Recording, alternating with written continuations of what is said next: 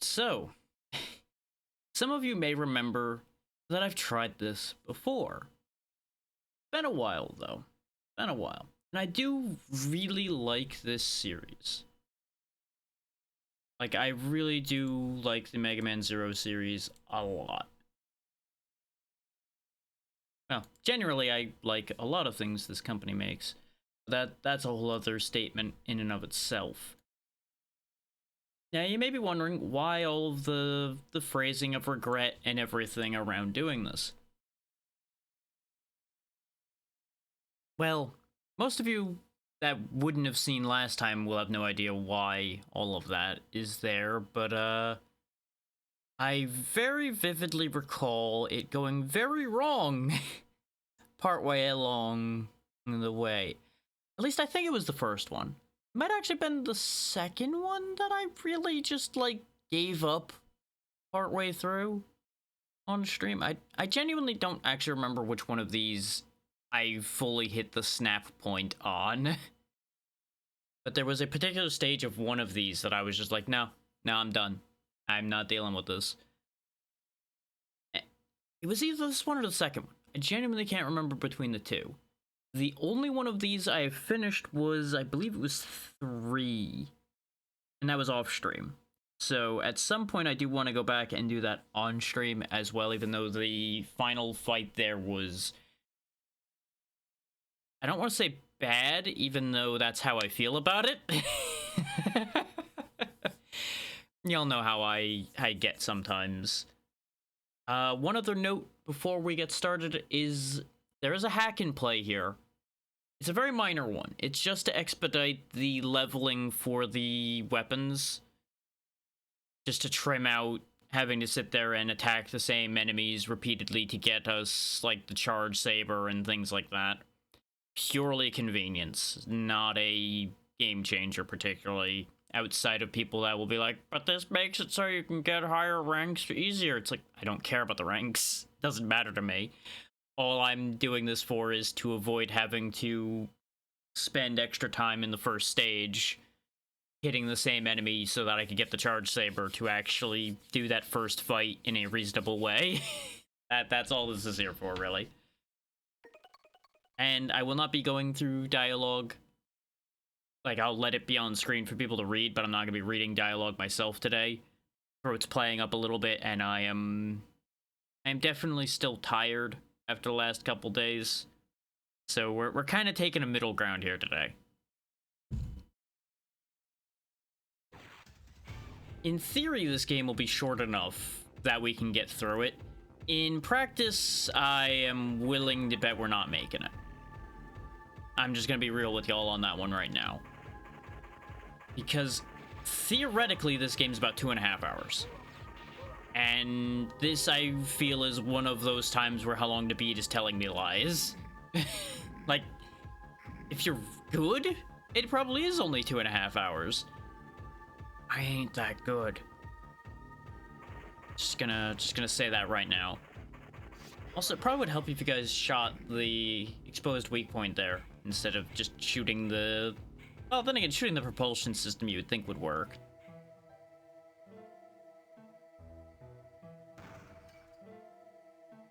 You know, if they could blow open a door, you'd think they'd be a little bit more effective against the robots too, but they probably only had the one bomb.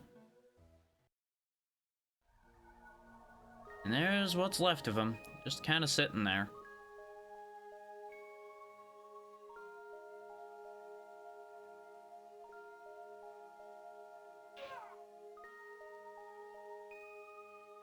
Because of course there's a shield on something as important as the remains of Zero. And you may notice a design choice about those mindless robots. That'll get addressed later.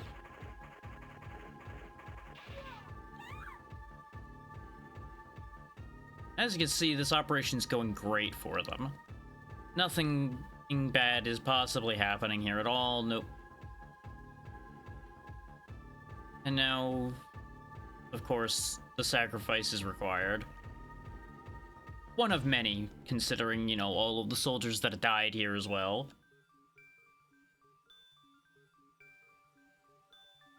Away Passy goes. Get rid of the barrier, which also, for some reason, fully repairs Zero.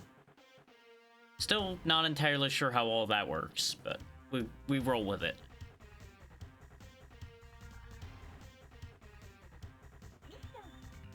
And now it's our responsibility to take care of business.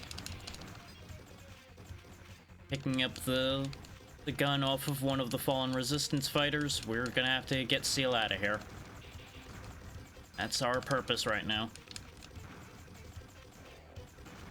The only things you start with is just shooting, walking, jumping, and dashing. That's all you got. And Seal has a gift for getting herself in trouble. Just don't mind her.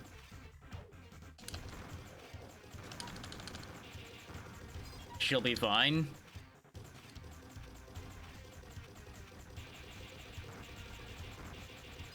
Don't really know why they've got the blade guys here. They're not very effective. They just kind of are in the way.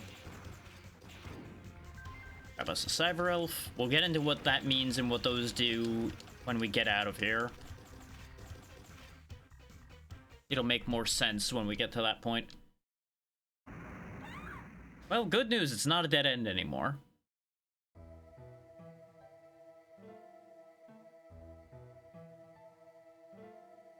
Yeah, we need to find a teleporter.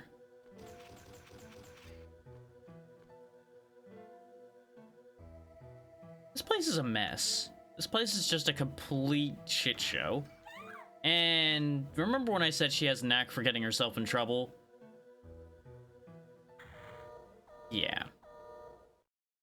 Now, she says it can't be damaged with a buster, but as you can see, we can in fact just shoot it in the face, and it will take damage.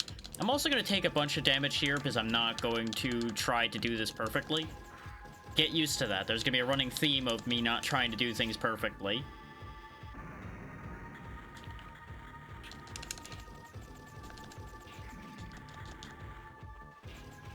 Like, obviously, I'm going to do what I can, but perfection is not on the table here. So if you want to avoid the blocks, all you have to do is just stand close to the robot. The blocks cannot reach you if you're too close to it. And now things get a lot better. We get our real weapon. We get the saber back. Don't ask who our mysterious assistant is there. We're gonna switch the saber to being our main weapon and sort this out. I could have done a wall jump to avoid hitting Seal there, but it's not like she's gonna die from it anyway. And there we go. Mission complete.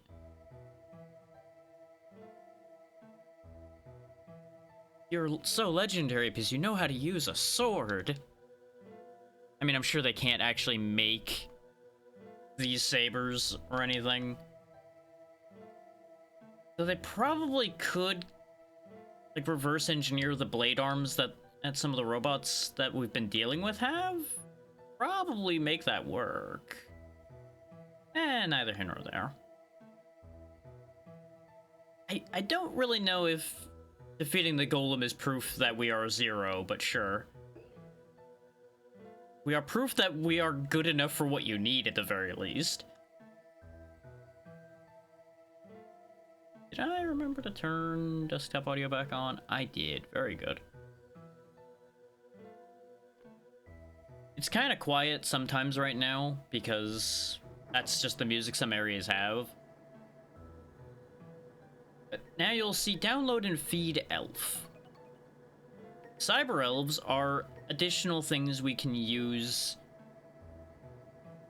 either in combat or just in progression through stages that'll make the game easier for us in a variety of ways.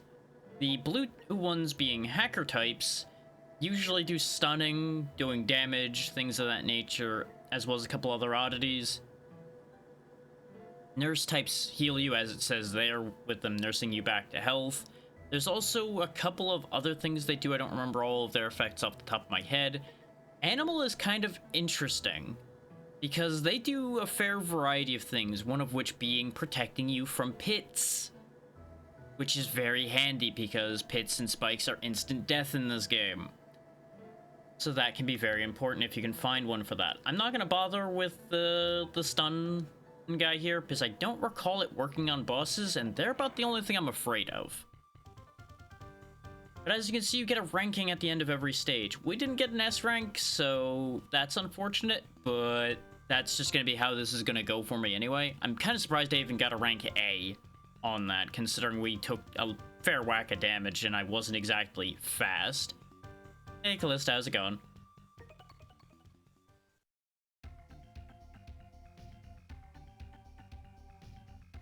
But yeah, there's a whole resistance going on right now, considering things that have not been discussed yet.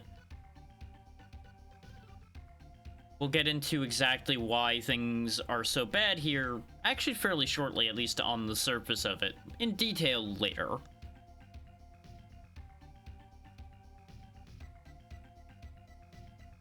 Yep, we worked with X all that time ago, though X did a lot of the work depending on which X game you're looking at, but that's neither here nor there.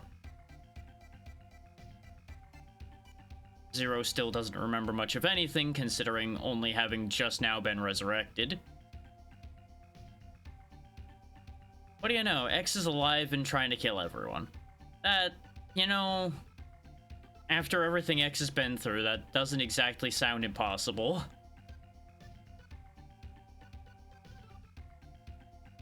So yeah, he's killing everyone for the reason of assuming everyone has turned evil. It's a whole thing. Doesn't seem like my problem, though.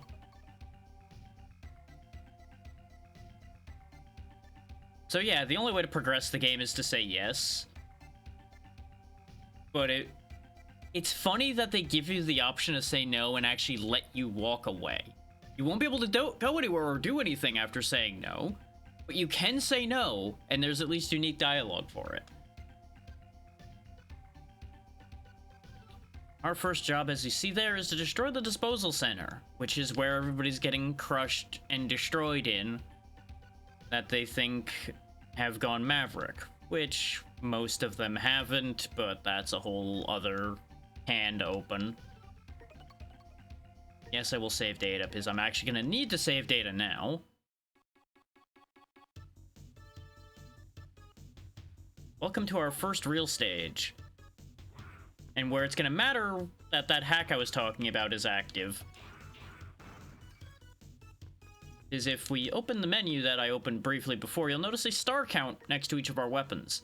That's what level the weapon is. You may remember Zero being able to do lots of flashy attacks with his saber and everything. We can't do any of that right now. That's all disabled until I level these weapons up.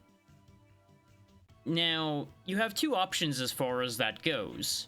You can either sit there and grind like I usually do here in this first stage and get everything caught up, or you let it grow as you go and have a much harder time.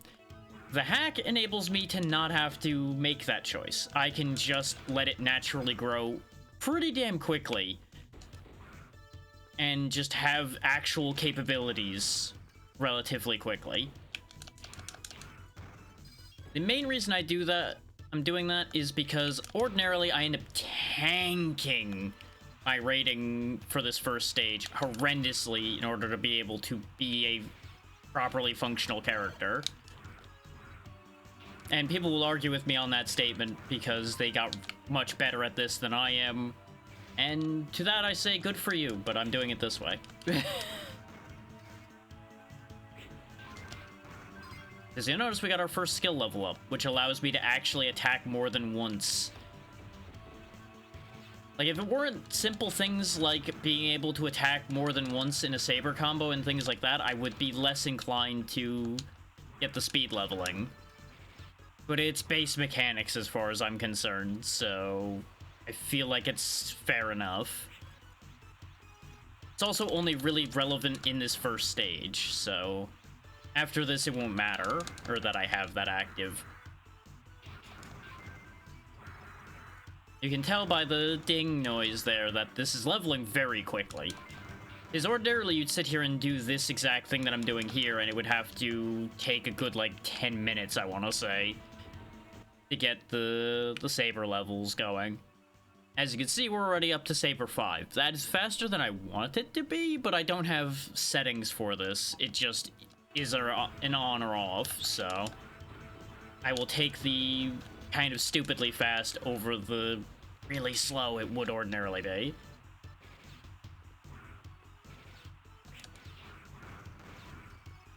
I'm in the middle of too much discussion right now, so I'm being very sloppy with my movement.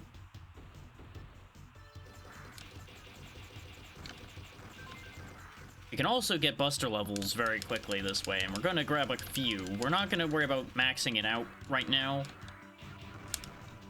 as we'll max it out naturally here in a minute anyway, especially with the state of our health. Okay, don't get hit in the head there. I wasn't sure if that was going to hit me or not. This guy was one of the particular ones that I'm like, I'm going to end up gaining some buster experience on him anyway.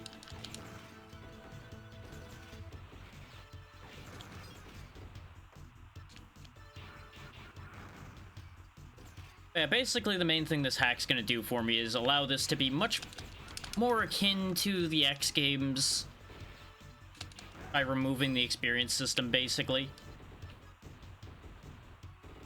while having the benefits of the way the Zero series controls.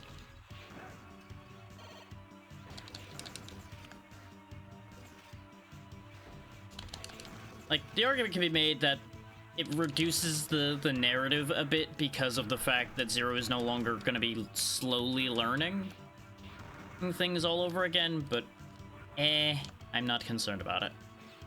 There was an extra life up in that other area to our left there. I do not remember how to get to it in any effective way, so we're just going to make do without it.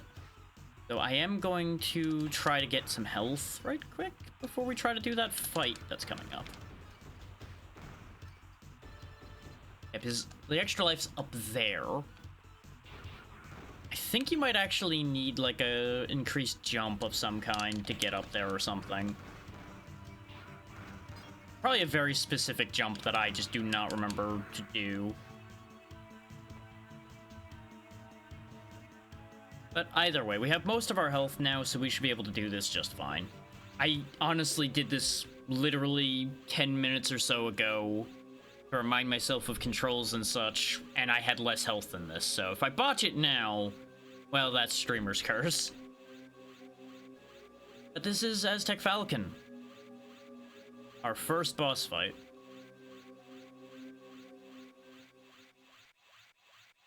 They're a little bit rude, as you saw there. And honestly, in general, they're kind of rude. Especially with the pattern they've chosen to do this time. This is so much worse of a pattern than they just did earlier. Yeah, I'm actually going to probably die here. Yep. I hate it when that happens. There's a couple patterns you can get with Aztec Falcon there. One of which being very easy, which is the pattern you saw him switch into partway through the fight. Going for that wide angle attack immediately is awful. It only takes like 3 good charged hits to take Aztec Falcon out. It's not a hard fight, but if you end up in a bad position like that, it sucks. Because you'll notice they do a lot of damage. Like, you do die very quickly.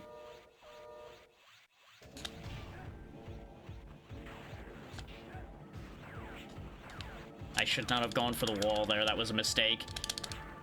But it doesn't matter. As you can see, the time to kill on both sides is very fast. But we've saved the ones who are about to be crushed. Because I do believe if you take too long in that fight, I do believe they can actually just get crushed and you lose that way as well. I don't think I've ever had that happen, because I feel like you would have to take quite a long time to do that fight. There's a funny thing about that Thunder Chip that I'll get into here in a second as well. They tell you to grab it before you go back to base. You can miss it. I did back when I first played this game, because I believe I defeated Aztec Falcon like over here and the chip was floating like right here. So I didn't even really see it. I just saw the dialogue happen. I'm like, I want to leave. I want out of here. And I just left without grabbing it. Because I believe the door can open. I didn't want to chance not being able to go back through the door. So that's why I didn't demonstrate by leaving. But we'll get into what that chip does once we arrive. Yeah, see, you lose a lot of your score by having to retry. So we actually would have had either an A or an S there if I hadn't had to retry. So that's unfortunate. We didn't really destroy the disposal center, though. We just took out the one that was running it. They could just send someone else, you know? I mean, maybe they were load-bearing Reploid and the whole thing exploded when we left. Who knows? Notice how they're framing this, though. It's like, hey, would you like to do us favors and, you know, help us out? Not a, hey, we can't do anything without you, which is the more honest answer.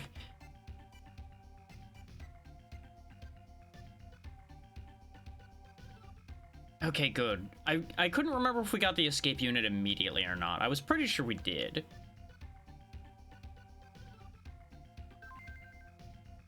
Yeah, you fail the mission if you escape out, but it may keep you from getting into a worse position.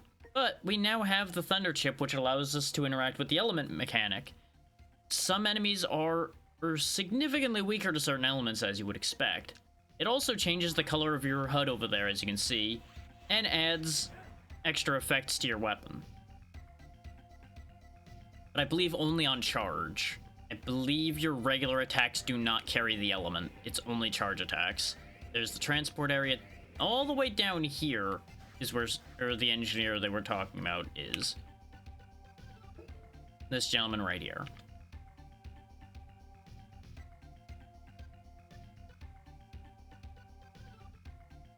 They're also the one that'll teach you a few things. I believe primarily they teach you weapons.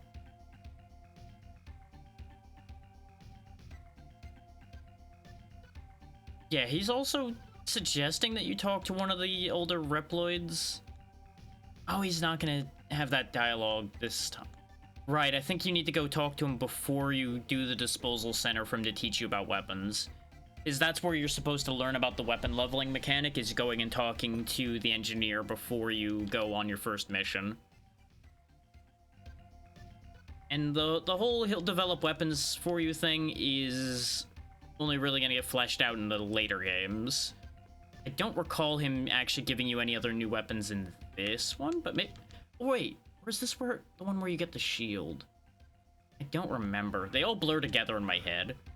There's also this guy just kind of hanging around here. You can give him energy crystals, and he'll, I believe, move out of the way after you give him enough of them, but I don't remember what's behind him. So we might do that, we might not.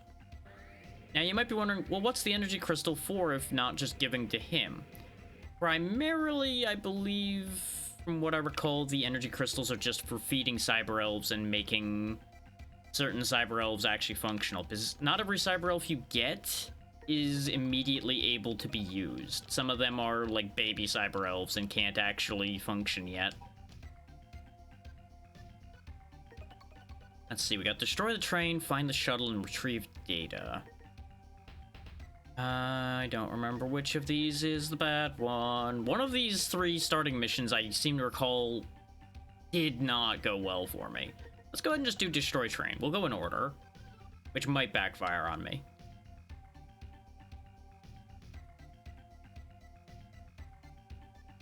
I believe this also will actually... Oh no, this isn't the same one. There's one of these that actually takes you to the same area we were in already, where the disposal center was, but sends you down the ladder that we passed on the way in.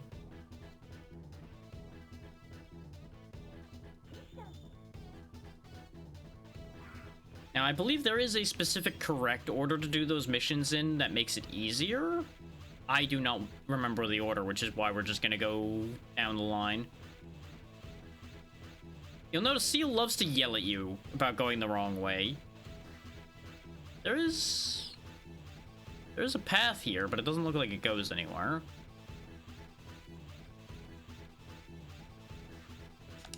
And that's why I was holding a charge. I knew something was gonna jump me. So I think... yeah, they die in one hit. These guys don't. They're what you're gonna want to hold a charge for. There's also a bunch of stuff on the ceiling, which is what charge swings are gonna be good for as well. Because we can't actually reach them normally, I don't think. I believe the charge is the only way to reach that high.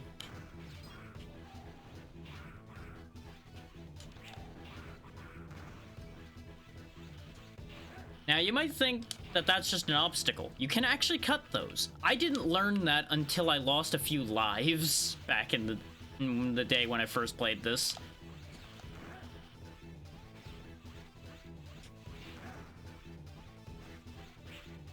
Specifically this one. Oh, that was an extra life. Dang it.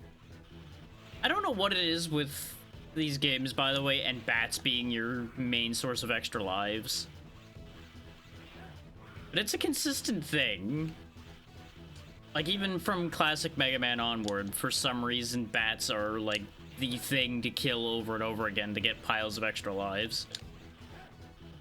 Why won't this break? I don't think they actually have health. I think it literally is you have to hit it with a regular saber swing.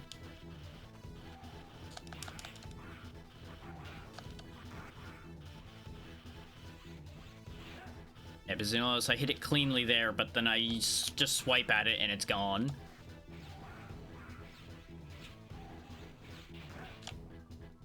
That's the advantage of electricity right there, by the way. Charge swipes will then stun things, which is very, very important in some parts of the game.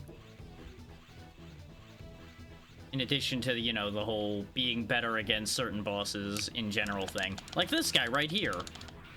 Being able to stun him makes this thing way easier to deal with. Because it'll actually stay down longer and let you hit it more. Which can make a very big difference, as you might imagine. Because otherwise it just recoils back up pretty quickly, from what I recall. And now we're on the train. Stolen Cyber Elf is on the train. Yeah, sure, I'll totally find that Cyber Elf, yep. Also, it really feels like this train's going backwards. Like, I assume it's just a design thing, but it's very weird to me because this train genuinely, like I said, feels like it's going backwards. Now, that timer does matter, because I believe you fail this mission if that time runs out. Which is what makes this one really difficult at times. Is you're forced to have to rush. And then they give you enemies like this that are really good about stopping you in place, because otherwise you get hit. Oh, those are homing missiles. Okay. I should have expected as much. I believe the shots also stun? I really should be using them more. For those that don't know, I have to hold the right shoulder button in order to switch weapons on the fly. Specifically, you have to hold it to fire or the gun in the particular setup I have. And they've just got a dude jammed in that core there. That's just how he works. It's got a flamethrower. It tries to crush you into the ceiling, I believe. It's either that or those spikes that come out. One of the two are true. Yep, there it is. It tries to crush you into the ceiling spikes, which is very easy to die to. Especially when you're trying to avoid the flamethrower.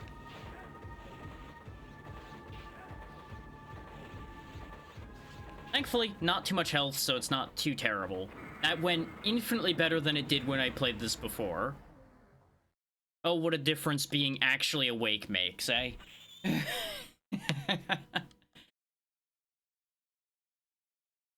Well, yeah, I did everything, so of course the mission was a success because of me. We got a Cyber Elf. We'll look at all of those in a minute. You'll notice that was only worth a B rating. It's all the damage I took that just demolished our rating. I feel like our speed was actually pretty good. So we only got 10 points for that, so probably it could have been better even still. Probably finding the path that avoided a lot of the Crusher guys and such.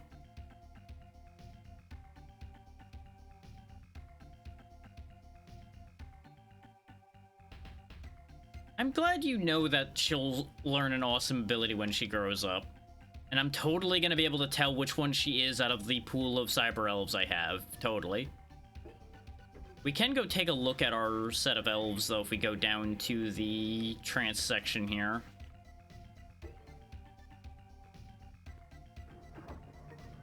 Because you can actually go to areas without actually having a mission.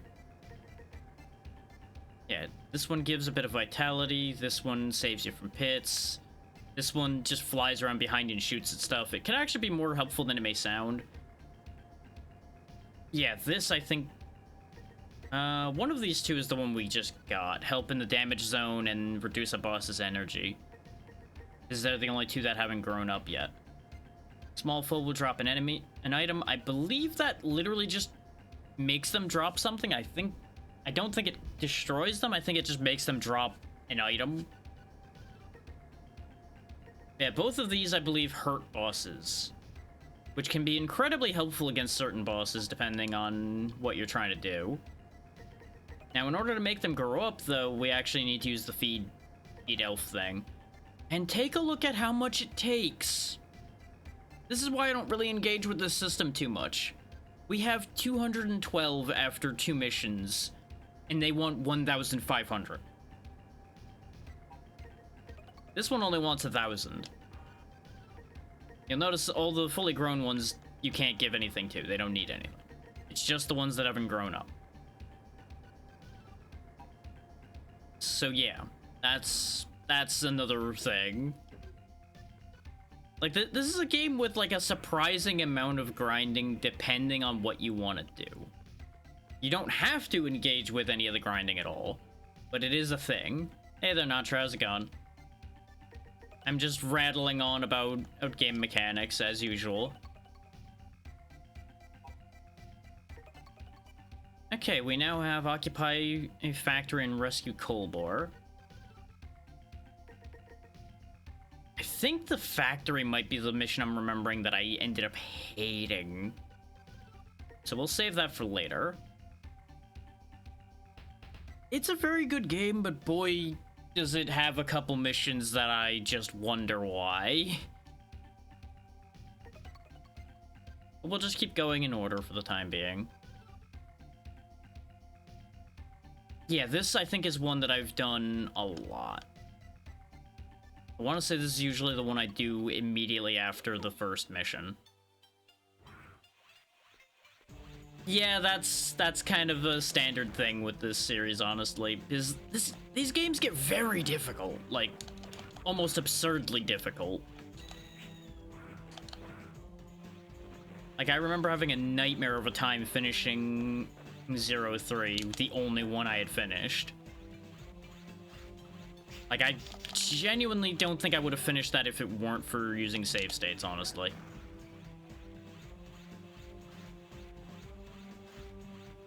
Just because that final fight is disgusting.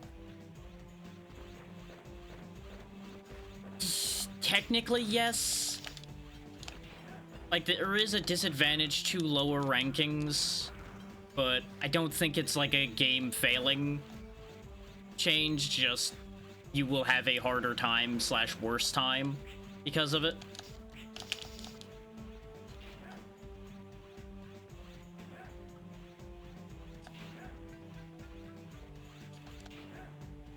I seem to recall that later games in the series were actually worse about that than the first one. The first one's at least, like, recoverable if your ranking's bad.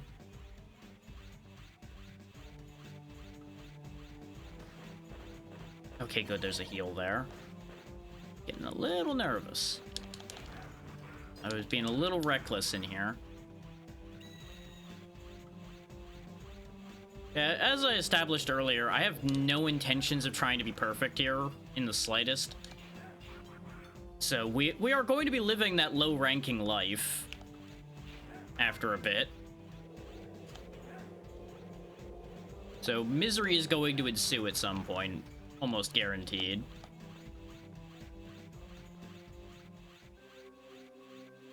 There's Anubis. This is a fight I've done so many times when I was younger. But it's been long enough that I may as well have never done it.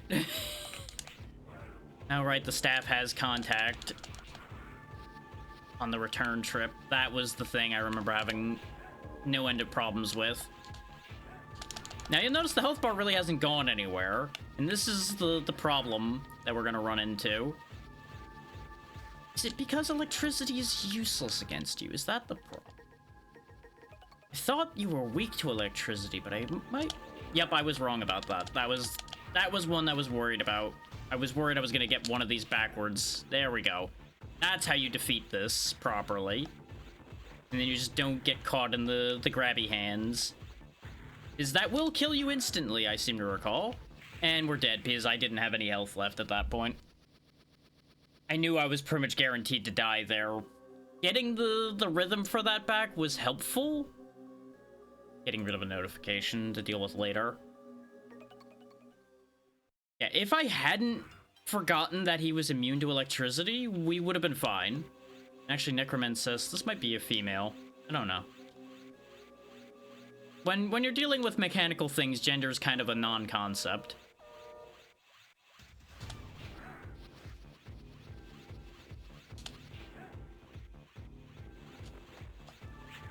Okay, no, the crushing doesn't kill you instantly. I think the spikes on top might, though. Now, you'll notice the zombies go away as soon as Anubis falls, though, so you can very easily take advantage of this and just get a very simple loop going. As you can see, this fight's already basically over. But I had to learn this through a lot of pain back then. And I mean a lot of pain. There we go. Real shame that we are guaranteed not an S rank from having to retry, but it's fine. And there's the shuttle. With the pilot face planted into the dirt. Now, the thing is, the mission's not over yet.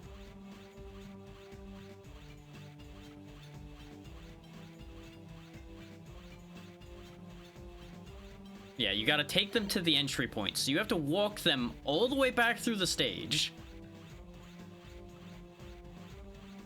And if you get too far away from them, they will stop, from what I recall. I have no idea how one would S-rank this stage.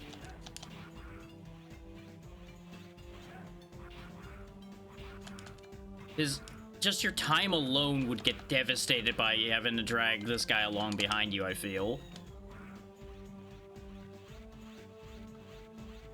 Oh, and probably to no one's surprise, I seem to recall he can die. So you do actually have to follow through on protecting them reasonably well. Case in point. Because they're gonna get dunked on by the birds constantly.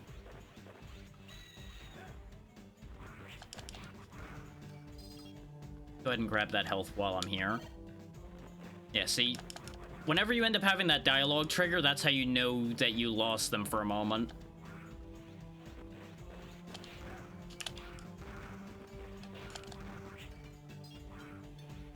And this is also a great way to end up losing rating even further too, because if you do what I'm going to end up doing here, or more than likely, which is tanking everything for him, you're going to end up losing a lot of ranking points. Because I don't remember what his damage threshold is, so I'm going to kind of hedge bets to avoid having to redo this. So I don't know for a fact that he can die, but I wouldn't be surprised if he can.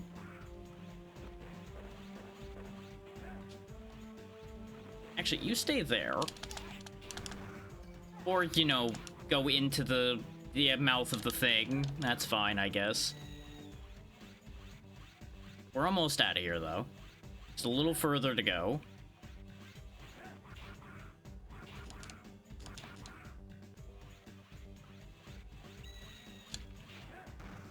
Ooh, health. Give.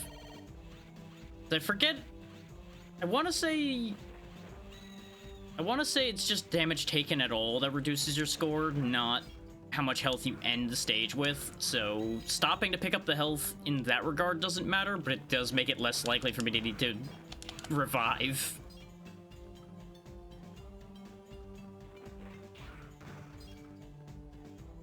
Come on. I'm trying to stay like just at the edge of his range so he's guaranteed to just keep moving. Okay, we've actually been doing much better than usual for me, having only had to retry each stage once so far. Yeah, see, our rank is continuing to dwindle. We're now down to C rank. I forget if this one had the S rank skills just like the second and third games. I want to say only those had the S rank skills that you get specifically for S ranking boss fights. Or you get EX skills for S ranking fights, rather. But you may as well call them S rank skills because that's how you get them. It's a much more convenient way of phrasing it.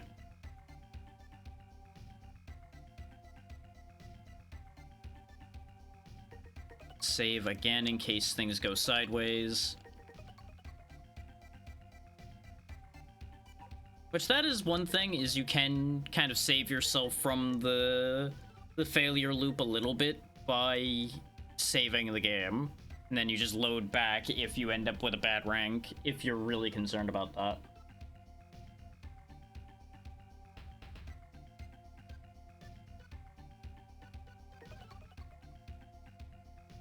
Yeah, we have to go back to the original place now. I mean, I don't exactly have much choice but to accept it.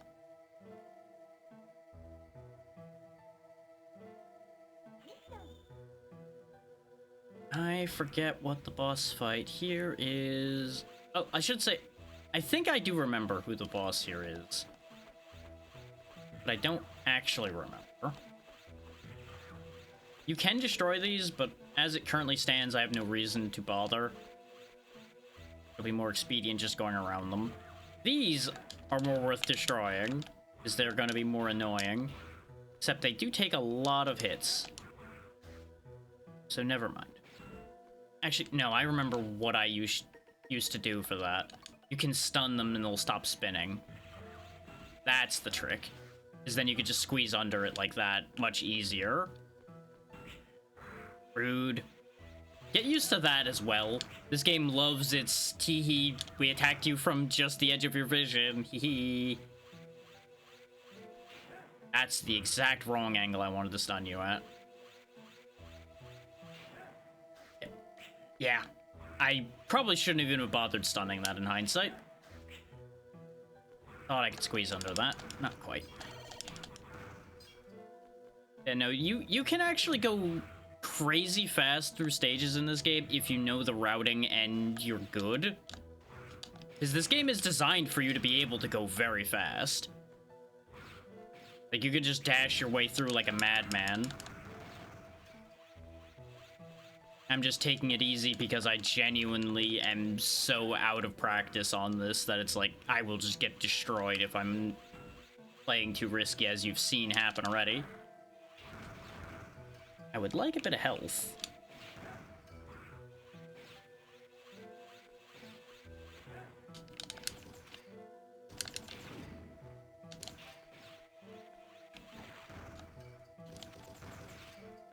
Not gonna give me any health, huh? There we go. Just had to complain about it. Let's find out if what we're dealing with here is gonna be weak to electricity at all. Hi, big man. Maha Ganesharif.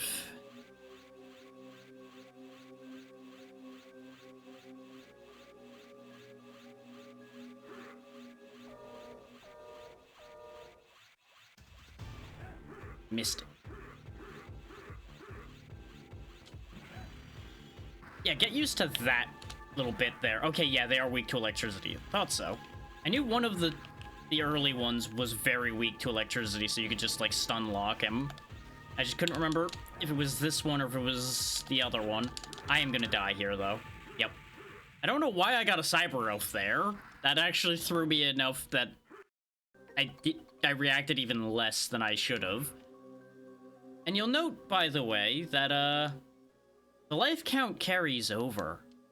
So, just like usual, we're in trouble.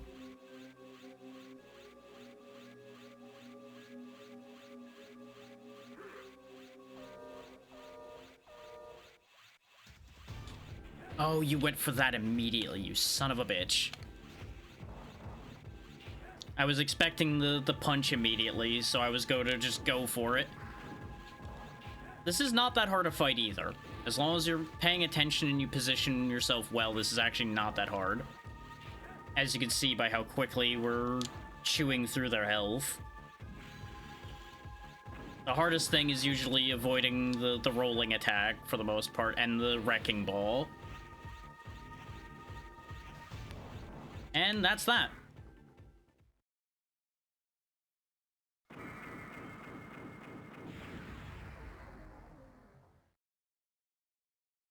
Once again, I totally could have avoided this problem. Oh yeah, right. Self-destruct sequence. So now we gotta go back through the stage. But faster now. Also, you have to break the walls down quickly. I forgot about the walls. I completely just blanked on the walls entirely. That's such a dick move. Yes, yes.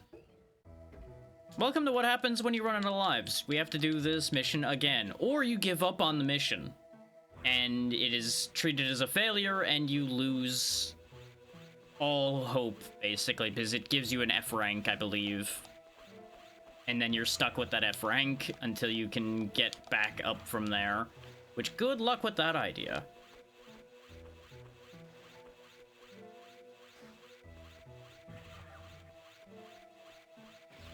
And I believe on the run back out of here, I believe all these spinners are still here and everything.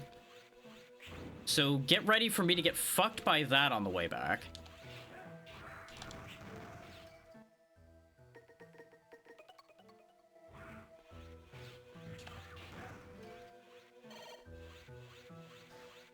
And that is definitely going to be the first of many game overs today, probably.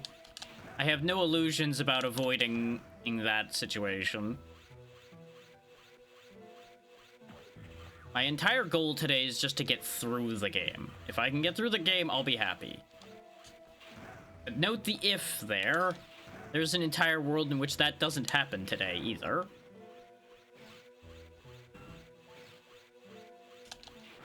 Because I acknowledge my limitations.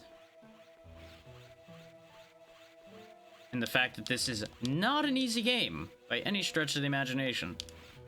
Like, there are people that will claim this is an easy game. That's because they've played it 1,000 times and have the whole thing in memory. So, you know, of course it's easy for them.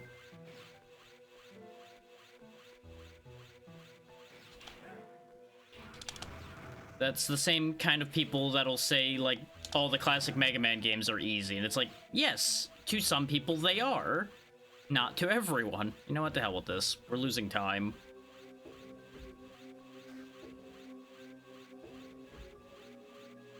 Yes, yes. You are elephant with data. Prepare to perish. Oh, doing this shit again. Fuck you. Thankfully, he lands in the same spacing every time off of the rebounds and such, so you can actually just kind of measure that out. I'm pretty sure you can reach through that punch as well and get a hit in there. Actually, can I just... No, you do block shots during that. Am I really gonna get chip damage to death by you? No. No, I'm not.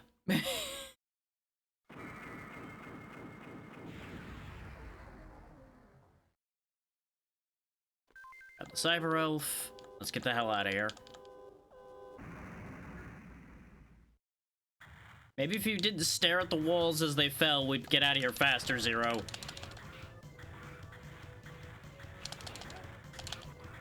Notice how little time you have on that.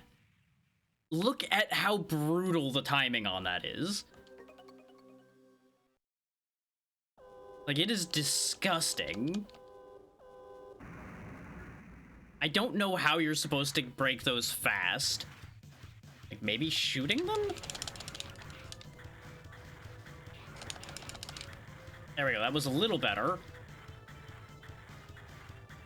On the bright side, dying there did give us back our health, so I can just kind of brute force this segment now.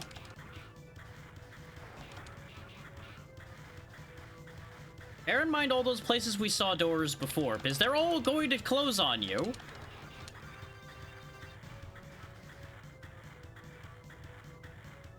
Okay.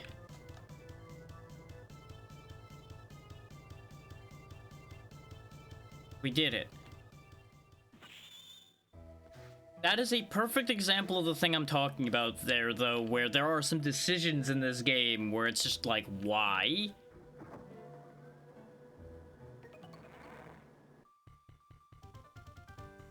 Yeah, I'm not surprised I got Speedster for that, considering what I had to do on the way back out. That probably would have been a B or an A rank if we hadn't had to retry yet again. Though our damage was also horrendous.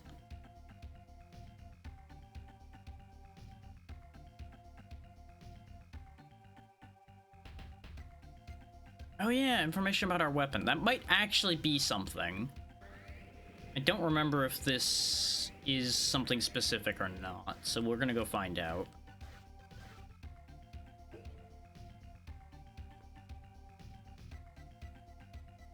Okay, yeah, this is the other weapon. The triple rod. I couldn't remember if this was... if this one you got the triple rod or the shield that I was talking about before. It starts off kind of meh, but I seem to recall there are people out there at the very least that really like this weapon. Because as it levels up, it does actually get to be pretty useful. We're just gonna forego the gun entirely for the time being.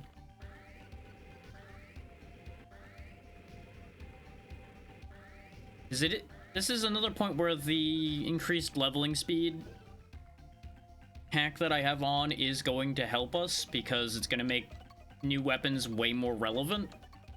Because otherwise you have to sit there and level those weapons separately, and it can be a whole pain. We're going to ignore the Occupy the Factory thing for a moment, because I'm pretty sure I do know exactly what mission that is.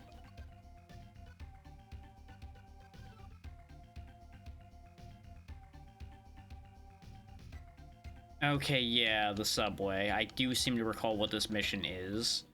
But I don't think this one's horrendous. This could just be a little rough.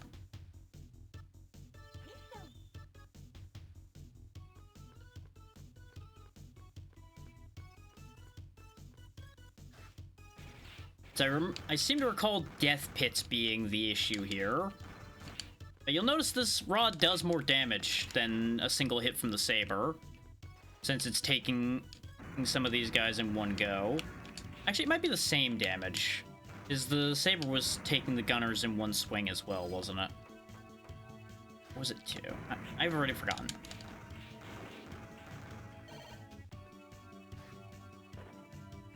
But out of an interest in being able to show off the weapons, we'll go ahead and work with this for a bit.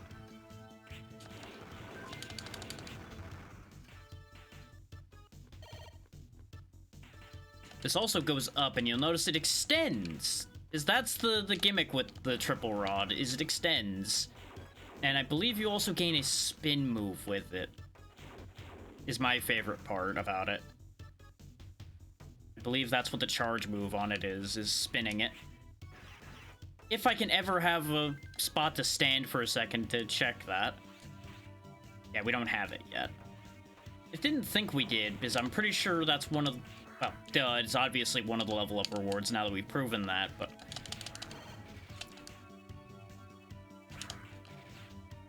Welcome to why this stage is going to be a bit of a miserable bitch. Because it's very easy to just get bumped off and fall. I do believe on retry we do keep our weapon levels, though, so there's that. Yes, we do still have level 2 triple rod. But again, we're very close to that at losing state. I also, fun fact, I didn't actually know about the pogoing with the triple rod. I don't recall ever actually trying that, because I was always so nervous about falling off edges when I try that idea. But they weren't kidding when they said it can attack in any direction. That's its biggest versatility, is like the diagonal attacks and downward attacks it can do. The good news is we can actually stay in a life loop here. The bad news is, obviously, you know, a life loop will be horrendous for our ranking.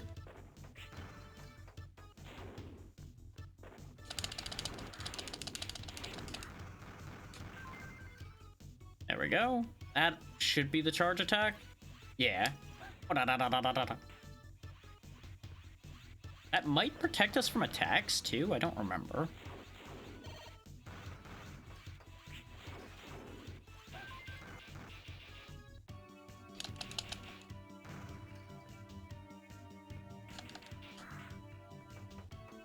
Now we charge faster, which will make the spin move actually viable. I don't want the elf badly enough. I timed this right, this should work. Doing this the hard way, all I'd have to do is pull out the gun, and this would be solved. Why did I slide over the edge of that? That seemed like I should have landed there, but maybe I guess I did overshoot, but it really didn't feel like I should have with the way I jumped there.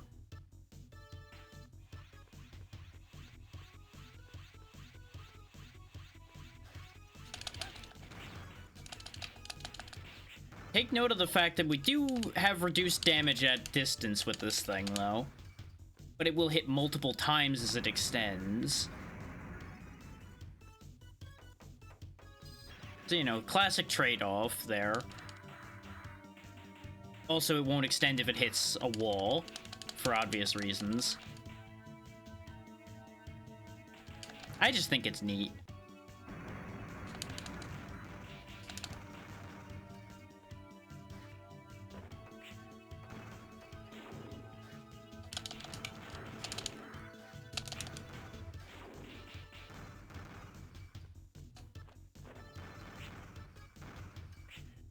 Damn it. As you might imagine, I really hate these little spinners, since they're indestructible. They're just a constant nuisance enemy. Oh, of course, you know, the missiles just didn't get there till after the spin was done, of course. Fuck it. I'm joining him on his platform.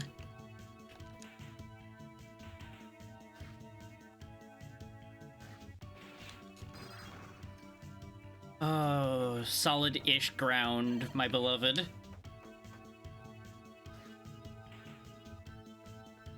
Oh, well, we found where everything went wrong. Yep, time for one of the bigger deals here.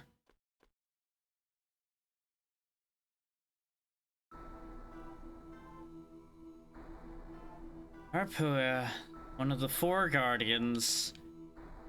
They're the real deal here.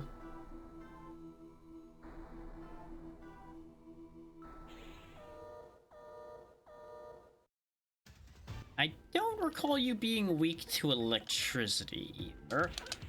The good news is, using the spear, I think actually I'll have an advantage that I normally don't have in this fight. Because you notice they do get staggered when they get hit. So I think there might be a trick I can do here. You know, if I don't just run into sword beams and destroy myself. No, I think I might be better off with the saber. Just because of being more used to it. Because what I can do is slam a charge swing as we pass each other, probably. I only get one more shot at this, though, so this could easily end up being a failure again.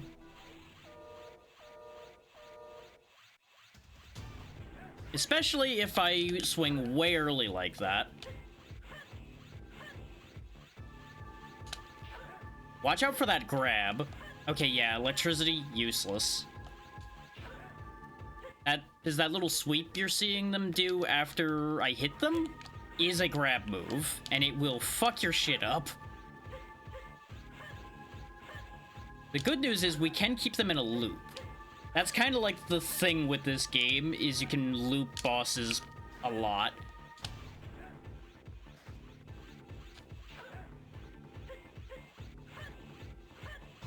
Because they will always resume that multi-shot every time you hit them. At least if you hit them hard enough to stagger them.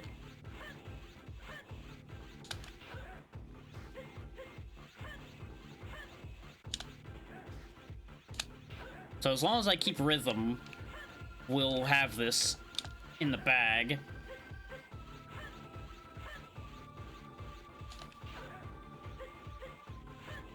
Which, ideas like that were something I always struggled with.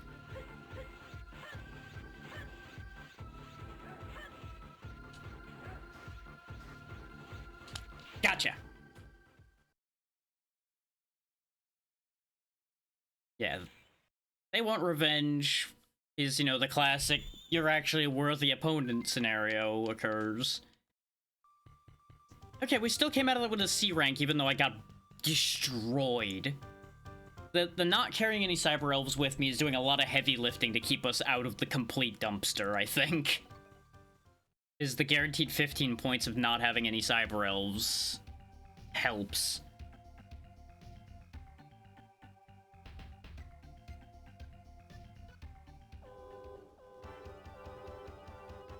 And yeah, this is a scenario that will occur once you've beaten a certain amount of missions. You don't have to beat all of the missions, you just have to do a certain amount of missions to trigger the event to happen.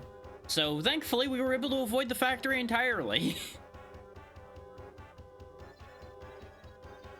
We are being invaded. Yeah, basically the whole resistance is going to meet shield out in front, and we're going to have to sneak around and try to deal with this.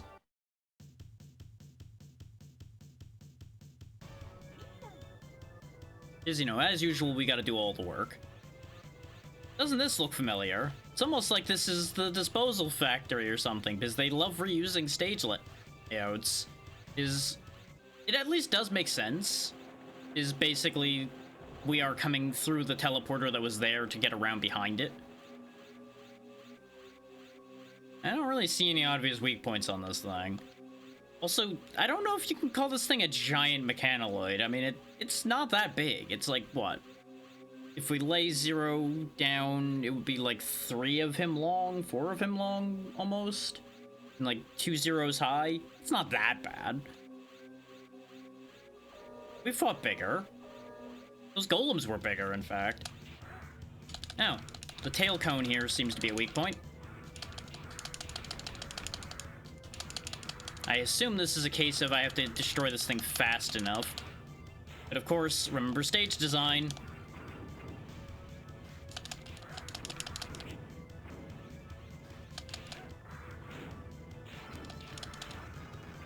Yeah, I'm betting if I don't kill this fast enough, I assume it destroys the resistance base and I lose automatically. Relatively speaking.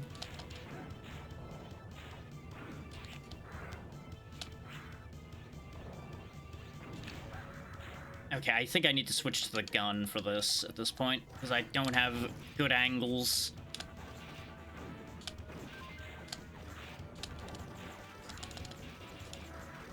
Oh yeah, the neat thing about the maxed out Buster is you get to shoot 4 shots at a time. There we go.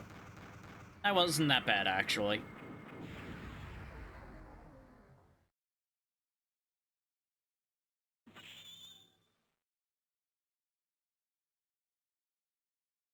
We did it.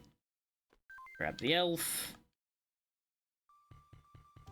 Yeah, we only got Speedster for that. If I'd used the gun the whole time against the giant mech, I probably could have done that without taking damage and gotten it back into B rank, probably.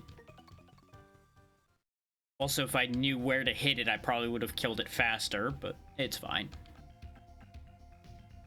Yeah, that thing probably would have just drilled right through the walls here. It does make you wonder how they even keep this place safe to begin with. Oh, I'm starting to remember something now. I believe we would have gotten the flame chip from the elephant. I don't remember if we would have gotten anything from Anubis or not. I feel like we would have if we had a high enough rank. I think that's where you end up getting into trouble with this one with the rankings. Is you end up missing out on elements. And only having electricity is going to bite us at some point.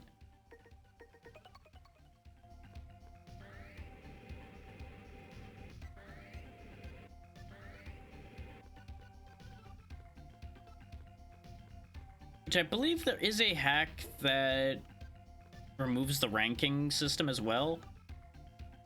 Oh, there we go. There's the shield that I remember. We got the shield boomerang. This is another fun one, though probably not one I'm going to use that much. All it does is it starts out protecting you, and then you can throw it.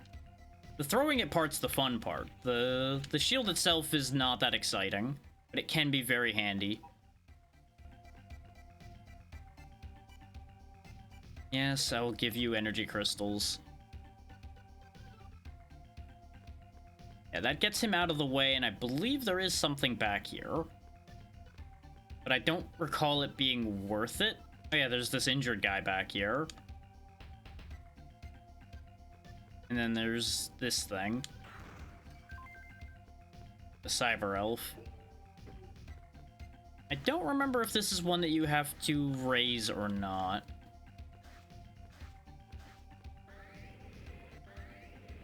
Yeah, one of my favorite things about this series is these interesting weapons you get in addition to the saber. Even if I do tend to use the saber very heavily over most of the other options.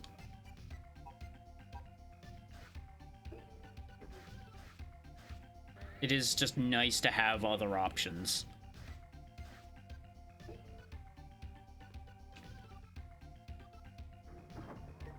Let's see. What do we have? We do have 2 healing elves now.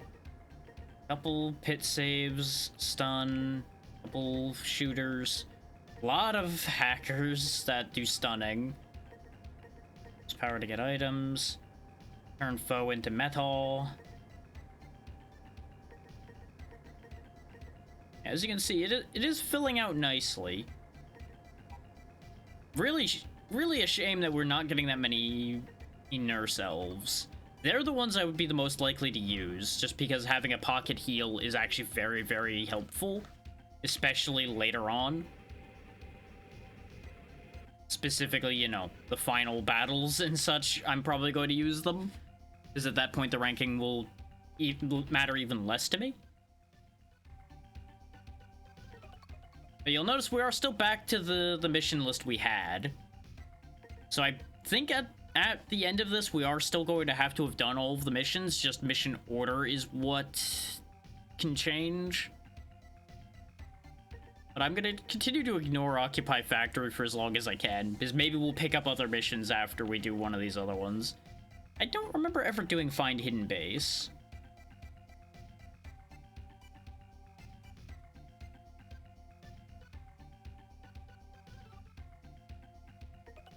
You'll notice this is sending us back to the desert stage again as well.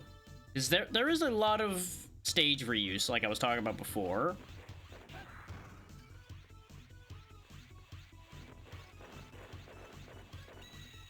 As you'd expect, the advantage of the shield is it's a shield. It can block projectiles. It does not block physical attacks, of course, from what I recall. And it obviously does not help you with contact damage. But it still works as a carrier for the elemental effects as demonstrated there.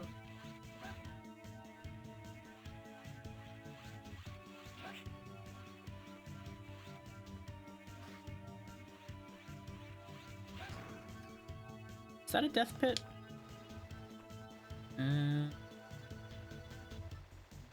Going real far down if it's a death pit. Oh, I think I found said hidden base. Oh, convenient that you could just do that there, Seal. Of course, she can't get rid of the spikes for us, which are arguably a larger concern than the little bit of electric field, if I'm honest, but, you know. Take what you can get and all that. Really? I just completely missed that, huh? That's such a shame.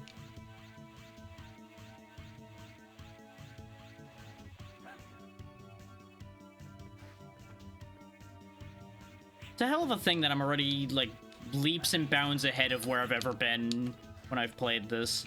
Because, yeah, that factory mission, I'm 90% sure is what I dropped out of this game on when we had played it previously on stream. Oh, I remember now. You can knock these stalactites down. There you go. It's a little janky to hit them with the shield, it seems. Probably best to use the gun for it, but we're making it work. I hit the wrong buttons. I meant to hit it with the spear to get rid of it, and I almost got rid of me instead.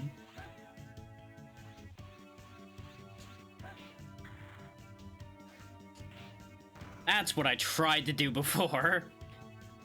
I'm not very good at using the shoulder buttons to do the weapon swapping, as you probably can tell. It's not something I've ever gotten particularly good at. There we go. Shield boomerang skill up. What does this even do? You can now perform a middle range attack. Okay, how exactly do I do that?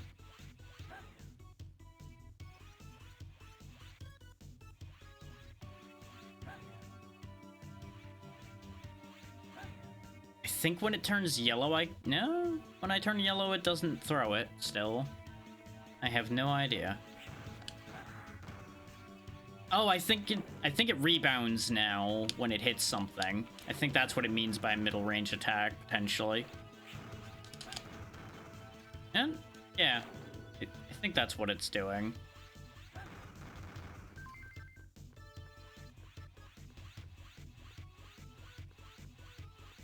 I feel like I wanted to use that ladder, considering how far I've traveled and nothing has happened. Nah.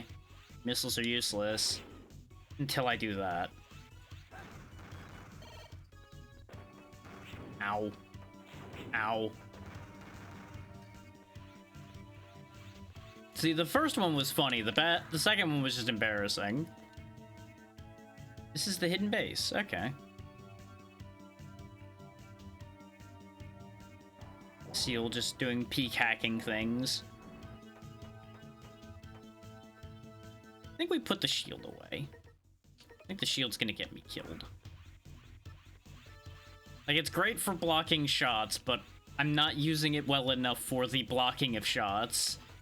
All I'm doing is getting myself hurt with it. Ah, there we go. I just had to hit the specific spot.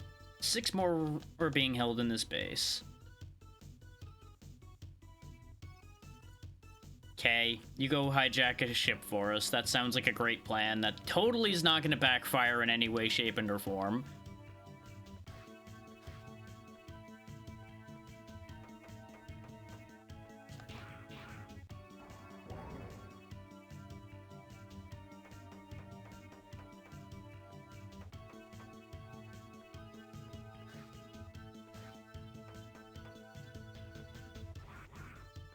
Secret passage, full of health that we really needed. They found me, but honestly, that's not gonna work out very well for them. But yeah, this is supposed to be more of a sneaky mission, but I'm just not worrying about it. You do have to wait for the alarm to wear off to open one of these, though. You would think we'd be able to just slice the security thing regardless, but What do I know?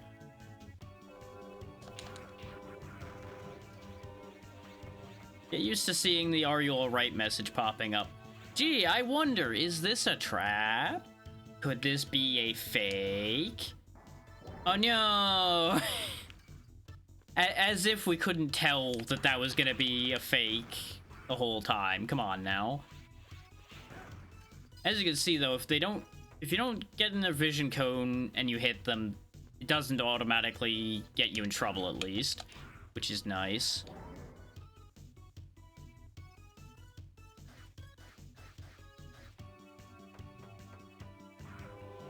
They do, however, not give you any warning about them turning around. And if you're wondering, I'm just going through the bottom floor completely here first, and then I'm gonna go the floor above. That's a fake, but I'll open it anyway, just for completeness sake, because he might drop a heal. Nope. Dang it. What I really should be doing is shooting these guys instead of trying to walk up and saber them. That will make things much more convenient. Come on. Let me in. There you go. I think that's 5 of them now? Of course, you know, when they're standing at the bottom of the ladder waiting for me, it's a little bit of an issue.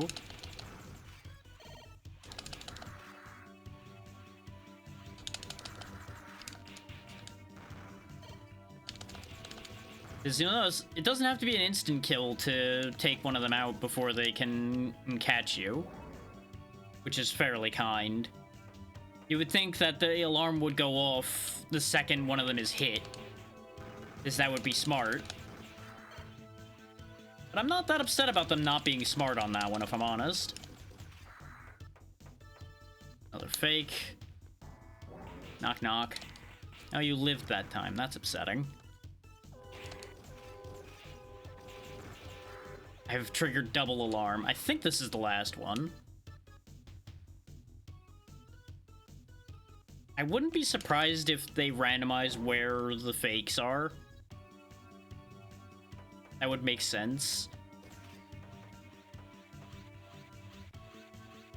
Notice how those guys know I'm up there, by the way, but the alarm isn't triggered either way. It's an interesting situation, all things considered.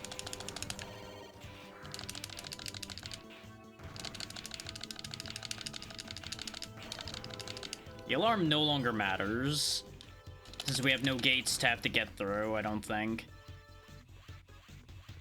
There we go. Yeah, of course a boss is protecting the hangar. There's no way for us to do anything meaningful, no. Main character, you have to do everything.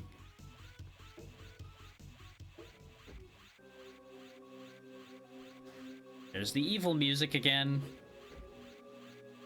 Yeah, this is one I would need the flame chip for. Lizak, Staggeroff. They sure do have a naming convention. And actually, I do remember doing this fight. Because he does this whole thing where he pushes you to the side, and then he'll... I thought he charged for some reason, not jump. That's why I climbed up. But you'll notice the electricity is doing no damage. No, I don't want to escape. Oh, a smarter man than I probably would escape at this point, because this mission is kind of fucky at this point, but I'm gonna commit to the bit so I can learn the pattern and do it better the second go around. I believe... yeah, I didn't have any lives left. So I'll have to redo that whole thing. And I had left that other save in case I wanted to go back to before we did the Mechanoid mission. A, because there's a chance we're going to get ourselves into a very bad position, and B, in case I wanted to try to do that better. But depending on how many missions we do before I change my mind and go back to do that, may very well end up tossing that idea away entirely. Let's see what the duel in the desert looks like. Still the desert again anyway.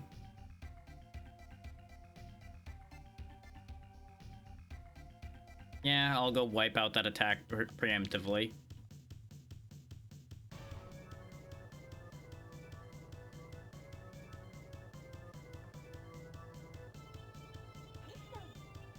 I think this might just be a I just have to destroy lots of enemies situation here.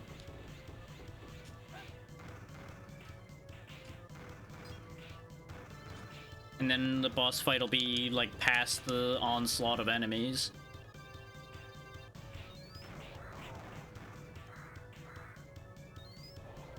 Oh, that thing's what's making the brrrr noise.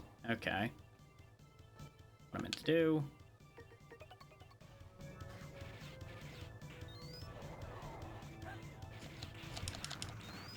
Thankfully, I can just park my ass up here and they can't get me. I can just freely stab as many of them as I want.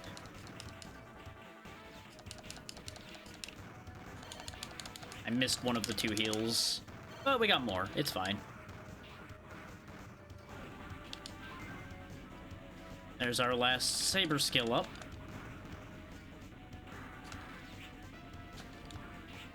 We'll get into what that rolling slash looks like here in a second.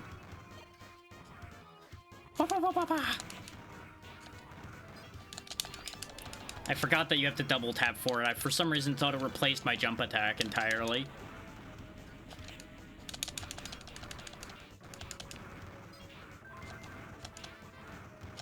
This is fun so far. I'm enjoying just the mad slaughter here.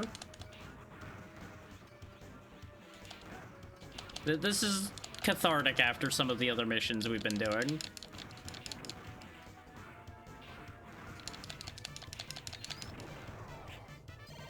It's also very satisfying that their own explosives do in fact work on them.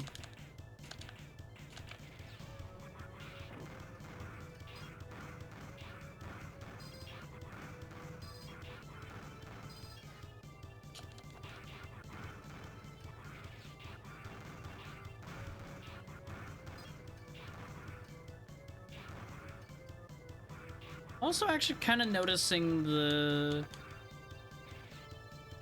there's a specific other game that I'm very reminded of with the way these missions are laid out, having played that game now.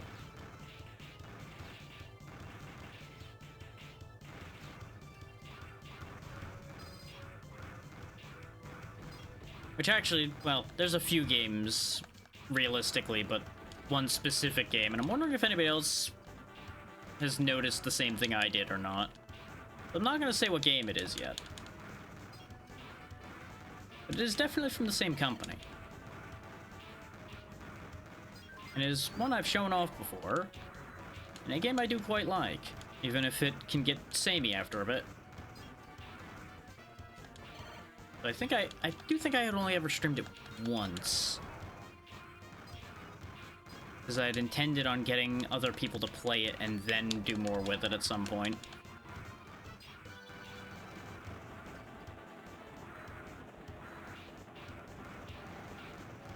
Already down to your reinforcements, huh? That's a shame for you.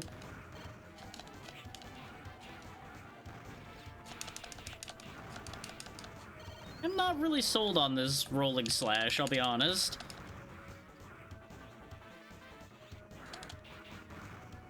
It doesn't seem that useful.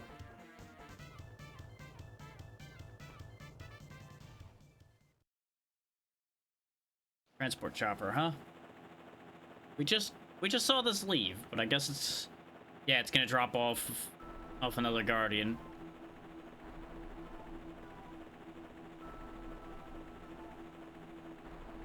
It's worrying when you make statements like that. Yep, Fafnir. Spoiling for a fight all the time. Thankfully, you are affected by electricity.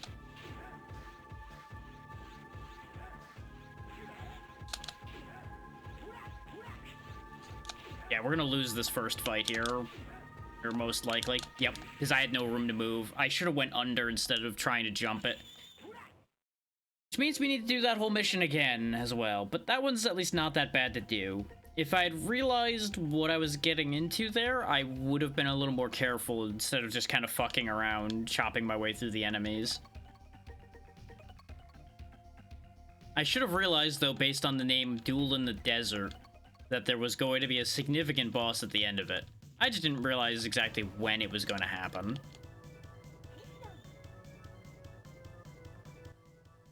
Okay, no screwing around with the shield this time. And I should have brought a healing elf with me at this point. But I'm being stubborn about that still, trying to save them for later.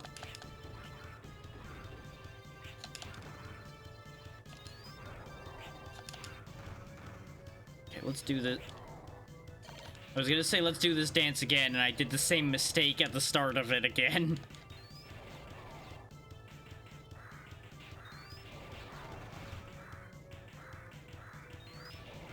Because, you know, if I could just do that for free, why wouldn't I?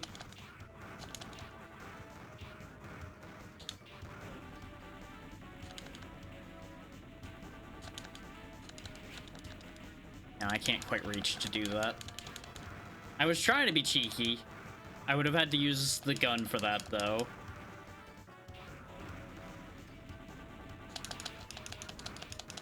Like, things like these not hippos, brain.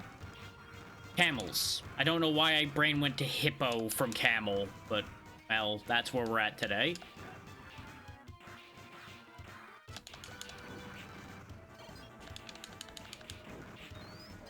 Can't believe I'm getting caught on the edges of those explosions this time. We did so well with them last time, and now just explode, explode, explode.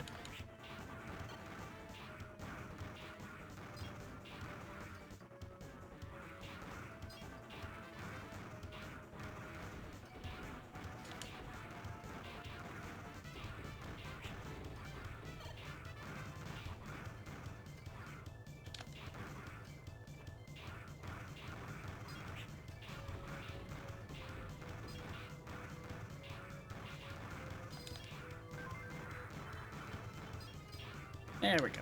Just keep on slashing my way through the pile here. Hopefully we'll pick up another heal before we get to Fafnir again. There we go.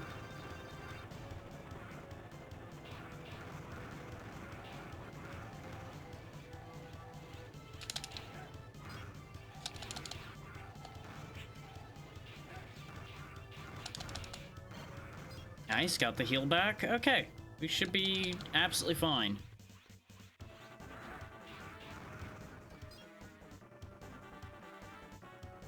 I probably could use the shield, actually, against Fafnir's horizontal fireballs. I could probably just block them. And that'll actually be a good use for the shield to be a secondary. Because I can just snap it up and then switch back to a charge swing. What's up? We're here to do this again.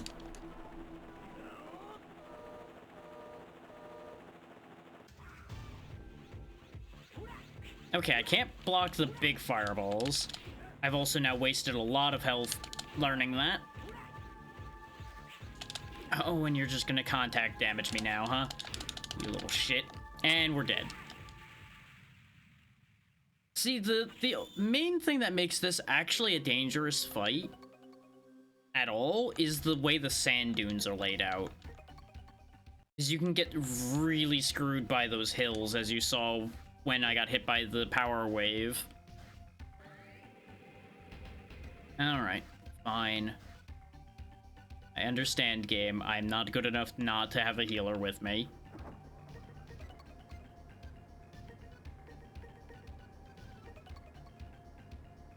Now, I don't remember how much they heal. So we're gonna have to bear that in mind. Though I do think I would have won that fight just fine without any help if I hadn't tried to use the shield. Experimentation leads to trouble. Actually, hang on. I just had a thought. And I want to try it before I do anything else.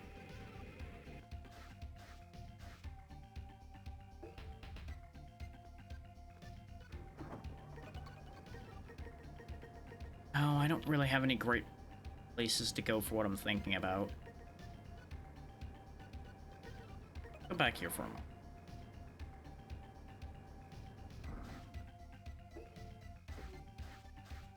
I need to test a curiosity thought.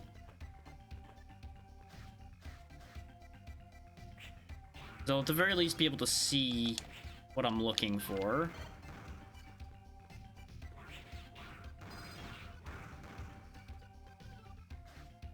This is the downside to the level up mechanics sometimes, is it blocked my vision of the spikes. No, I can't climb on those. Just to stun them? Because I take damage if I stand on that. That seems designed for you to climb on that. Yeah, and I can't actually get back up to where I wanted to go. I wanted to look up where that extra life was to see if going back to this area that way would let me be able to get it. But I think I would have needed to have gotten the... I would guess the ice chip. Be able to freeze that guy and then be able to go up to the extra life. And it's not an extra life anymore, so... that plan doesn't work anyway. Is the clever scheme I had was going to be to find a place where I could just go grab an extra life and then just keep leaving and returning to get free lives. But they thought of that. Because this whole only having one life to live thing is a bit of a problem. It is, how shall I say, cramping my style.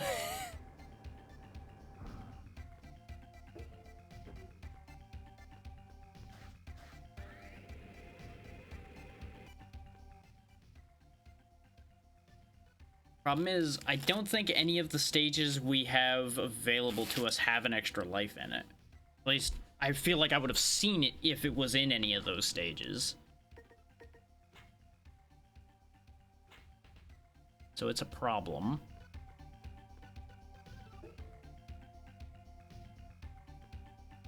I do think we have better odds of beating Fafnir than we do the Blizzard guy. Just gonna take a look at the factory thing for a second.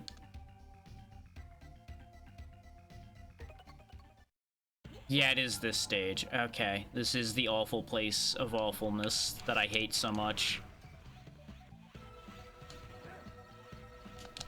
At least I'm pretty sure it is.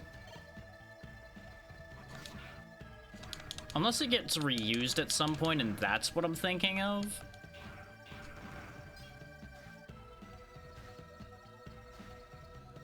Because something should have happened already that would have been my clue that this was going to be bad. So maybe I'm remembering wrong.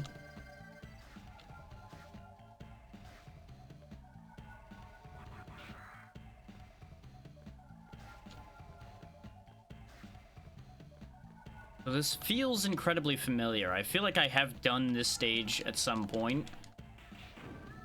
Just maybe I'm not remembering the right version of this stage. Maybe it reappears in 02 or something.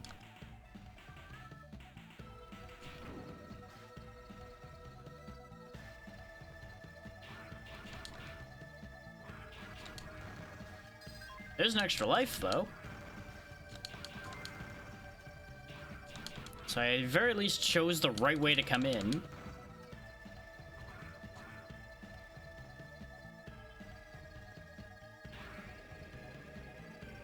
Either there's a variation for this stage, or I've got like a weird mix in memory going on. Because I could have swore this was a timed stage where there was like a set of bombs I needed to dispose of. Otherwise, everything would fail automatically.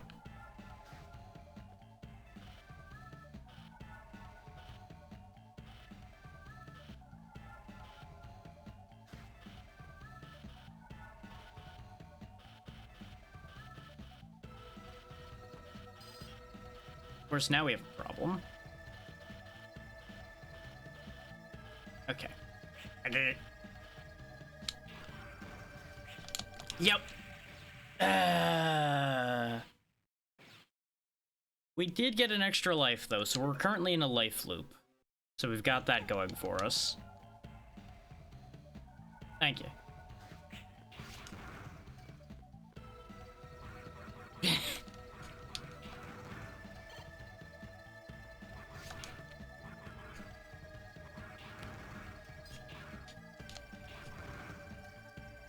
Took a surprisingly short amount of time to get that done. But again, as I've said for multiple people as far as that goes, reference images help a lot.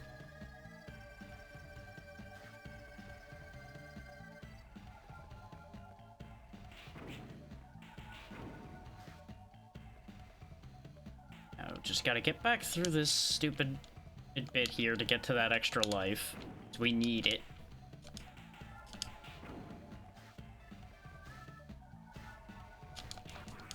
But I do very vividly remember like 90% of this stage layout. I do recall being here before and having a problem. I'm clearly not remembering what the problem here was correctly. Oh, no, I remember that. I don't remember what the problem with this idea was. I'm interested in this. That makes one of us. I'm not interested in finding out what these little things do. Especially since it really doesn't look like there's anywhere to fit. Like, that seems physically impossible. I think I have to actually go while it's pointed the other way. But that's fair.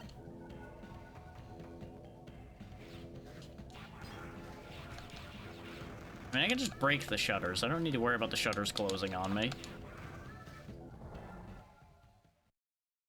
Nope, that's the thing I remember.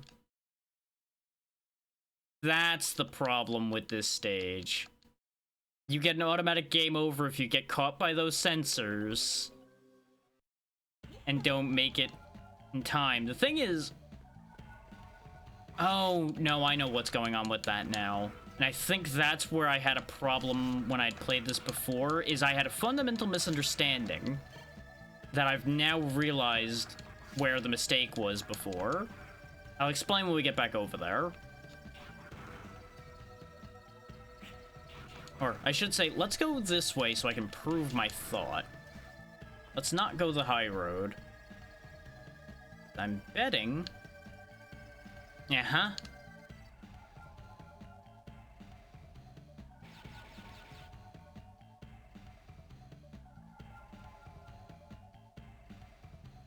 So yeah, we're not going that way. That would be the way stupid people go.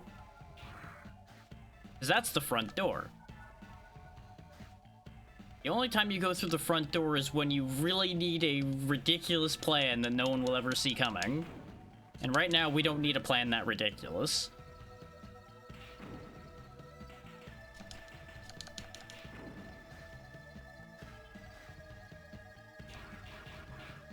So the mistake I realized I was making when I'd played this before, and mistake I just made right now, this ladder takes you backwards. Is by going through the vent, we end up right where the shutter is. Is this is the shutter that closed and gave us a game over just minutes ago. That's the fucked up thing. So this is the stage I ended up hating. And I don't remember if I had figured that out after suffering with that repeatedly, or if I just had a whole crash out about it and was just done with that idea in general. Is this a death pit, or is there a secret? That's got death pit vibes. We ain't going that way. I'm curious, but not curious enough. I'm in a bad position, or I'm on the wrong flyer. Of course, this whole segment here is a problem in and of itself because lack of visibility is a thing. But, like I said before, we're in a life loop. The only thing that's going to be a problem here is we're going to tank our ranking. But what I'm going to do is figure out the lay of the land in here, and then we're going to reset and do it again. And more than likely. Unless our ranking doesn't tank too terribly, but let me tell you, we've already had 4 retries. That's the worst we've ever had, so I'm pretty sure this mission's SOL as far as ranking goes already. I don't recall if I ever got to the boss of this stage. I feel like I did, because I recall a stage like this having, like, the worst boss fight at the end of it, is on top of being an awful stage. But I feel like I'm mixing that up with Gravity Circuit, because I remember a stage similar to this in that game where the boss fight was kind of rank.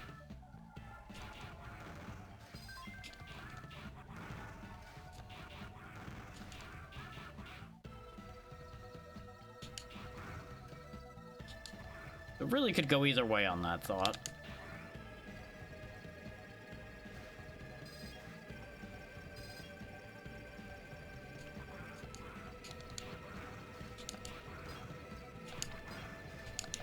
Absolutely unnecessary to do that, but I was hoping to get some healing.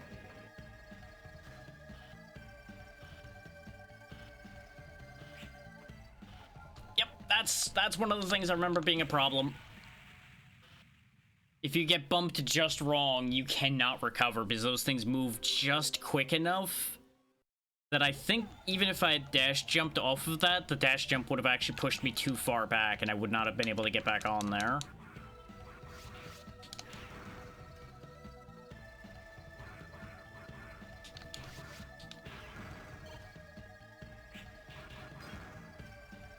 I love how we had the angle like perfectly the first time, and now we've just been botching left and right on the flight section. Why is that entirely too familiar? Oh right, because that's how it almost always happens.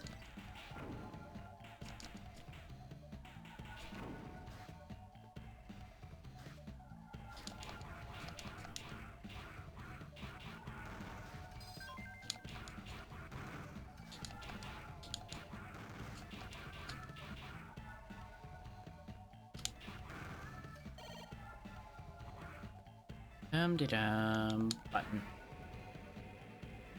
Go forth and slaughter.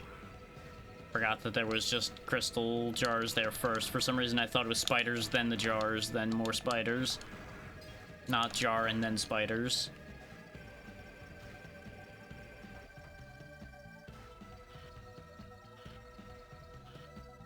Okay, I think I've got the position again, so I'm just gonna not move until I have to. Ow, and I lost the positioning again. Now this time we're just gonna not risk the crystals and die again anyway, because I thought that the... I thought that the spiders were above where the thing I needed to land on was, so I was just gonna tank the hit from them and land on it. Forgetting that the platform was a little further away.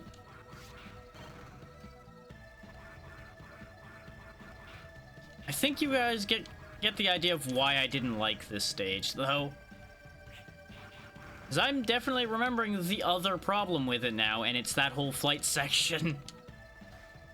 It's basically just a tightrope walk, essentially, the whole time. You are walking on the razor's edge of disaster perpetually, and you have no real recourse throughout that whole section, but to be on the edge of death constantly. And the only thing that makes this even close to being reasonable is the fact that there are extra lives guaranteed to be in this vent. And genuinely, I don't think there's any reason to take that lower path, because there's an extra life up here, in addition to getting around all of the stealth mechanic. Okay, you know what, that works. Just, for some reason, just... Okay, Hands, we need to have a talk. What the fuck was that? What did you do? Did you get stupid? The answer is yes. Yes, you did. Let's go ahead and just reset this entirely, let's say. Maybe a refresh on that is in order.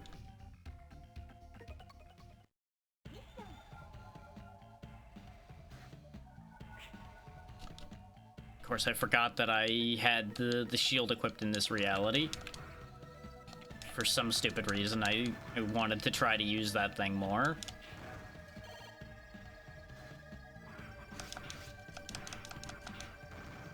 For those wondering how and why these things end up stopping to shoot, by the way, their shields basically are a damage absorber. They absorb enough of impact, and then they'll fire or in response, basically. So you can actually manipulate that to make them stop when you want them to, and that's what I've been doing.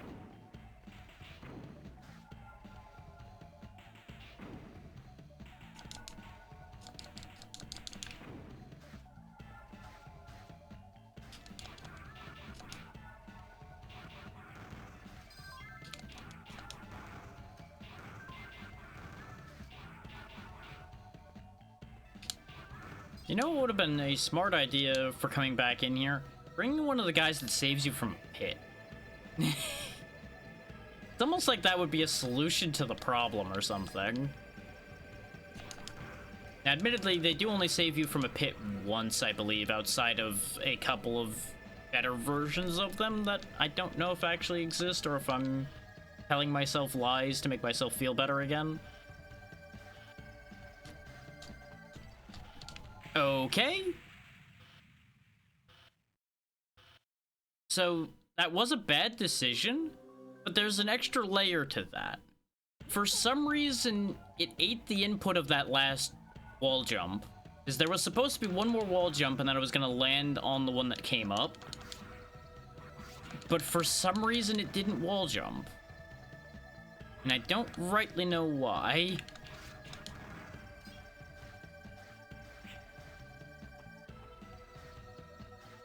My best assumption is that thing moved just enough, like the 1 pixel it needed for me to technically not be attached to the wall properly enough to have it count. That is the best assumption I have for why that happened.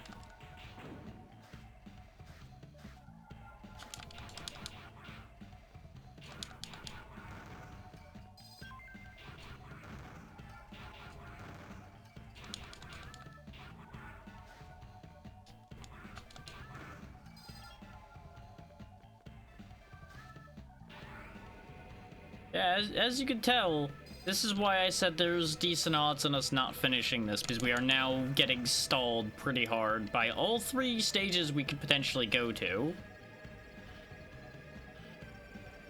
Okay.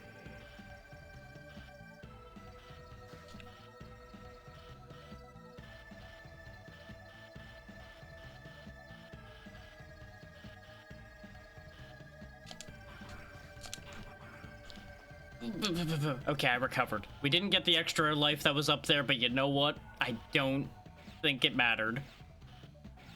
Because we actually got out of there. We're actually out of the I'm gonna keep falling to my death segment.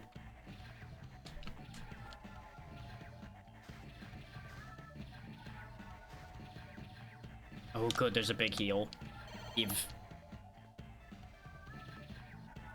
Okay, okay, everything's fine. Everything is okay.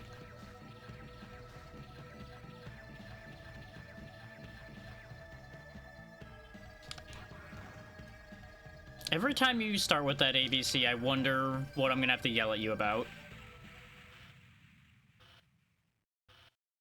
ABC, I'm gonna give you a second here to think about what you just asked and use context clues of what I usually do to handle everything.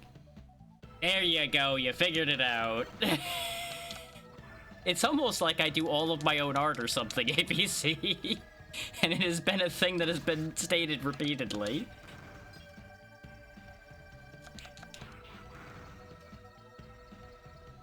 And I kind of figured the context clue of me talking about having good reference images to make it would make a difference in making that make sense.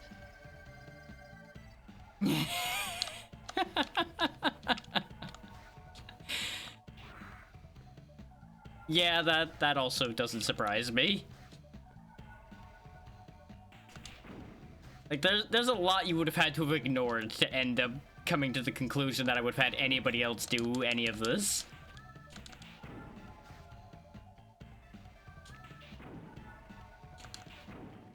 Like, if you were new, I wouldn't be giving you shit about it, but considering you've been here for a while and have definitely been here when I've gone on those rants about doing all my own work, there's no way I'm not gonna give you shit for that.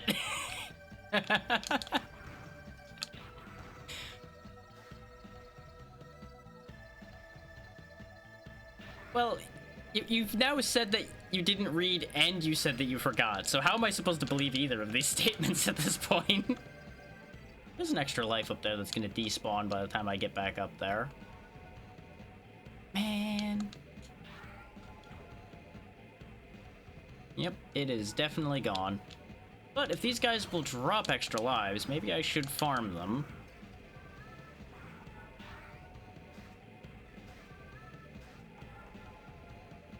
It's fine.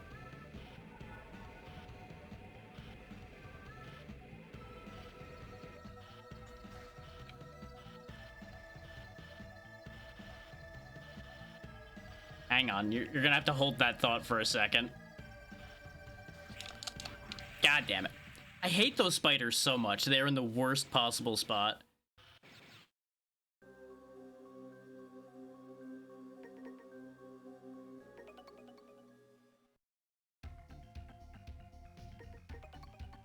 You know, I don't know why I tried to read that sentence a second time. It wasn't gonna get better the second time. Because there are words missing in there for that to fully make sense. I understand what you're saying, but that sentence is a mess.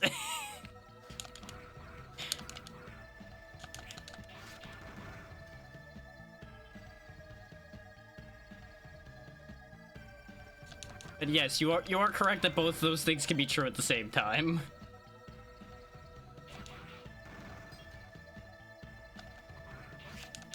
Yeah. I kind of figured you'd get the idea there. You're fine. I found it funny. But it's one of those things where it's like, well, I'm already giving ABC shit. Let me just go ahead and finish on that line of thought as I am already anyway.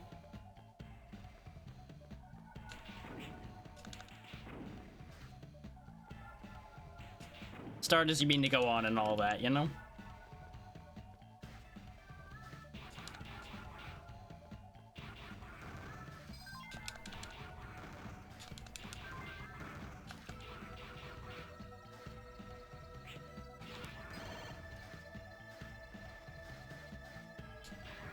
Maybe we'll get lucky and get another extra life out of these spiders again.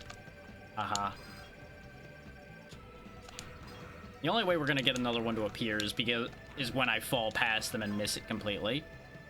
Yep, that's what that green bar on the right, on the left rather, there is. Problem being, health doesn't matter if you fall into a death pit, and half of this stage is death pits. So extra lives matter a lot more.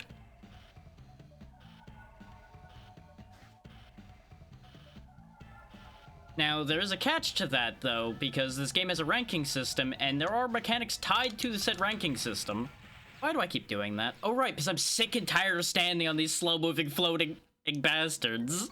So I want to just leave, but I can't.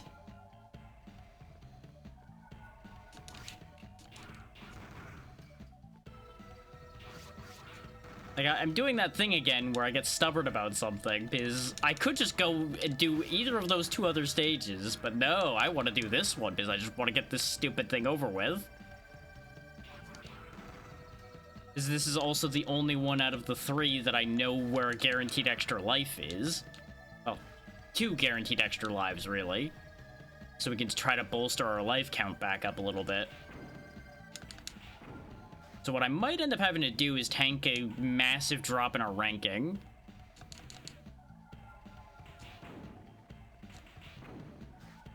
In order to get our lives back up a bit.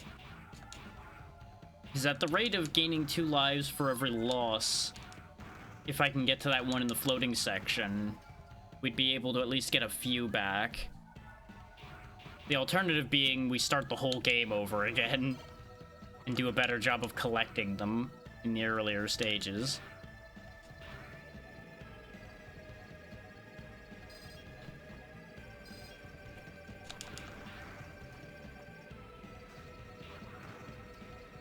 Honestly, I feel sorry for anyone that sounds like me. That seems like an awful lot to have in life. Okay. Managed to recover this time. I mean that mostly as a joke, but it is also not exactly ideal, I'm sure. And I fucked up.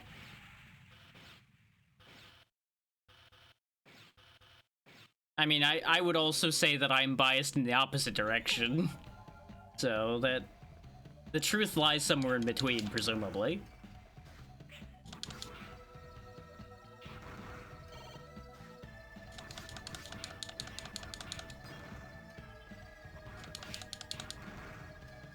Something, we are our own harshest critic, etc., etc.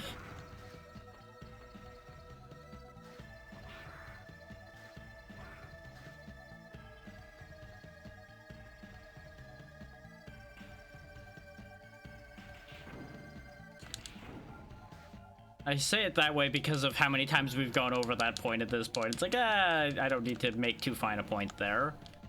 The only point I need is the point on the end of my spear.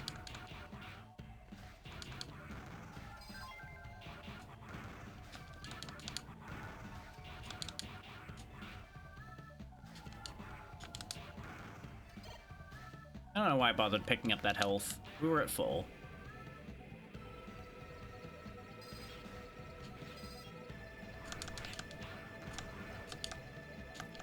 Well, that's inconvenient to say the least. And they snipe with that web, don't they? Yep, I didn't expect to get anything out of that, but I had to try.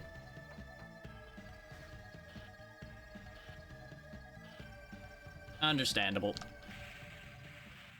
Why did I get pushed that far back that time? I feel like that had more knockback than usual. Yep, have a good night, ABC.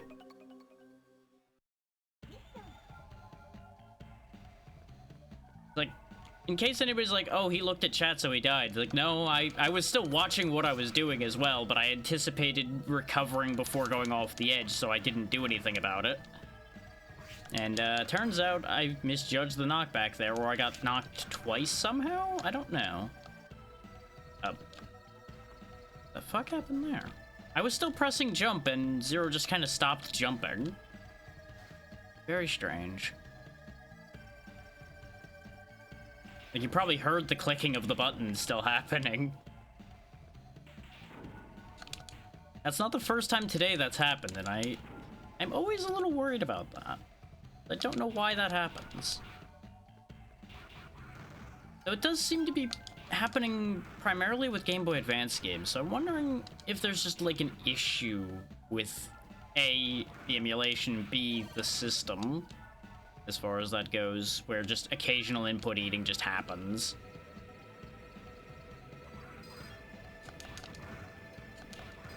I know we've talked about this before, especially when we were doing Ninja 5.0 and I had to do a lot of, like, quick inputs attached to each other.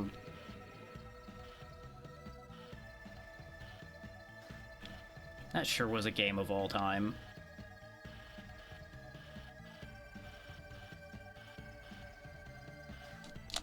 Another game that ends up in that funny position of people say that game's easy, when in reality it absolutely isn't. Okay, we gained a life that time. And I might actually just be happy enough with gaining that, is if I get through this time without dying, we will actually have 4 lives. 3 lives.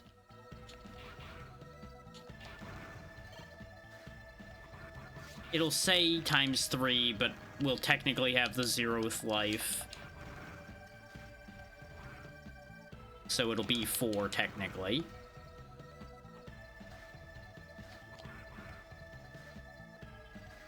But again, I'm pretty confident at this point with how many times we've died on this run of this stage, we will end up losing out on ranking pretty badly.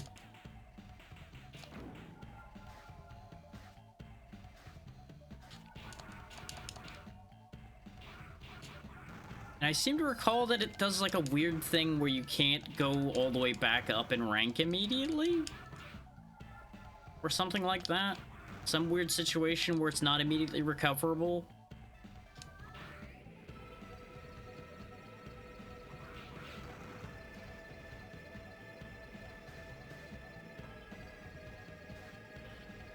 Like, as it stands, there is one thing I should explain about the ranking system, but we'll finish that thought when I'm not on the floating platforms.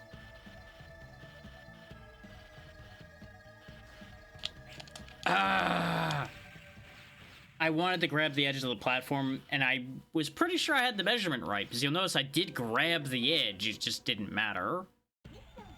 Anyway, that thought that derailed me enough, apparently, that I fucked up my distance there.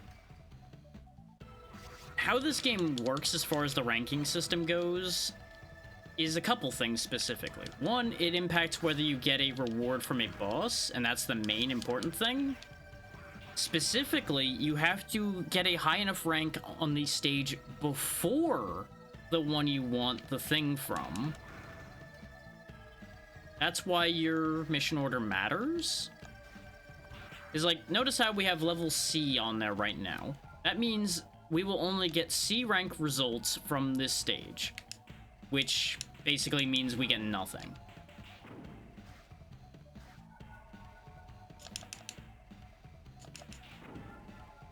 What you're supposed to do is get a S rank consistently so that you can have that rank for every stage, so you get everything.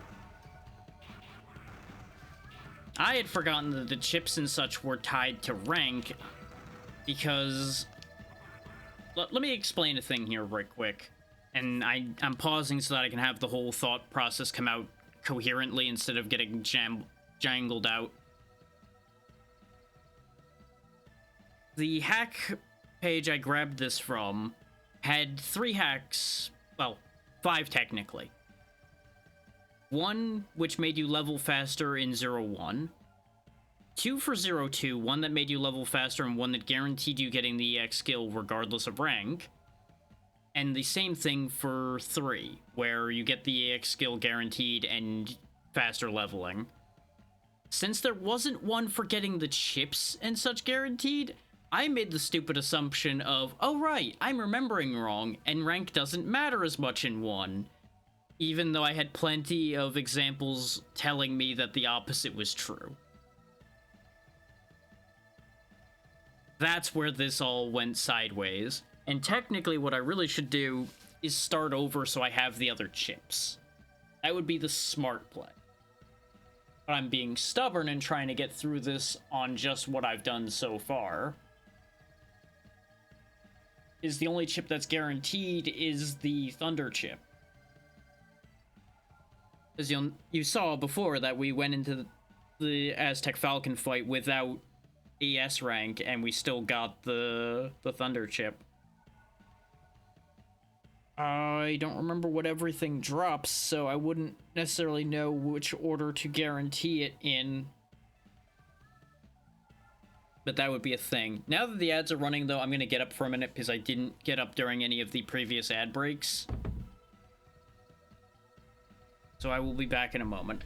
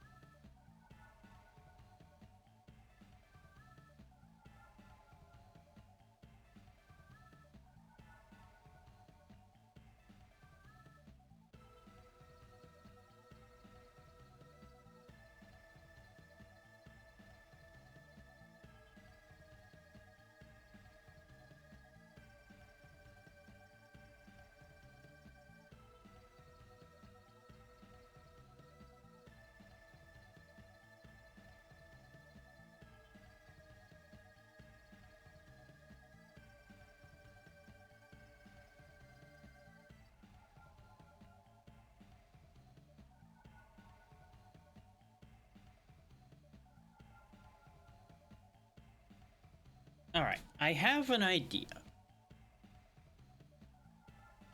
And that idea is I'm going to look up what I get from the various ranks.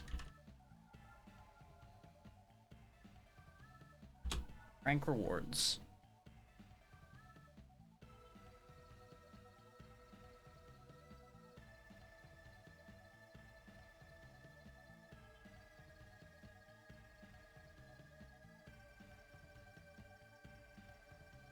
Okay, it's A rank or above that gets you the bonuses, it looks like.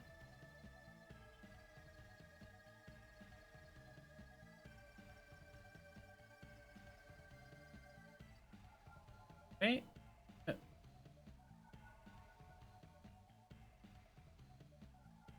way they phrased it in this guide is a mess. Let me try to find another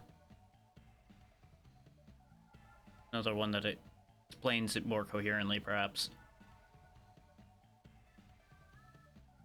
And I may as well explain the ranking system as I have it in front of me here as well while we're at it. Obviously, success is obvious. You completed the mission. There's a specific time limit on every stage for clear time. We kind of gathered that already. The enemy one, I didn't entirely understand this. There's a specific kill count that gets you the maximum points, which the maximum is 15. I thought it was just, hey, you get a range based on how many you've killed. Damage is obvious. The more you avoid damage, the more points you get. Interestingly enough, they actually have a specific listing for how many points you lose per how much damage. And one is the most brutal about it. They actually increase the amount of damage you need to take to lose a point in all the games after the first one.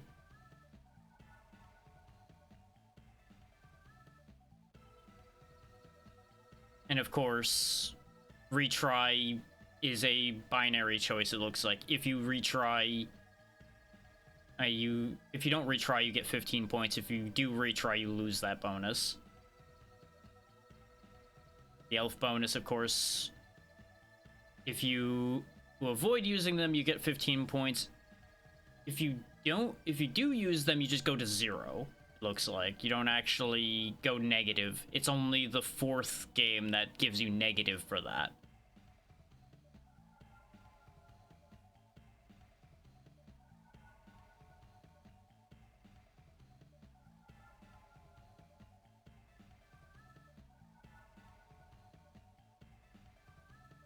That's all of the requirements. That's not what I'm asking for. I wanted information on what the rewards are. They're really not going to be a list of what I get for the stages, so I know which stage to go to in what order.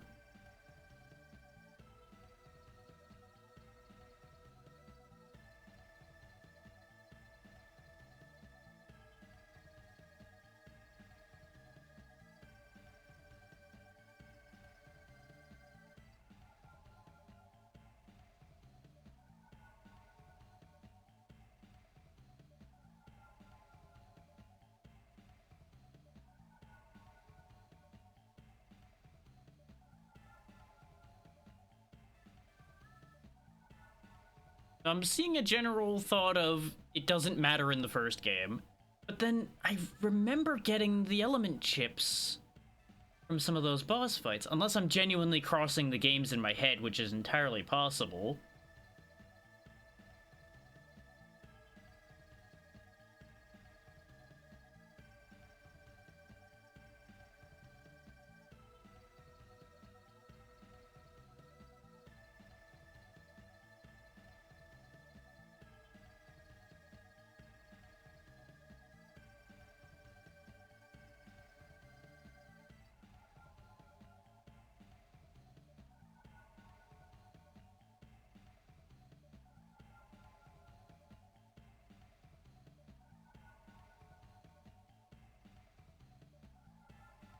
Okay, no, never mind. I'm getting a consistent answer everywhere I've looked where I am wrong and the chips are not attached to rank. then how do I get the element chips? Because I swear I'm supposed to have more than just a lightning.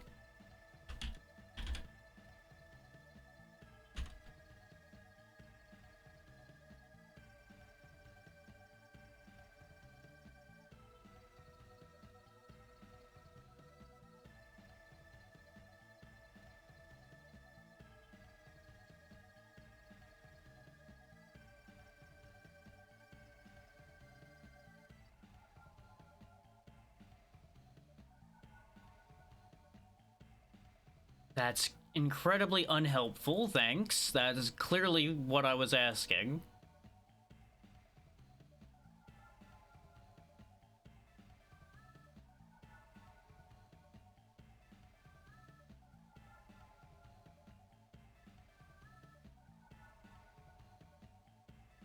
Okay, no, I am remembering completely incorrectly. They are just dropped by specific bosses. Then why do I remember the big elephant dropping a chip? It must just be old memory fucking with me. Apologies for the delay. Turns out rank is completely fucking pointless. So I have no reason to back off and fix that then. The only thing you get from rank in 01 is a single cyber elf that is apparently complete garbage. So good news, I don't have any reason to hold back and care about that anymore. I can just play this like a normal game.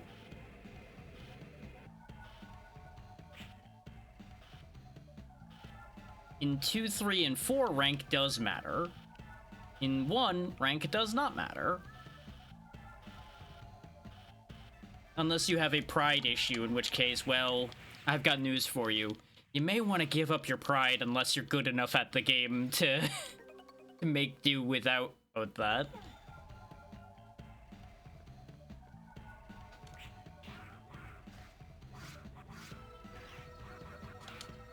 Because I want to make that clear, this has never been a pride issue for me. It has always been a I am missing out on game mechanics issue for me.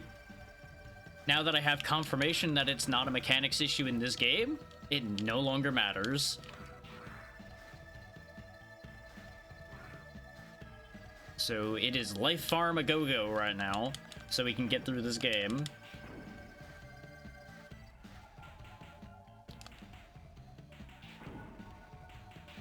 And now that I have somewhat confirmation that repeated retries don't hurt your score more, I also care even less about it under those circumstances as well. I went under the, I would assume, fairly logical assumption that the retry score would punish you the more you retried, because I could have swore that had been the case. But I clearly am incorrect. And I say this not based on any singular source. I checked 4 different guides and got the same answer out of all 4 of them. If 4 separate sources agree in a situation like this, it's safe to say that they are correct.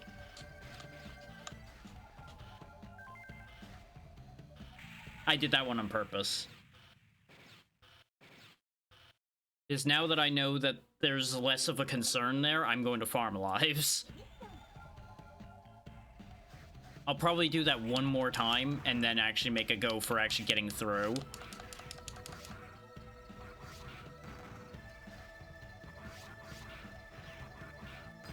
Is that should solve all of the problems.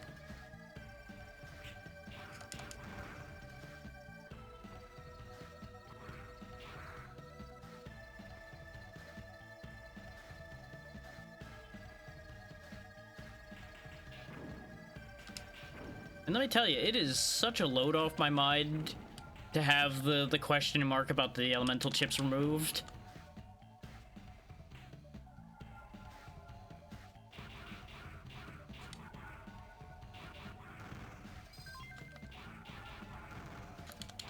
Is in the back of my head, I was like, I really need to make sure to at least do some decent ranks to make sure that I get at least one other elemental chip to make sure I'm not just locked to only one.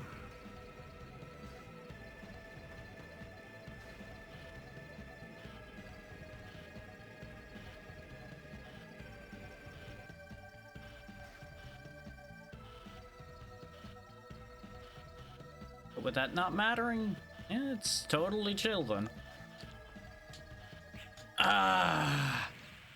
There's something weird going on here.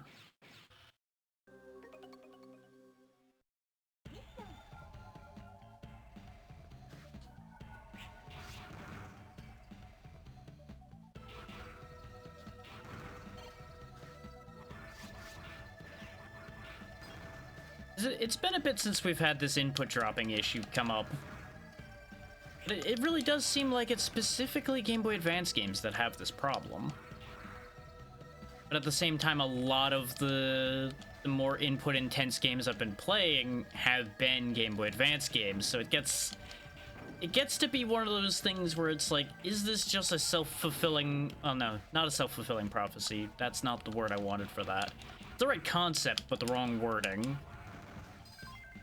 Self-inflicted injury. Let's phrase it that way.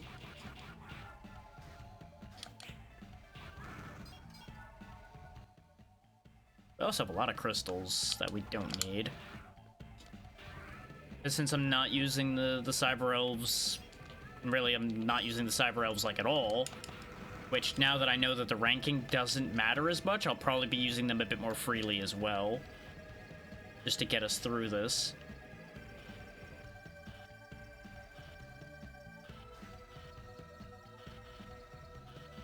But let this be a lesson in check information. Don't just let assumptions rule how something's done for you. I shouldn't have tried to go for the longer one. I should have just waited for the one that was in front of me. All I would have had to do was jump slightly shorter, and we would have been fine. But we did lose that one life before anyway, so this balances out the life I lost. Because we are now back to the life count we started the game with.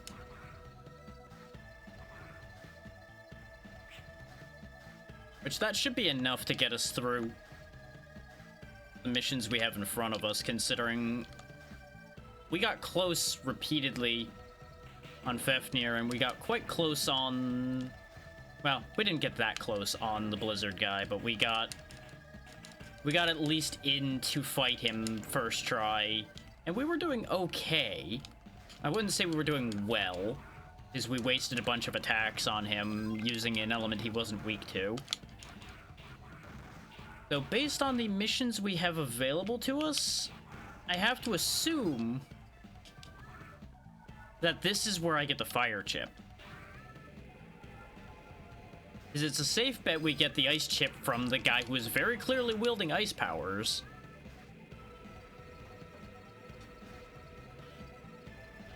Because I did see the names of the enemies that I get the chips from, but I purposely didn't read it, so the information was not retained. But it's a safe bet that the Guardians are not the ones that you get the chips from. It would be their minions that would be the ones that give you the chips. I did the thing again. I did that thing again where I jumped in between trying to grab the further one.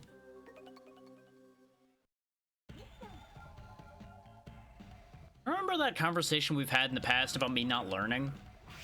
Sometimes? Yeah. Yeah, we're in that position with this stage. This is one of those stages where I'm just not learning anything, even though I should be learning from my mistakes. And it's a personal flaw of mine. Like, I can't even say that it's like, oh, it's the game's fault because I'm not learning. It's like, no, that is a personal flaw where there are just some conditions under which I do not learn.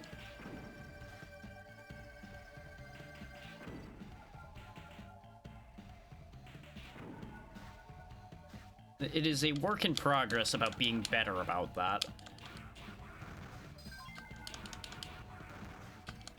But we've all got things to work on to be better. Something, nobody's perfect, etc., as we've talked about in the past as well.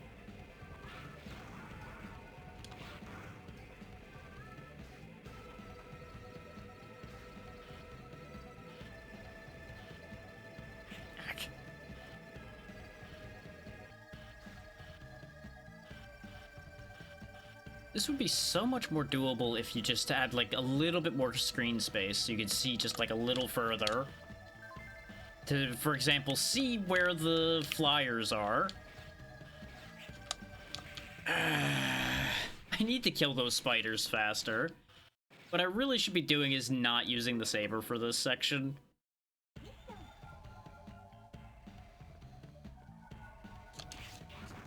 You know what might be a really smart idea, actually?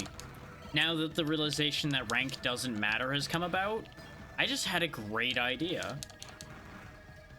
I just had the greatest idea, almost. What if I leave this stage and leave the life loop that's here for after we defeat the other ones?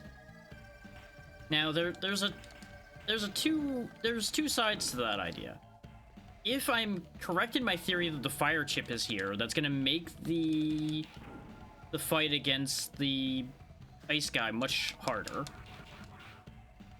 If I'm wrong about that, and Fafnir gives us the fire chip, then it's pure advantage to keep this stage here and available to give me infinite lives. Now, the kicker to that idea then ends up being what I could do, assuming that giving up or escaping doesn't remove the mission from the pool, which I suspect that it does, because after all, it is a mission failure.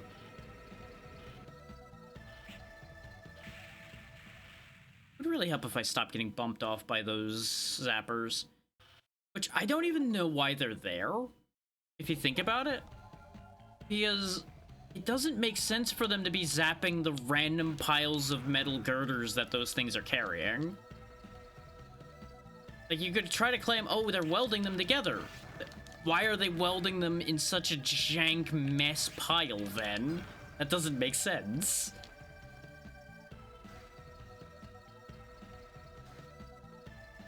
Also, we were told that we were gonna get energy from this place. Why would there be welding machines in a place where you're supposed to be generating power? That is something that would be draining said power instead of generating it. Like, the logic doesn't follow.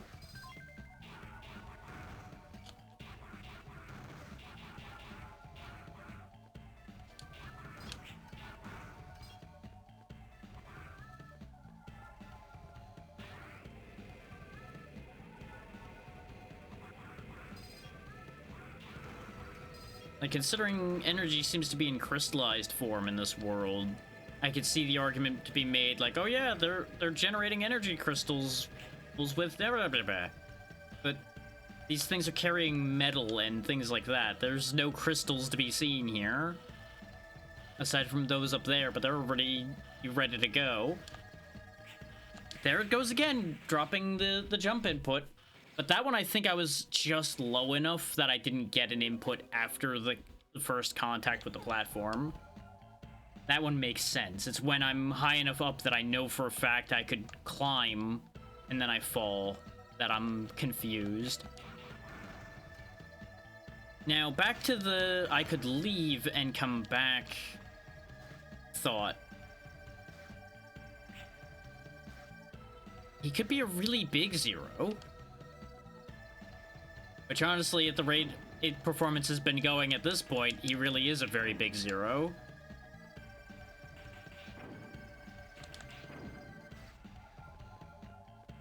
Because we've been on this stage for a hot minute now. But to finish the thought I was on, if I left this stage and came back, assuming that the idea I have in mind works, then it would work out well.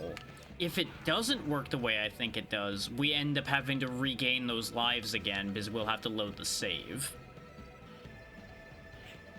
Therein lies the concern. Which is why I think I'm actually not going to follow through on that theorized idea of keeping this stage for infinite lives. And we'll just make do with the lives I've gathered from this stage. Okay. Made the jump this time. Because that was the entire problem, is just that one specific jump was causing me no end of heartache.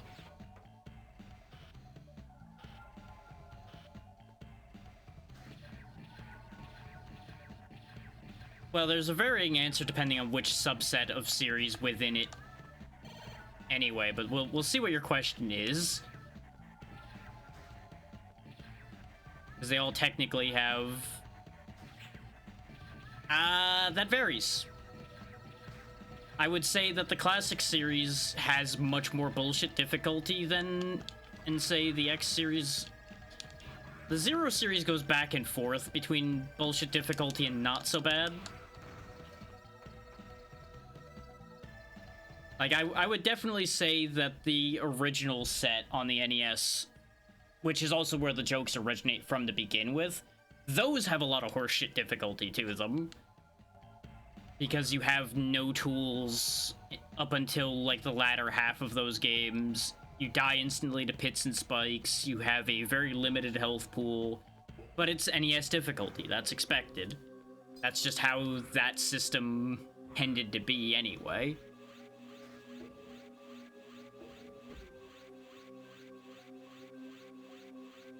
Yeah, that thing looks mildly concerning.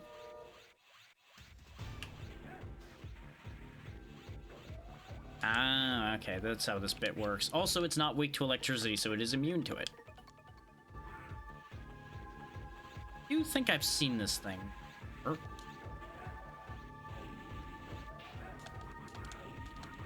Wait. Oh, maybe it does have a weakness to electricity then, because the heads seem to not be the health bar.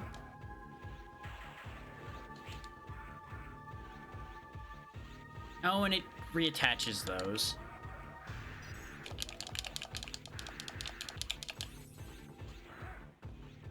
I might have to hit the center while the heads are out.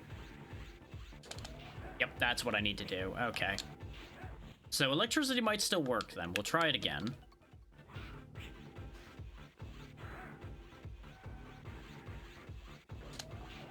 Nope. It's not doing anything more at the very least. But it's working well enough, so we'll take it.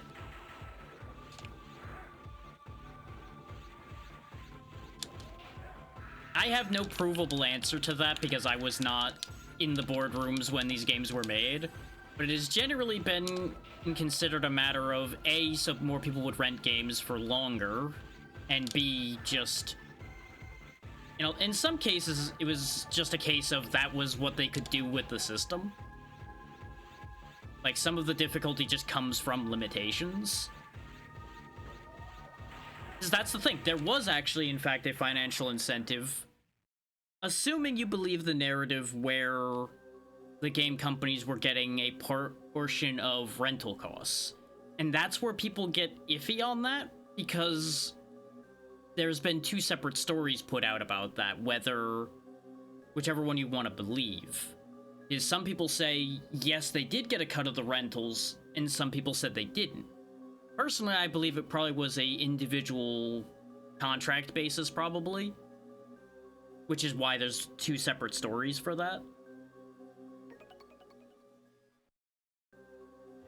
But if they did get a cut of rentals, there would absolutely be an incentive to make rentals last as long as possible. As far as actual game sales go, it wouldn't impact it either way, because once the game's sold, the game's sold.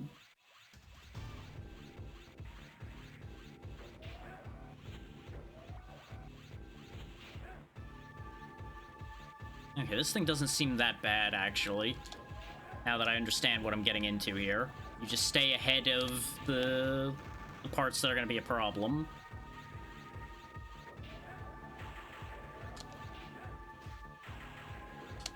Just keep hitting the center with charge hits, and eventually it'll blow up.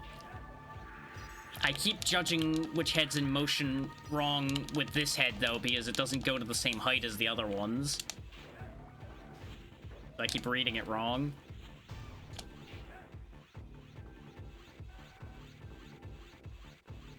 He's missing the other side of the red section, so we have more free time to hit him on this one. So there we go.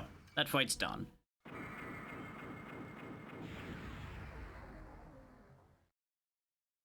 And there's the flame chip, so I was right that it was here. There we go. Factory captured. Now we use the flame chip to defeat the ice guy, and we're in good order here.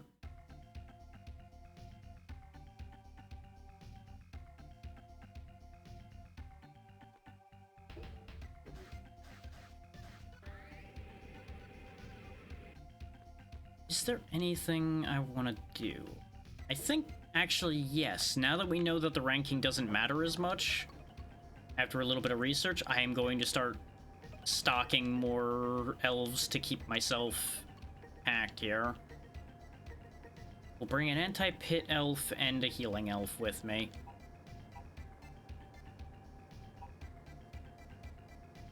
I believe I have to activate the anti-pit elf, so I will more than likely have times where I'm going to forget to do that, and it's going to end poorly for me.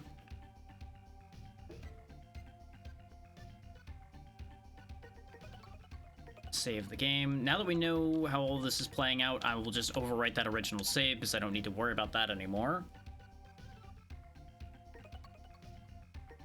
Oh, there we go. We now have Protect Factory on our list as well. But yeah, also on the point of the whole why were NES games so difficult, I want to talk about the limitations situation again for a moment. Is remember all those times I'll point out that a game would be much easier if the screen size was larger? That is a perfect example of the thing I'm talking about. It's a thing that primarily will show up in NES games or handheld games. Those are the two main sources of screen crunch being a source of death. There are some Super Nintendo and Genesis games that have the same problem, but it's much more prevalent in handhelds because obviously, you know, they have a naturally smaller screen size to work with, and NES games because they could only have such a resolution to work with.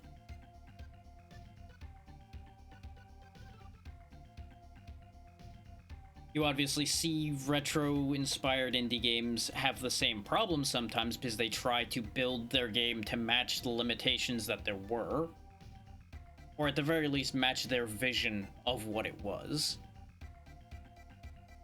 And I learned recently, on the note of financial incentive like in arcades, there are actually apparently a handful of arcade games that hard lock you out after a certain point, so you can't actually just keep feeding them money. Like, it'll actually end the game regardless of you putting in more credits. I believe it was Contra for the arcade that was specifically mentioned for that. I think you could only have like 3 credits regardless of coin input, something like that. Found that interesting, so I figured I'd share that. Let's see. I could go fight Fafnir again, but let's go ahead and go to the hidden base because we have the fire chip to deal with the ice guy that we know is here because we already fought him and lost. A little bit of foreknowledge is going to make quite a difference here for us.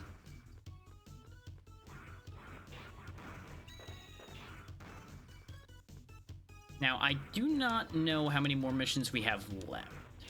That's the funny thing.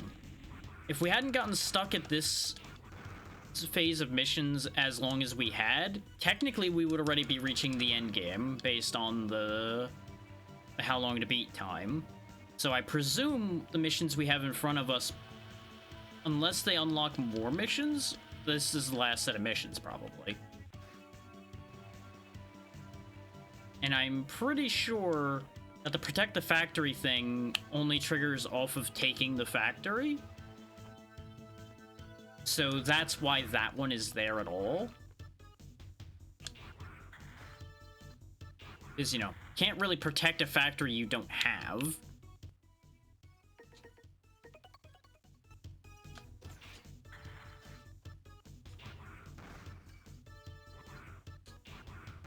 And I'm pretty sure that the missions I'm doing right now were all triggered by having completed the other missions.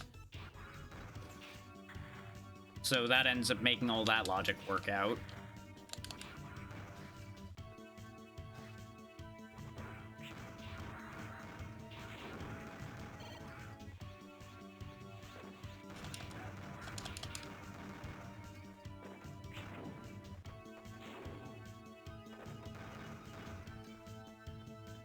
Thankfully, now that we know what to do with this mission's actually very short. Which is kind of a running theme with this game, is all these missions are actually pretty short. if you know where to go and what to do.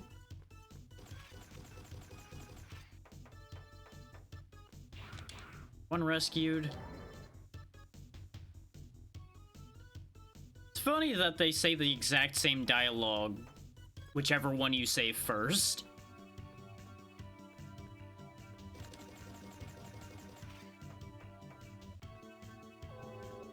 I had my floors wrong. I thought this was where one of the people were.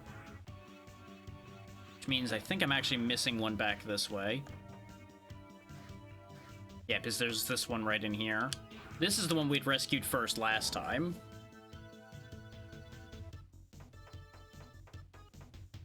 There we go.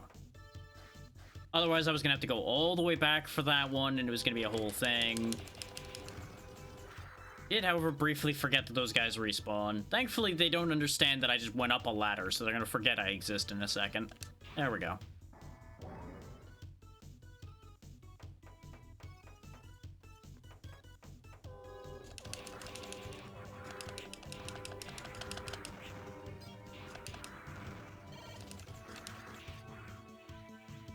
To follow up the whole rental thing, though, the one I hear accused the most of the rental thing is Disney. And part of that I feel like is just everybody loves to blame all evil on Disney, which is not entirely an unreasonable thing.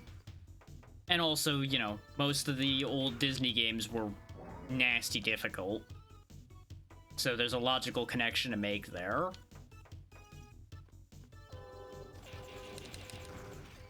But I don't know if I would go with the Disney's the only one that was bad about that scenario, considering the volume of difficult games there were in that era.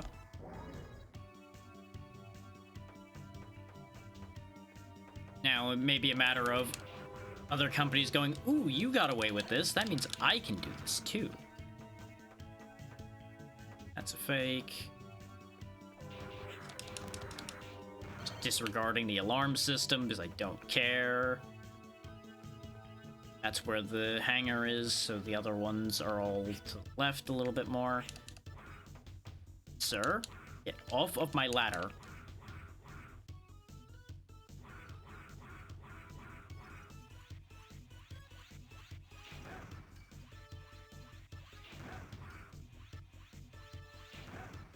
Thank you.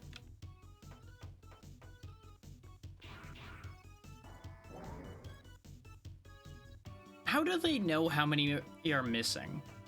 I have to wonder. Is like, obviously we know how many there were to begin with.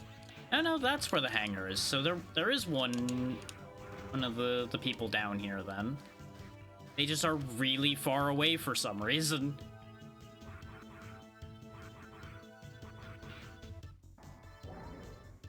Wait. Huh. I rescued them in a different order, but the models were the same. So you rescue them in a specific order no matter what order you... Huh. But that doesn't make sense. Oh, that's why. There's duplicates. That's why. Because there's two of the ones with the gray head. That's what confused me. Funny that we got the gray-haired one last both times.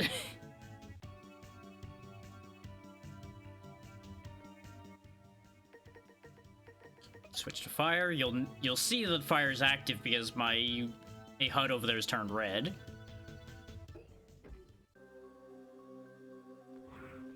They really put a fine point on this guy with the whole good luck zero right before we find him. Yep, we've seen your dialogue before, bud.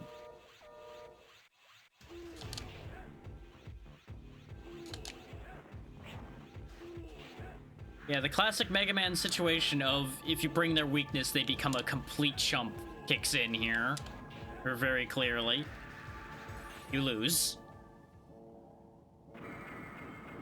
Though I think we would have been able to just loop him like that even without his weakness. Just, we did a lot more damage with his weakness. Don't forget the ice chip. There we go. We now have all 3 chips that this game has. Codename Warrior. Yeah, we actually did really well there score-wise. Aside from some damage taken. We cleaned out all of the enemies. We did end up taking too much time. We have half the score for that, just as a context thing. But we did get full score for retry A and Elf as well. You'll notice our rank was still C, even with a pretty good score. Interesting how that works.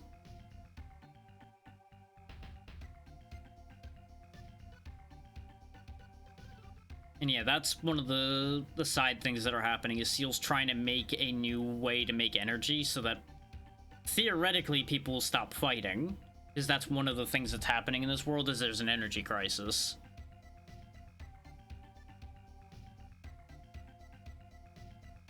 Yeah. It's great that you think that evil will stop just because you solve the energy crisis, Seal. You keep on being naive like that.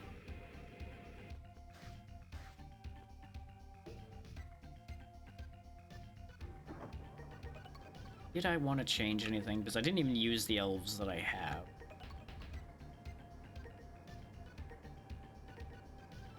Oh, right! I know.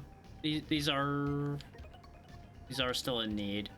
I thought for a moment there that they just grew naturally. I was like, wait a minute.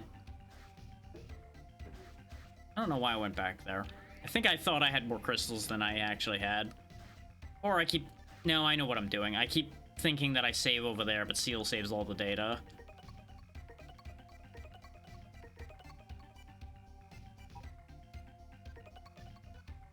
And nope, stop the hacking. We did gain another mission from that. Well, let's go ahead and get the duel with Fafnir out of the way, though. I'm going to assume Fafnir will be weak to ice, considering shooting fire and the color scheme and everything. And this way we clean up the last of the missions we had tried and failed. And we'll show off ice along the way.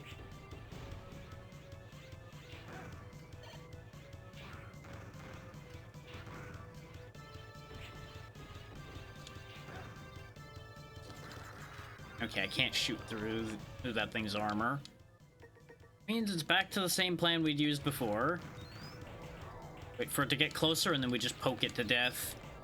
This is an awkward angle for us to try to rush to it to cut it down with the saber like we do all the ones after this one.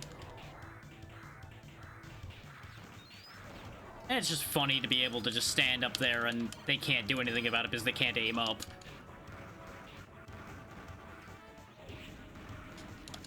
Cease.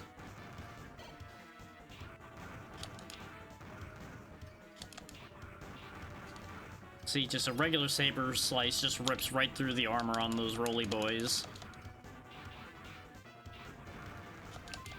Free Cyber Elf. I don't really know if there's any reason for me to go up here. But I guess curiosity indicates I should check, because we didn't go up here last time. There might be like an extra life or something? No, it just leads me over a chunk of their main force. Which seems like the opposite of what you want, since the goal is supposed to be to clear out the enemy. There we go, there's an extra life there. I knew one of these high roads had to have an extra life, it just made sense. Where do you hide extra lives? That's right, off the main path. Either high or low, one of the two.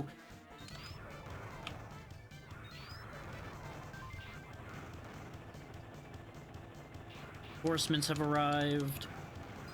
Reinforcements are getting summarily slaughtered.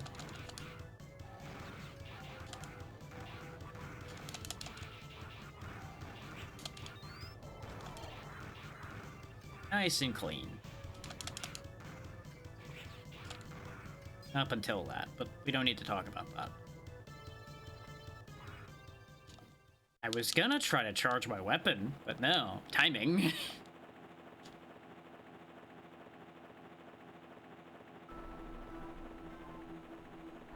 Now, we might still lose this fight.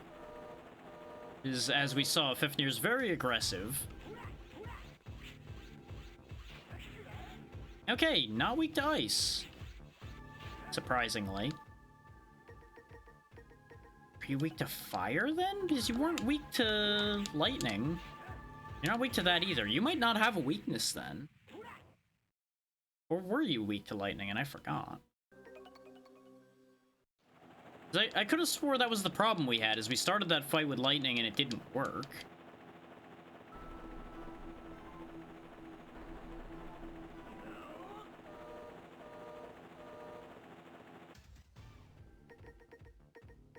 I guess we'll try lightning again just to make sure. Yeah, no, lightning is the weakness. That wasn't why we were having a problem on this one. Uh-huh.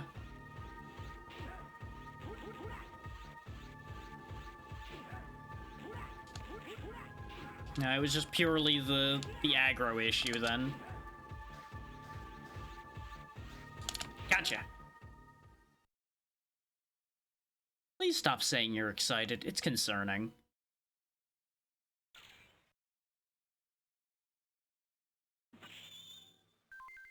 So anyway, that job's done. Yeah, I kind of figured we'd get Speedster for that. We probably would have gotten a better rating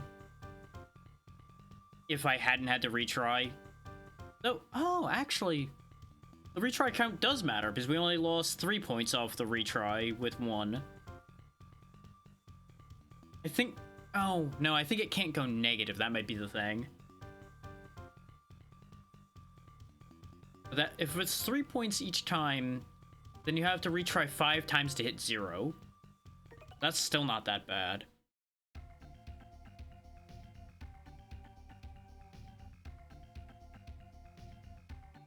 That's what you got me here for, Seal, is to wipe out your problems. It's called slicing wildly with abandon and not worrying about the whole dying thing. Makes it very easy to get rid of large quantities of enemies.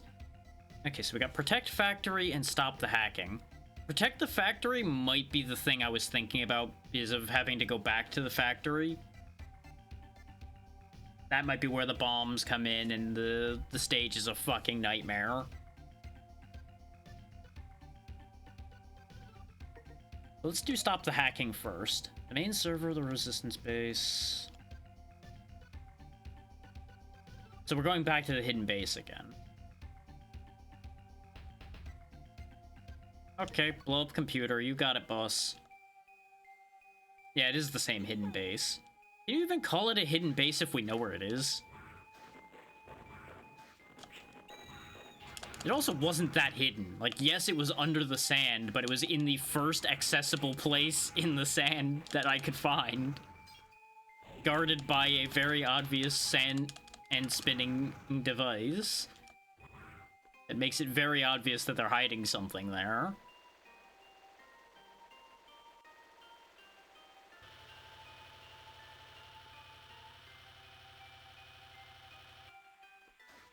You know, have you considered that we were getting hacked because you hacked them first?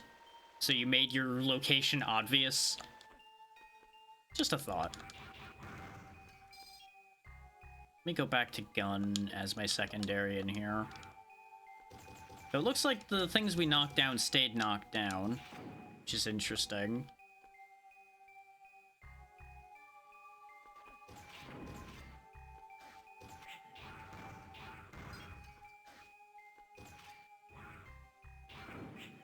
That's fine. That's less fine. I'm gonna hit that. I guess I don't have to hit it necessarily. I could just do that. Just play a bit of hopscotch with it. Oh, now the base is underwater. I don't remember this at all.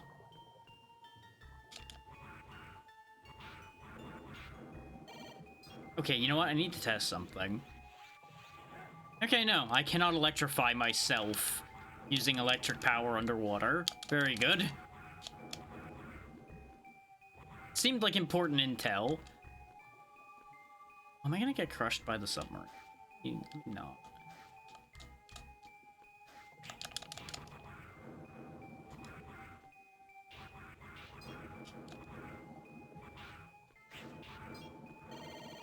go. That's what I wanted.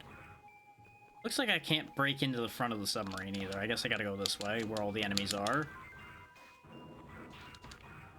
See, the spin move is actually really handy in here because of how long we stay in the air.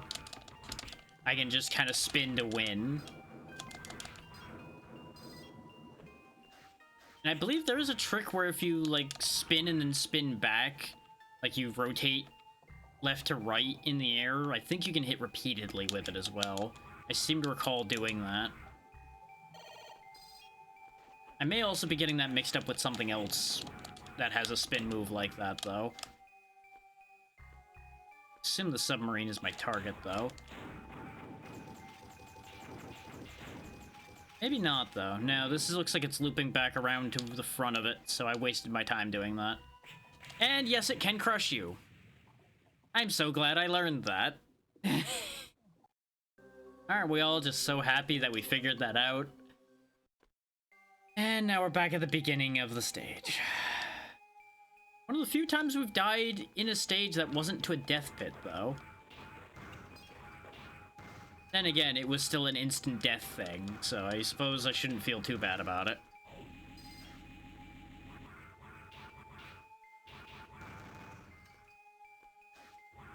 That's not to say there aren't ways to have an embarrassing instant death. We've already demonstrated a dozen or so of those in the previous factory stage. But that's neither here nor there.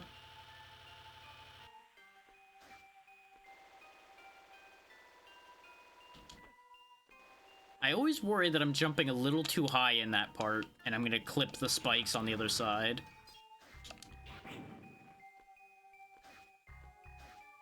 Clearly had plenty of reason to hit that there. Yep, that was the greatest idea I've ever had. This music reminds me of something, and I can't put my finger on it.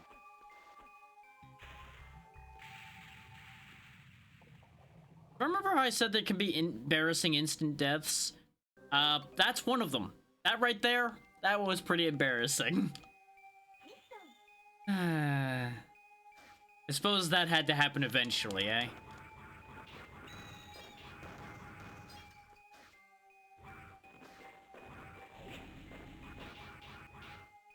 And inevitably, off the loop of successes we were starting to have again, of course something had to go wrong.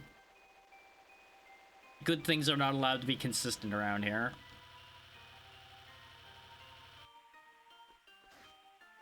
I mean, it's a hidden base, so it's meant to be a little creepy, I suppose.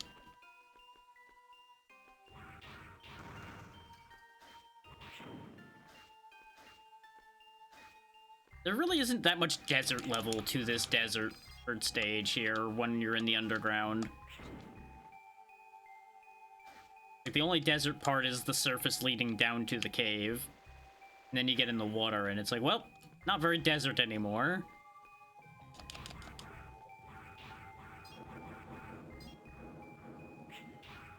Unless you want to call this an oasis, which I sure wouldn't.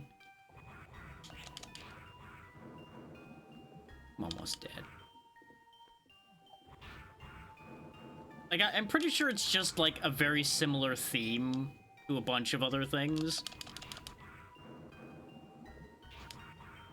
Like, just that set of minor keys getting played probably has been used in a bunch of things. But I feel like there's something specific clicking in my brain and I can't grab hold of it.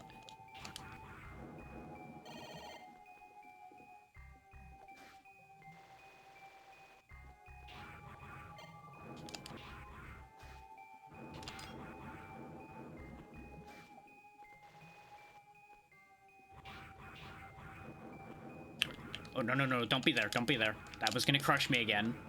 No, no, no, no, no, no, no.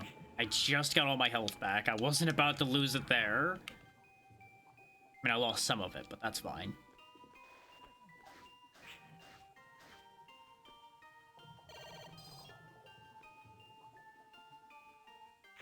Now that we know that the submarine doesn't matter, it's just another way around.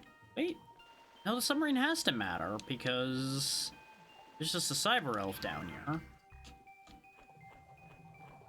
So, is that door on the submarine something I'm supposed to go in, then? Because it didn't let me in.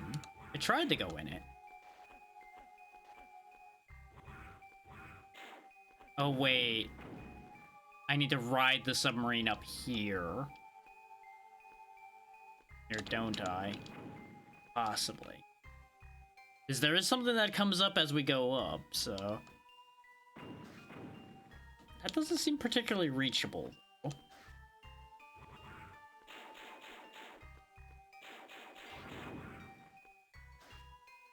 That way. Like, this seems like the obvious answer, is going through the door at the top of the submarine.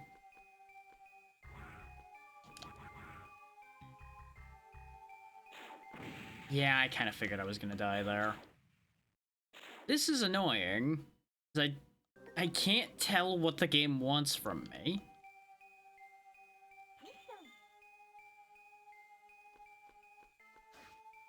So it's a good thing I've got all those lives, I suppose. So I can work out what the hell they're asking of me here. It's clearly not an obvious just go to the left.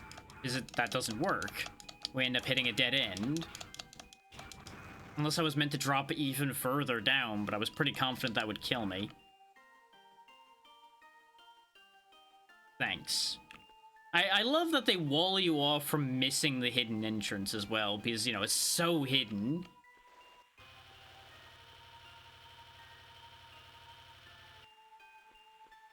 Nothing over there either. So it's gotta be something to do with the submarine. And I'm almost certainly overthinking what I need to do here, and that's what's causing the problem.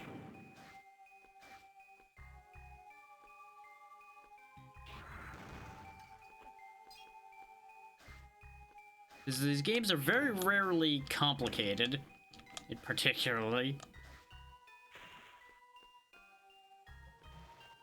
Like, now and then they have a little bit of thinking required, and that's where we're at right now, is the little bit of thinking required situation.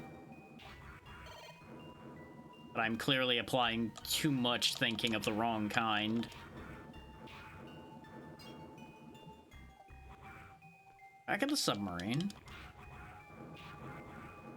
Because the thing is, we were down here before, just a little bit ago, to rescue some soldiers. And there was no submarine and no water here before. So those are the two things that have changed. So logic denotes one of the two, or both, are what I have to interact with here. Oh, wait, there's a bit in between. Just the respawning shit gets in the way. Though it doesn't look particularly viable to get up there, or that way, considering we only have our dash and our jump. We don't have, like, an air dash or anything to try to maneuver around that with. And the water physics only go so far.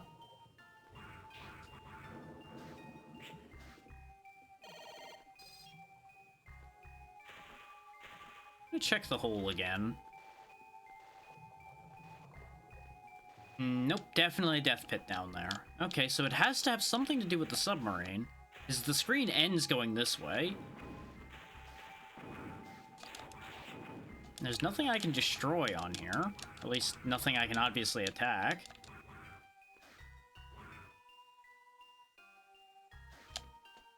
That seems out of reach. Just very barely out of reach. And I don't gain appreciable height off of the dash jump, unlike some games. But there is an area up there where that height is. Huh.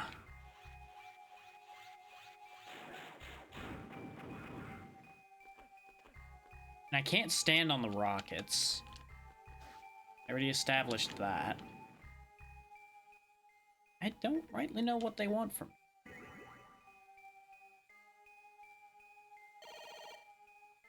Just so we don't immediately die while I'm trying to make sense of this. It's like, it seems like at the very peak of my jump, I might be able to reach it very slightly. Yeah, see, I made contact with my head there, but I don't think I'd be able to climb that, even at that position. Oh, wait, no, I could. Doesn't go anywhere, though. I would need to get onto it from the other side.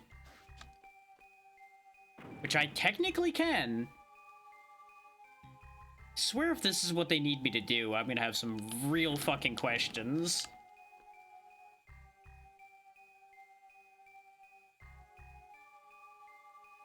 This seems like needlessly hyper-specific. You have to make a corner jump like that, climb up, and then jump to the right. But there's a ledge up there, so I want to know. This is gonna demolish our clear time. Yeah, no, I don't think I'm making that. What the fuck am I supposed to do here? Like, I feel actively discouraged to stay on the submarine because I'm getting blasted constantly while I'm on top of it. But by the same token, one could say that that's exactly... There's 2 submarines, though. That's what I've just now put 2 and 2 together about. There's 2 submarines. I don't think they expect me to, like, freeze an enemy, because I'm pretty sure they'll just die. Yeah, even with ice, they just die, so that doesn't work.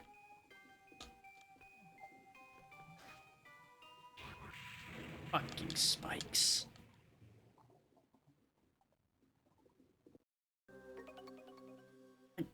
This is one of those moments where I feel like I'm being stupid, but I don't understand what they're asking here.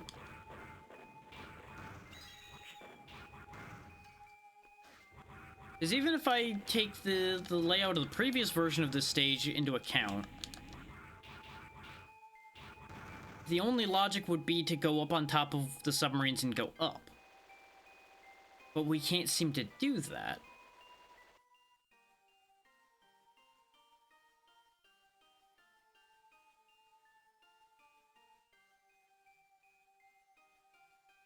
Hang on.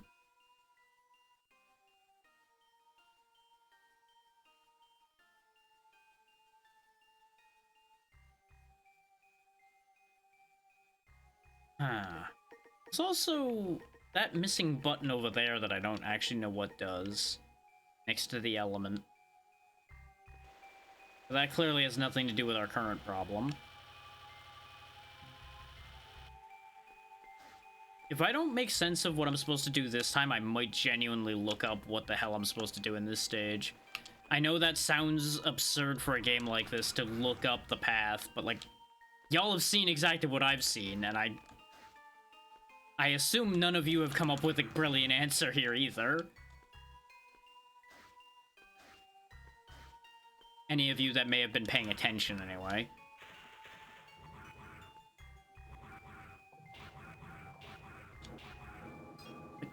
As far as I can tell, there's nowhere to fucking go.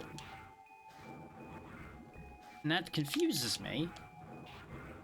Unless they expect me to do, like, a very specific jump onto this submarine.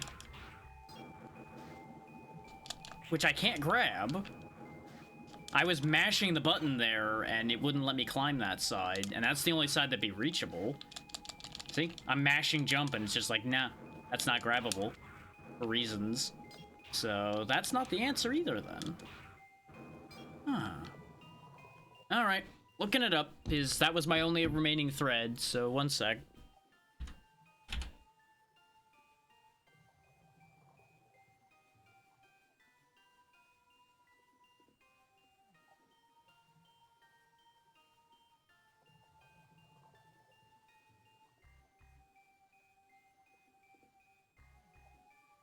Can't believe I'm looking up a fucking guide for this. But that's where we're at.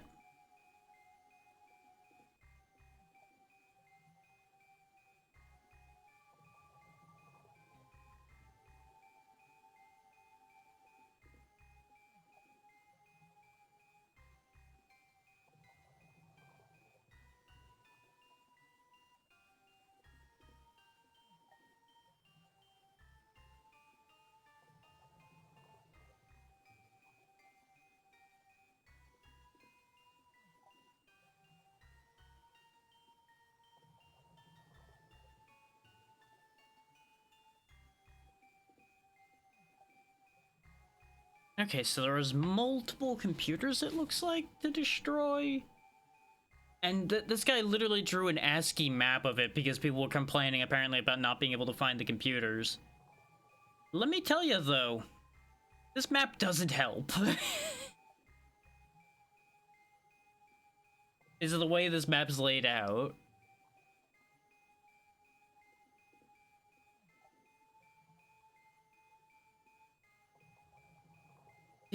Unless I'm misunderstanding the way this map is laid out, the map they drew here, is this just all a fake out and the water's irrelevant? Because that's the only way that this map makes sense.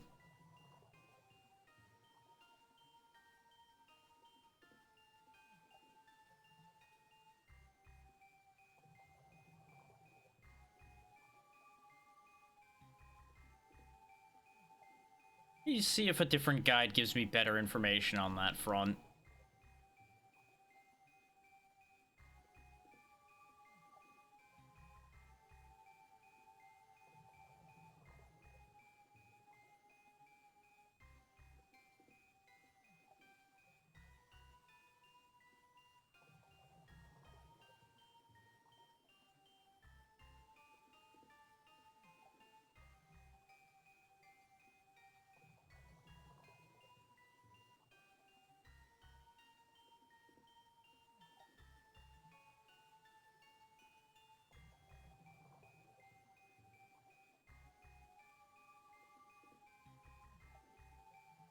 Oh, I hate it here. So, fun fact, you know how I said it would be absurd if they wanted me to jump on the inside of that platform that's hanging down? Yeah, that's exactly what they want me to do.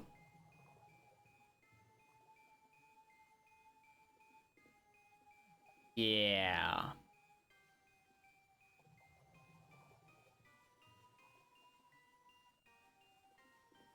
Can't believe that's what they fucking want from me.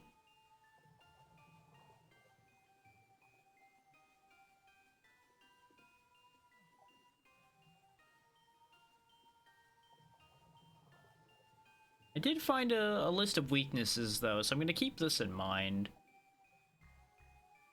Though this all basically is exactly what I expected, so I don't know why I'm even bothering to really look at this. There's only like one thing in there that's a surprise. Oh, yes, I'm gonna have to do this the annoying way. And just make like a very asininely precise jump.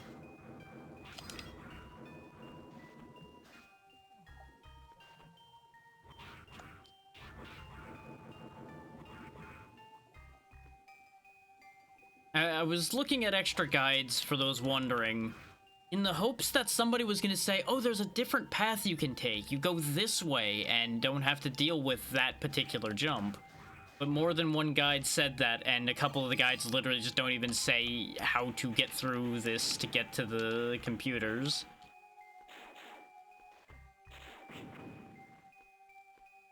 Missiles also do kind of crazy high damage.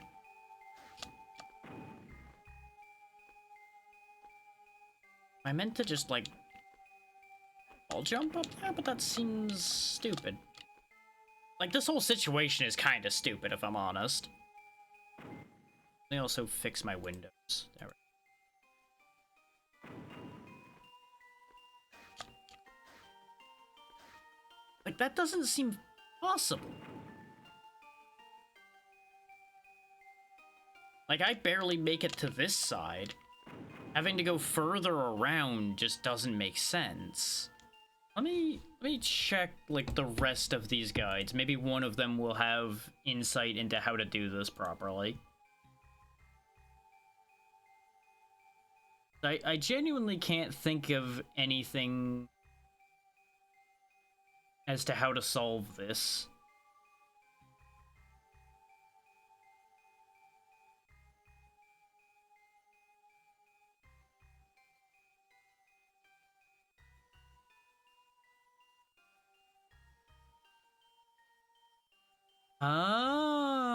Okay, hang on, that's a possibility.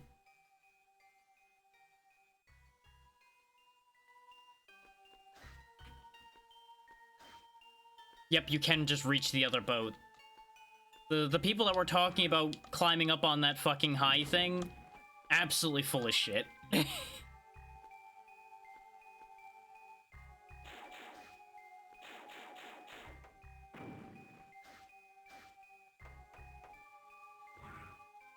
Okay. Sorry that took so long. That really should not have been that complicated. But because of the way that place was laid out, it did not seem like I'd be able to reach that ship from there. I should have tried it sooner. Don't get me wrong about that. I absolutely should have tried that much sooner. But I was also starting to just get burnt out of dealing with this stage at all because of how many times we died trying to figure out what they wanted from me.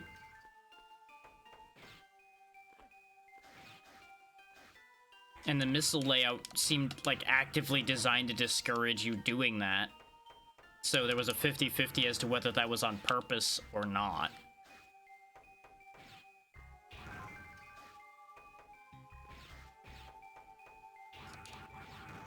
It's like there was a whole world in which that was so that the player wouldn't go over there to save people time.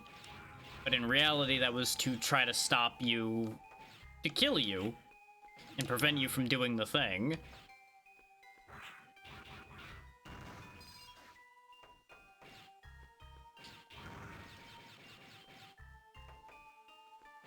This place is littered with goodies. Also littered with evil, but that's not a surprise.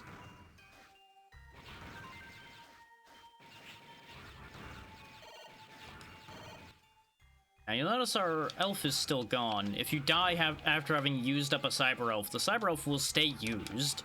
I don't believe you ever get them back.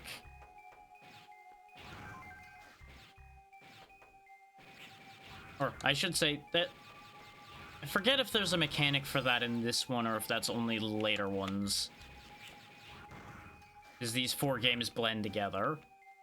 You'll note that's not where I need to go.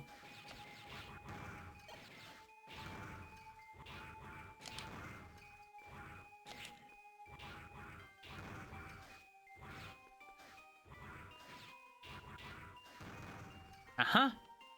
Because we found this last time. I can see it from here.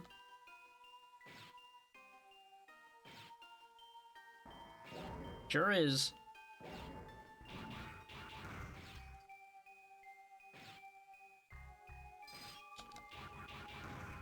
I'm glad she didn't say that every time. Let me break the ones at the top here first. I have a sudden sneaking suspicion that I'm gonna need to be able to get out of here fast. There we go. Oh, seal you bitch. Because of the dialogue, I didn't get to have either of those extra lives. Oh, that's infuriating. Because it wouldn't let me move. For some reason, that particular dialogue froze me in place.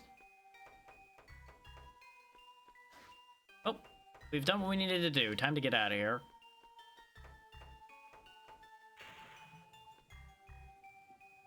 Oh, joy, a massive energy reading. Be a real shame if I had my extra lives to fight this with. Yeah, remember how it was 4 Guardians? Yeah, there's one of the other remaining 4. Leviathan. Master of Water.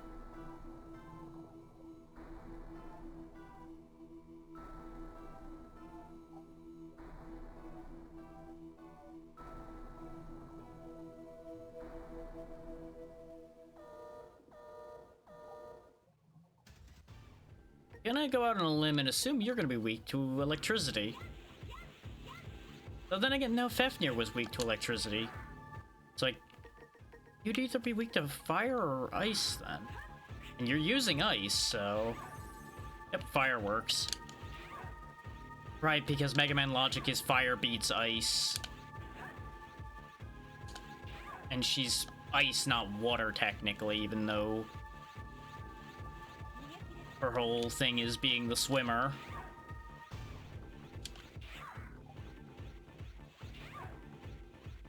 Okay, this isn't that bad, but this bit is a little rough.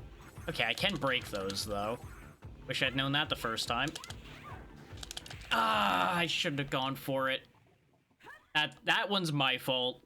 Jumping into her was my bad call. I thought I was gonna get the spin off enough to kill her. Now that we know we can break the ice spikes, though, we're gonna have this just fine. We also wasted a bit of time because of the fact that I thought thunder was the answer.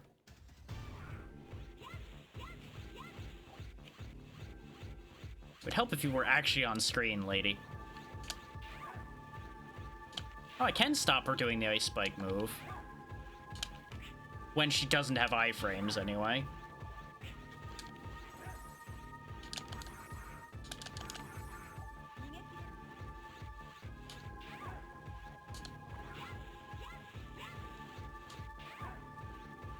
Kind of funny how you can just more or less bully these bosses. If I stopped bumping into her when I tried to attack her, this would have been over already. The water physics are really fucking me up sometimes.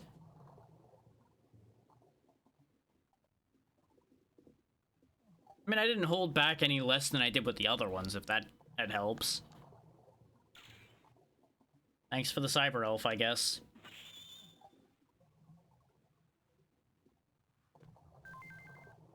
At least we didn't have any spike death. I was expecting to fall into the spikes and die at least once during that.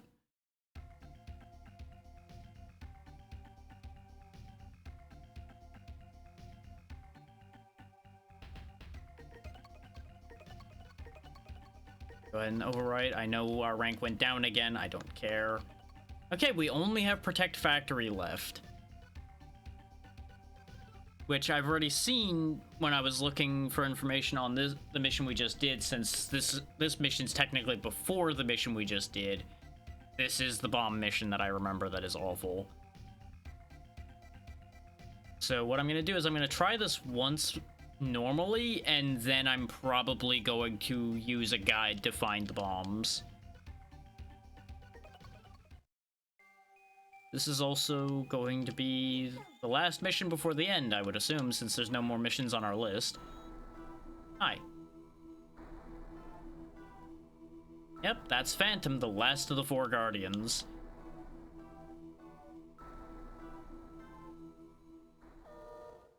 Oh, do I have to fight you first? I forgot that I fight you first. What's your weakness? You would be out of the elemental loop, technically.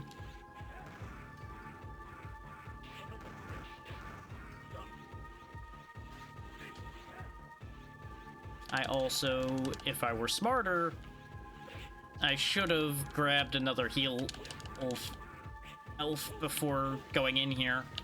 But I didn't realize I was gonna have to fight him first. I thought he was going to be the end of the mission. I did just save. So let's go get some healing available.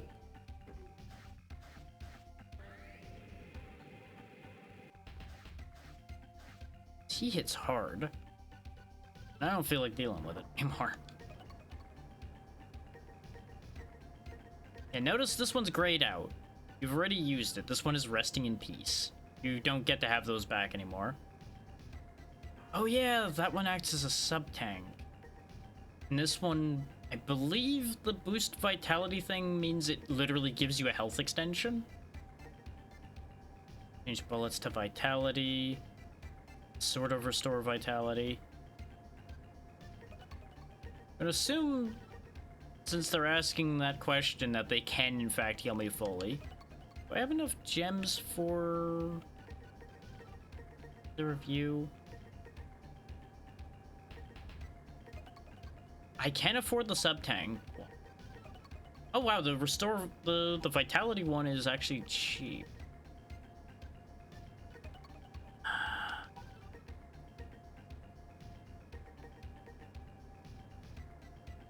Thing is, boosting my vitality could have multiple meanings. I'll take the sub-tank because it's a guaranteed answer here.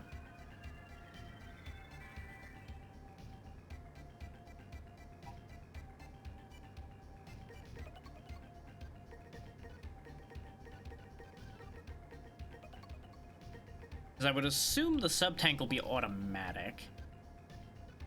I could be completely wrong about that. And I may have just wasted a ton of crystals.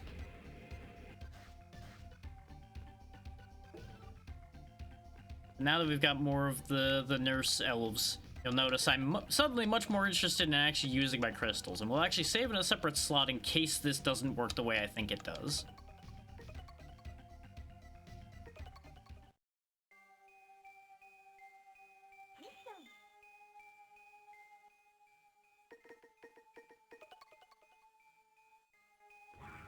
I really shouldn't have brought the pit guy. Actually, no, because I'm going to need it for the rest of this stage. I was going to say I could have brought 3 nurses for this, but all that would do is solve this part of the fight.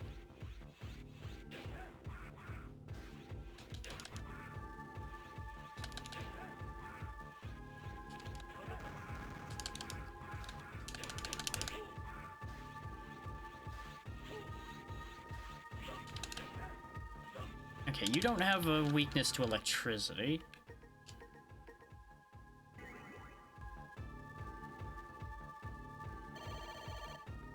Full health.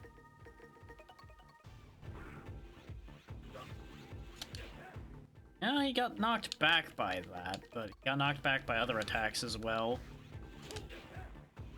And no, he definitely seems like he had more of a reaction to fire than the other ones, though.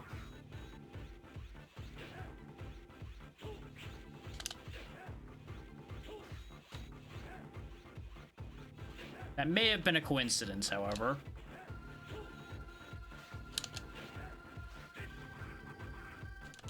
Gotcha. That is an awkward place for you to be doing that.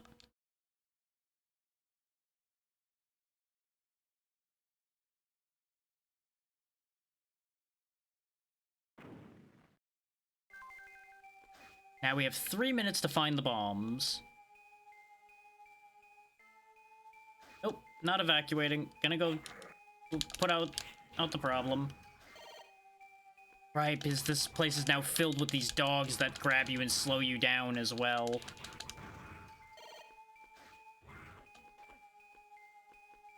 It's in my best interest to go in through the front door. I mean, I have to do this because the game won't let me do anything else. Hey, Stalfel. I hope you're doing well. I can definitely say I have good memories of parts of this game. This part we're doing right now is definitely not one of them.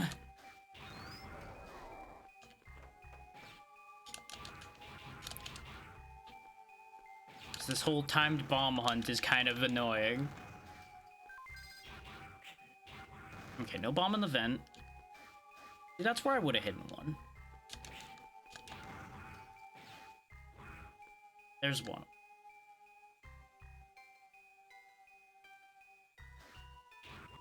There we go, got the bomb. 7 more bombs to go and not a lot of time to go. Thankfully, a bunch of them are right here in the elevator shaft. Good thing Phantom was lazy about his bomb placement. The big problem is going to be this bit here. Some pit protection.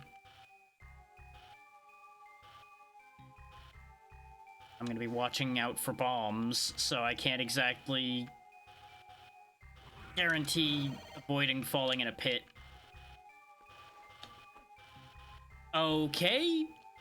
Oh, and that didn't help at all. So, fun fact, I didn't touch the dash button at all.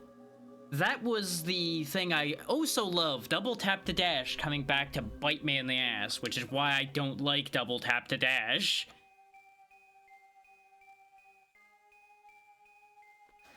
On the bright side, at least we don't have to refight Phantom.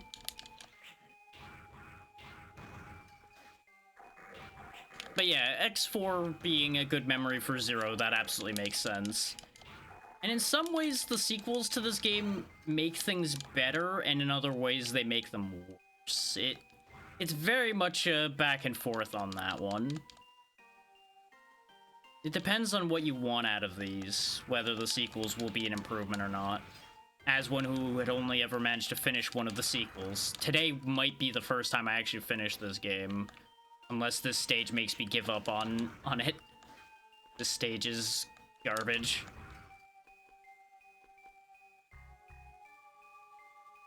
Yes. Really wish you could just not have to deal with the dialogue when you repeat these stages. That might be one of the most annoying things with this game. Like, oh hey, we're gonna talk your ear off again. Like, but I already had this conversation. But you didn't though, you died.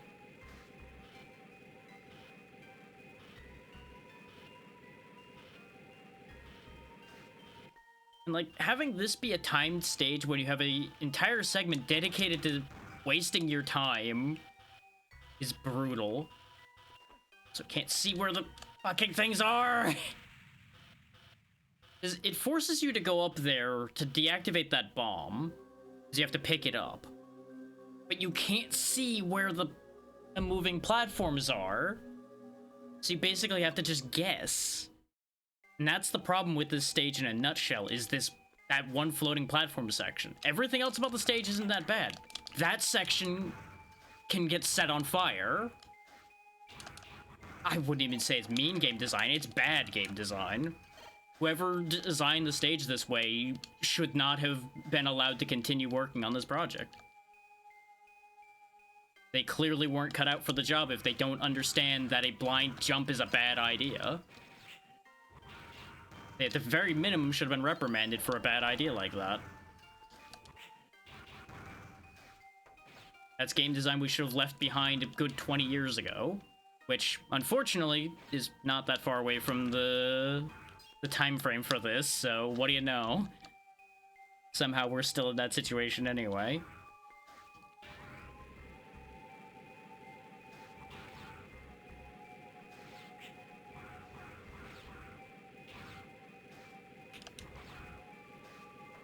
Like, this is the exact stage that made me not finish this game when we had played it before. And I am very concerned that that exact same scenario is going to happen again.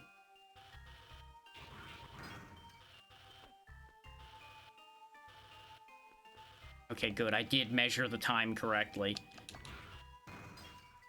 As much as I would like that extra life, I don't want it badly enough. I do think there was a bomb up there, though, so we might be SOL regardless. Like, on the other side from where the extra life was. Oh, wait, no, that was a health pickup. I just saw it. Nope, there's a bomb there. So there was no point in walking further, because I would have had to have turned around, and there was not enough time for that. Oh, this stage is such fucking garbage. Why am I getting pinged? Wait. Oh.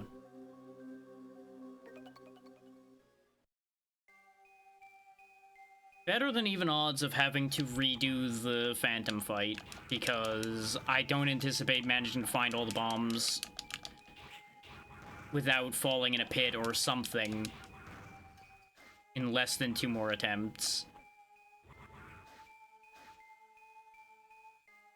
Because the other downside to this game, and it can be an upside to some people, is your health bar is very short.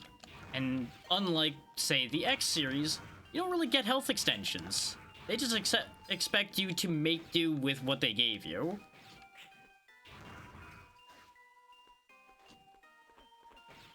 Which is usually fine, but some of these level designs are really intended for you to either be using elves or just have more health slash just be perfect.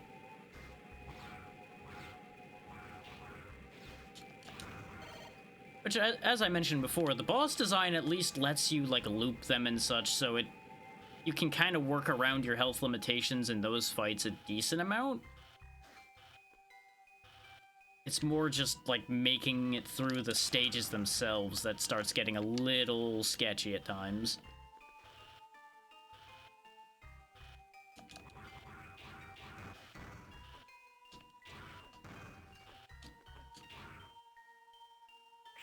I mean, that I don't particularly care about, since it doesn't mechanically do anything. But I can see how that would happen, yeah. And look at this. I'm hanging as low as I can. I barely can see where that platform was. The rest of the bombs had better be really close together, or we might be in trouble. Like,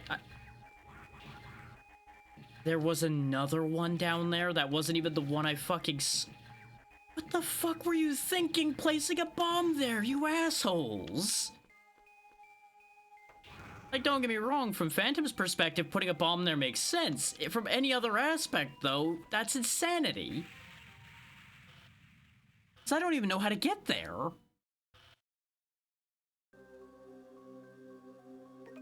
See, that level, at least, you can reach everything. And it's just pain to get through. This one, it's a crapshoot to get through. I hesitate to say that I'd rather be doing that level, but I almost think that that's correct. And that's a harsh thing to say.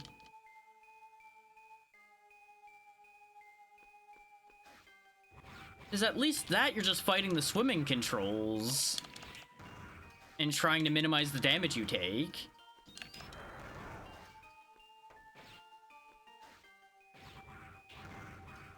Which, don't get me wrong, that stage is a horrendous design, too. But I feel like this was designed specifically because they hate the people playing their game.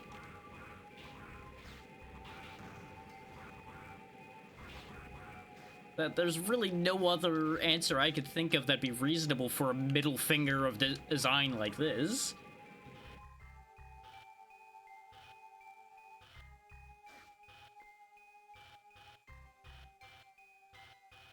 We can call it that, sure.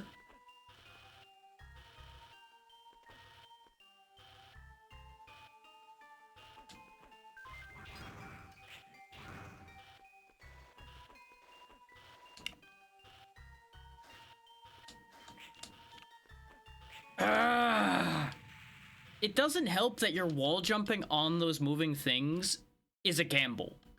Because you'll just disconnect from it sometimes because it's moving.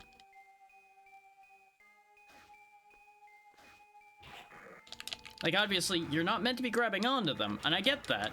But maybe they shouldn't have designed it that way if they didn't want you to be grabbing hold of those things.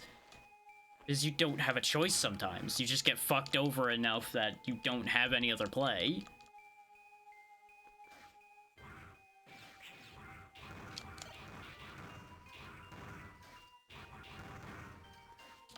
And the worst part is, I've already done this enough times that I don't have any idea how many bombs we've grabbed.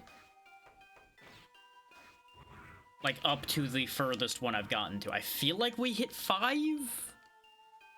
If I count the one that I'm gonna have to go get and figure out how to get. Because there's 3 in here, and then there's the 2 on the flight path, which leaves just 3 out in the wild somewhere. Unless I'm counting wrong and there's 3 in here. Which there might be 3 in here, if I count the one that was up there. Because there's this one, then the one that I just died getting, and then the one that I can't get to. So yes, there was only 2 left in the wild after these then.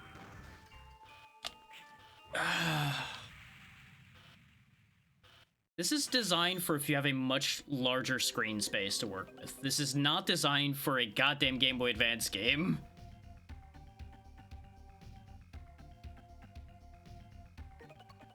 Load that one, because that's before I spent the stuff on the sub-tank elf. Let's try the one that says it raises our vitality. I want to see if that actually is a health extension or not. Except these are 2 different menus for no real reason.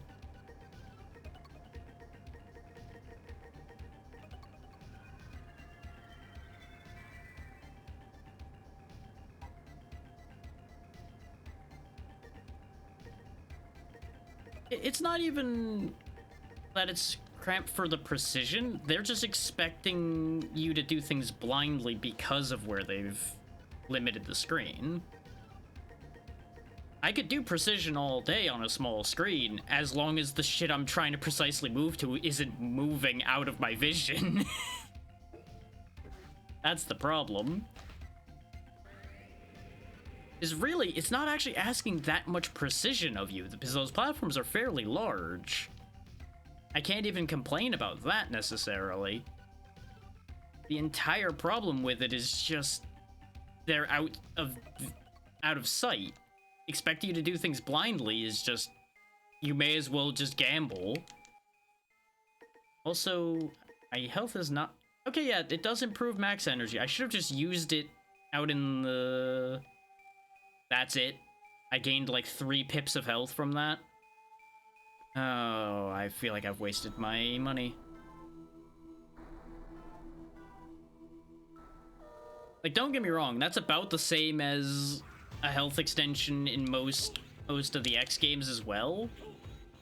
See, the thing is, it doesn't cost me my in-game currency to buy a health extension in any of those. So the value proposition's different there.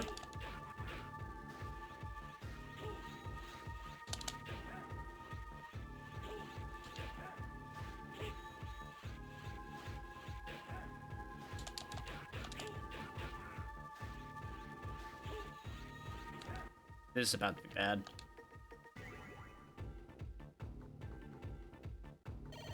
Neener. Oh, and I dodged it because of the time stop from that. That worked out better than I could have expected it to. And I promptly wasted it. Because he, of course, did his dash at the worst possible time. Which, I don't know why I would have expected him to do anything else in that position. But sometimes he's stupid, and I was hoping for that. Well, I wouldn't mind being spoiled right about now. I feel like I've earned being spoiled with the pummeling I've taken along the way here.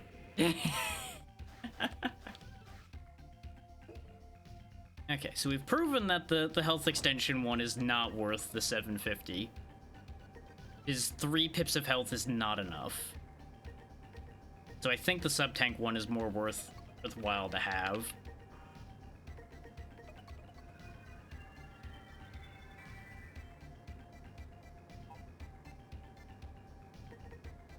Which, on the note of things we've learned are worthless, the pits we're dealing with are big enough that he's not going to help at all either. So I may as well just pack an inventory full of nurses. There we go.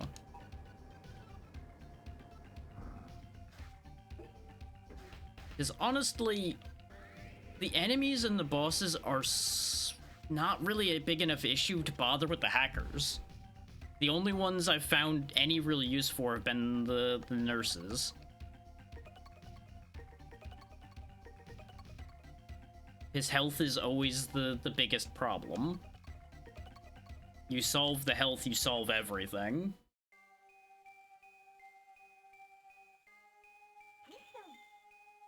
Is the only way the save you from a pit thing would be useful is if it put you guaranteed back on solid ground or something. Instead of the slight hover you in the air, which would have worked anywhere other than that particular pit area. That's not the one I attacked.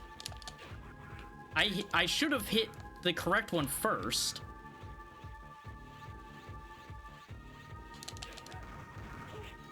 I see what it is, though. They're punishing me because I'm accidentally hitting the other ones as well. Which doesn't seem like that's how a move like that should work. Since he gets hit first, that should be the one that takes priority over the rest of that. And now I'm off kilter because I'm mad about that. So this whole attempt just goes out the window. There's no point in even bothering. And since I'm actually using my elves, I can't even retry because the elf won't be there anymore.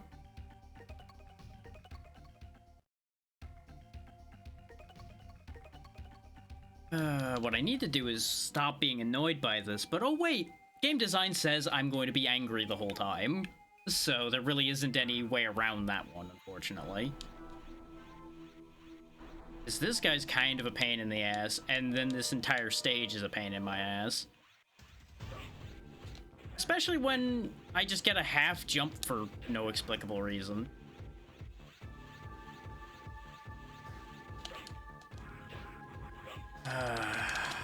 Tedious pain in the ass. Yep. let's count the one behind me instead of the one that I clearly directly swung at. Why is he spamming the dash sometimes now? Like, that is another thing I've noticed with this game, and really most Inti Creates things in general, honestly. Sometimes the boss patterns go weird, and they'll just spam their worst attack over and over. And I don't know what it is about their design, but it happens in, like, every game they've made. You just have times where that exact scenario occurs. Case in point, here he goes doing that again. Which would be great if I had any chance to charge enough to counter it, but oh wait, he's doing it 30 times, so no, I can't counter it. And he gives you no room, so it's not like I can try to get a dash jump to get up and over him. And your regular jump barely clears him. So I have to assume they expect you to just make that pixel perfect regular jump when he starts spamming that. And of course we have this scenario once again of, I've done this fight fine before, and now everything's going wrong. All because the rest of the design of this stage caused me to have to do this shit again. Like, the only way to hit this properly is to, like, do these jumping slashes just so it doesn't decide, oh, you totally hit the other thing, like it just did there, for example. So you don't get proper damage on that at all. Yep, dead again.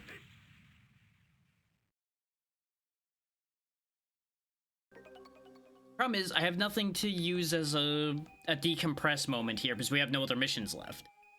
So all I can do is beat my head against this. Or go idle, and I don't want to go idle.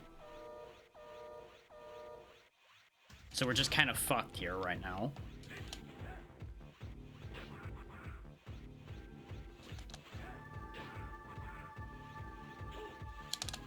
All because some designer out there just hated their player base and wanted to make them suffer.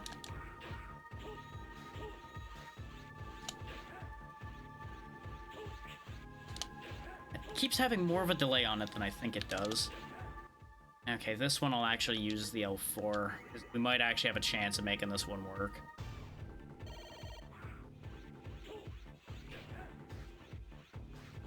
Especially if he actually starts doing the correct pattern. Except I keep slamming my face into things again. So I'm wasting all of what I just did. Because of course I am.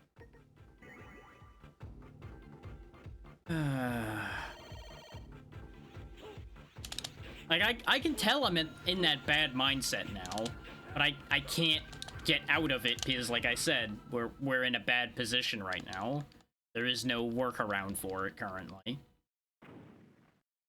So the frustration loop is an inevitability.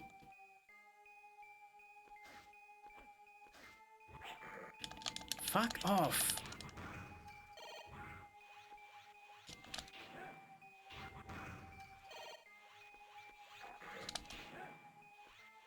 That's exactly what I mean, yeah. Problem is, like I said, short of full stop, which I don't want to do unless there's an ad running because it'll be empty space that I don't want. I don't really have a choice here.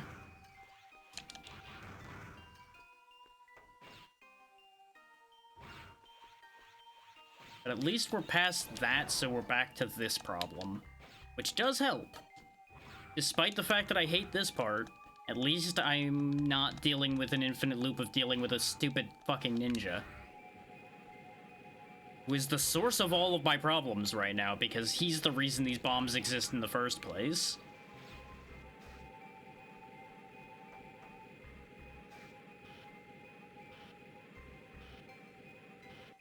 It also doesn't help that this has the added disinterest of we've already done this bad section of a bad stage before.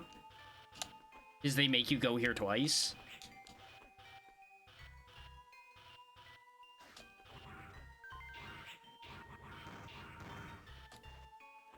Okay, game, thanks for eating my jump. Okay, there isn't anything over here. I wanted to make sure at the rate this was going.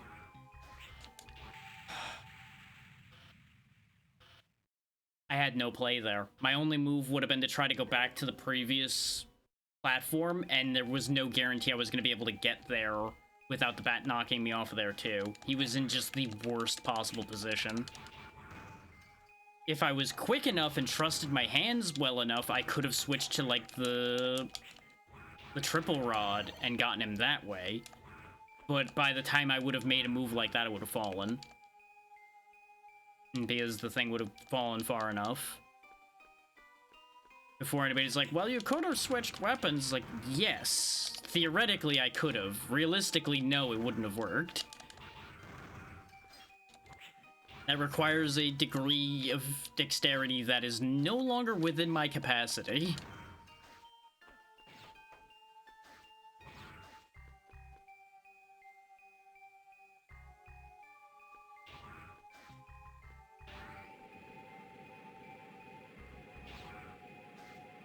And of course, there's the extra frustration layer of the fact that we are quite literally in the exact same position I was in, I want to say, over a year ago when I had played this previously.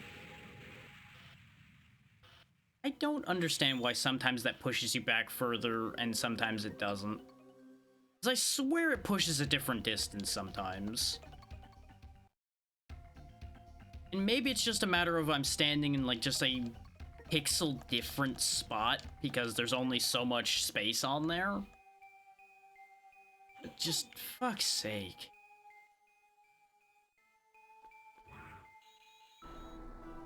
Look, we're back here again. Haha.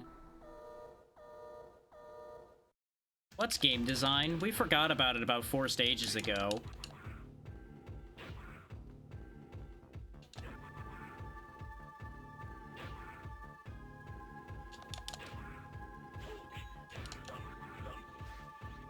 Yep, he's doing that spam attack again. Haha.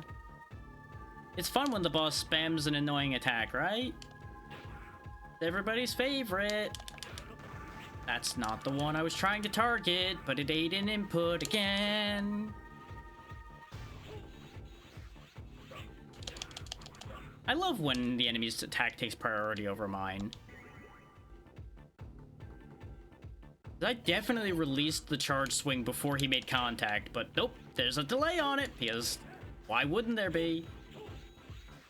It's not a big one, but it's enough that, you know, like 1 frame moment like that, you get fucked over.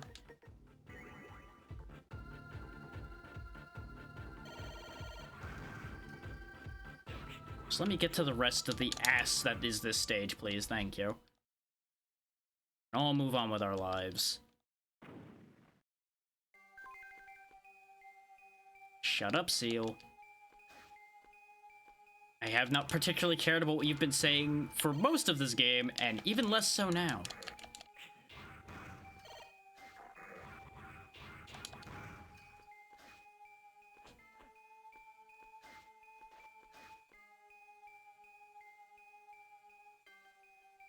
You know what? While we're dying and dying, let me check something. Okay, that is exactly how that worked. I should have checked that sooner, but...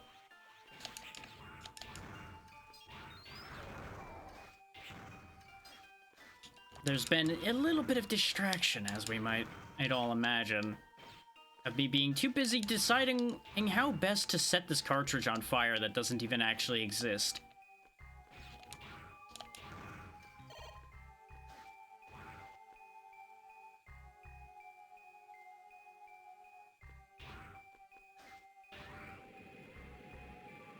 And if the finale of this game is anything like Zero Three's was that I can recall, expect this mood to continue, and I apologize for that. But that is unfortunately what happens when game design of this type happens. There's only so much good mood that can be sustained through something like this. No, because honestly, half of them may not even be alive at this point already anyway.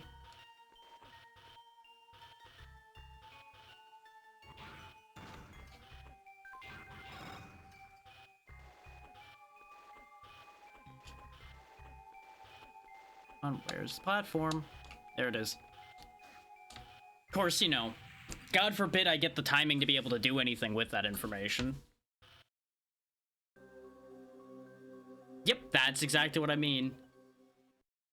Well, X3 had problems. I mean 03 with the issue there, but yes, X3 also has a dog shit end segment.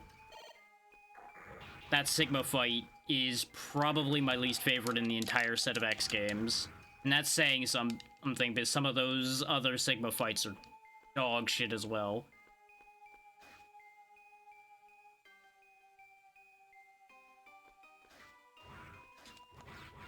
Like, really, as much as I will go to bat for the Mega Man series, very few of those games have a good end sequence.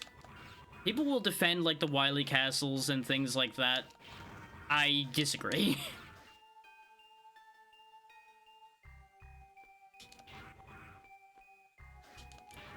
Yeah, that unfortunately sounds about right. I think I had to do it twice when I did it, which was bad enough. Three, I don't even want to think about.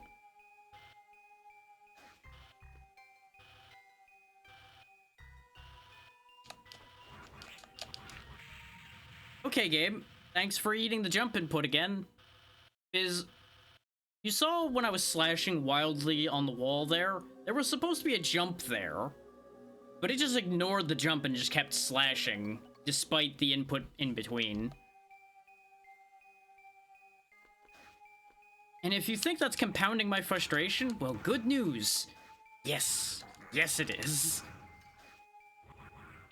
Because that's the situation that's been building for a bit now. Is this stage in particular seems to be where all of the eaten inputs are existing. So I'm wondering if there's also just an issue with this stage, on top of the fact that it's badly designed.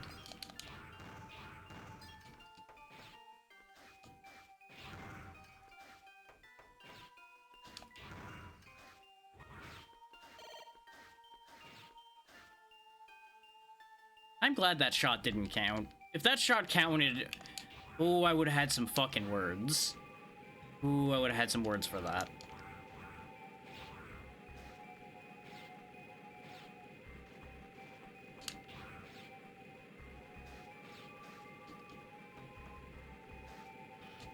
Why did I do that? Oh, right, because I keep making the mistake of thinking that this game will actually work well and let me grab that and climb. No, even when they're not actively moving forward much, sometimes you just shit the bed on that anyway.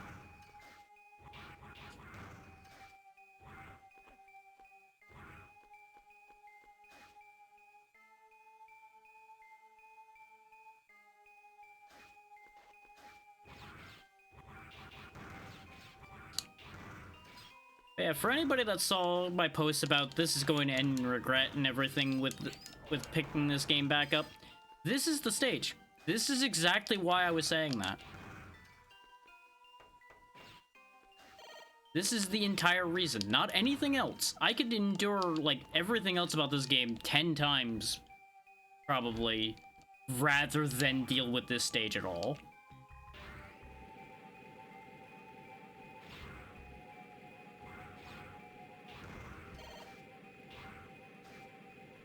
Like, I would genuinely rather fight Leviathan in a boss rush of just herself, like, 3 times without healing, rather than do this stage.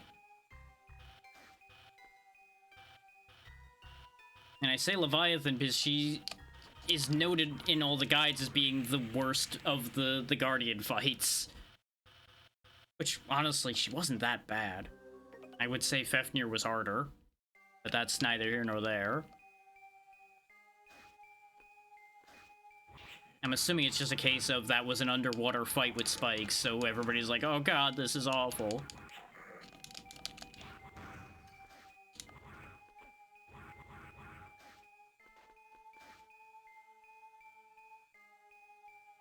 I have to assume that in order to get to... Shut the fuck up, game, for a second. I have to assume in order to get that health that's up there, you'd probably have to go up onto the ledges out there and then go up to it. And I just have one big question on that. Why? Why would that even be there when you're on a timer? Like, that is literally just setting you up for failure.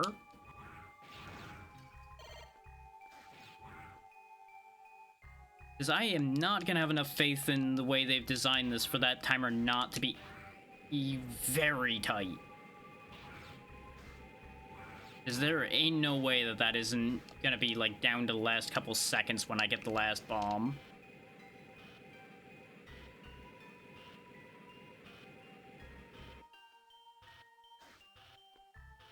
And if that isn't the case, I will be genuinely surprised. I am so sick and tired of this game not cooperating right now. All it has to do is do the input that I am inputting. But for some reason, it keeps not doing what I'm telling it to do. There's two different things that fail when I'm going up into that little tunnel there. Two different things it's not doing despite me inputting the input for it. One, there's supposed to be the rolling slash happening before I even get to that wall, as you've seen me do before. And failing that, when I bounce off that wall, he's supposed to do the rolling slash then. But neither time is it working. And that's why we keep having that problem there. What I should do is go around. But with the bat there, I keep trying to take care of two birds with one stone, which is where the issue is coming from.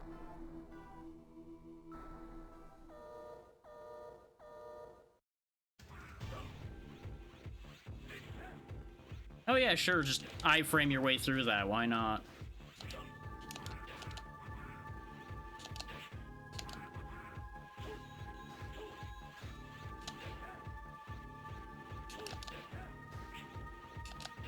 I jumped away because I just immediately assumed he was going to start dashing even though his shuriken was still in the air.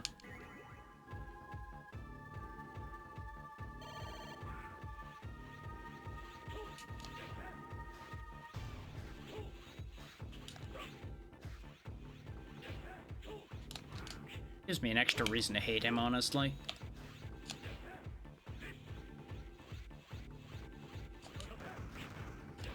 Yep, sure, that clearly was the one I was targeting, game. Yep, mm-hmm.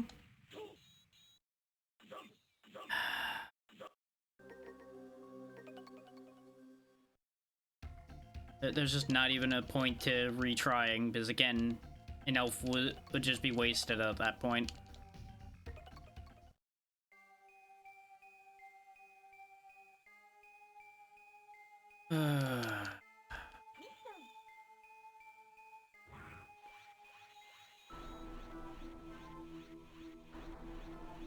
Blah, blah, blah, blah, blah, blah.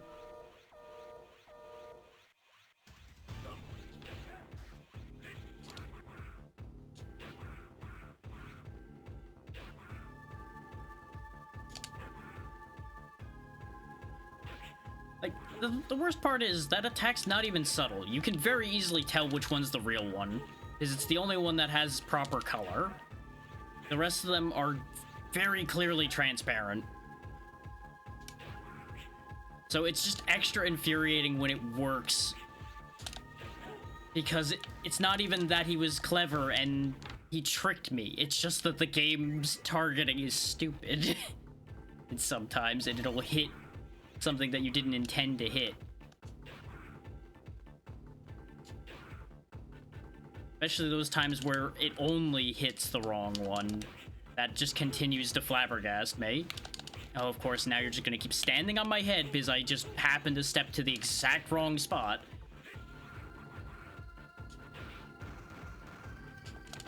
Fucking die. If I could permanently kill you right now, I would. Just rip that damn stupid helmet off of you and jam it in your eyes.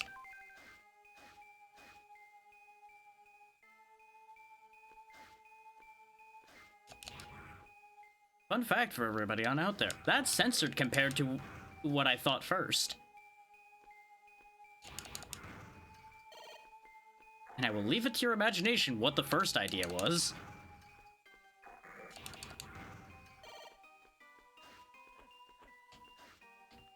Okay, yeah, you can make it to that from there. But I didn't have the sub-tank activated yet, haha! I question the idea of even having the Cyber Elves be your sub-tanks and your health extensions as well. Like, I get that they're trying to push that system as much as they could,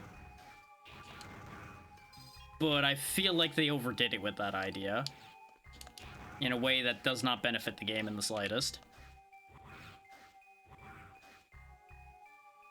Because they easily had the sprites and everything for it, so they could have just had those be separate entities entirely.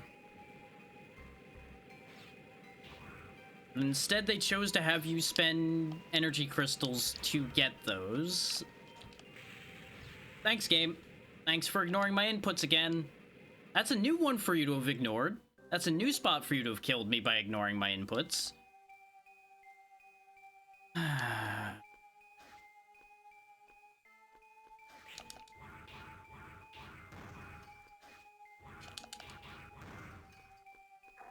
I'm glad the ad's about to run so I can properly vent for a second. Oh, I'm so glad that none of that big health went into that sub-tank either. God forbid.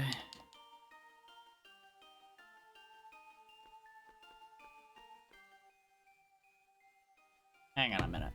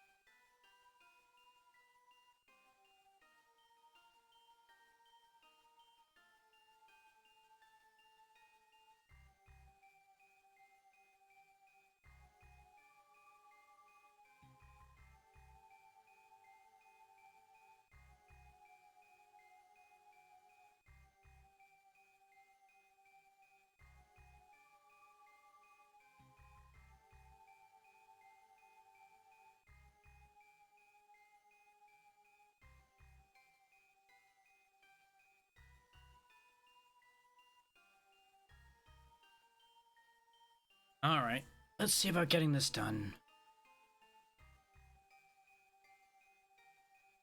Now that I've taken a moment to cool down while the ad ran, it's not like y'all were gonna miss anything. Though I could have probably run this stage 6 times during that time frame and nobody would have missed anything anyway, because we still wouldn't have succeeded. I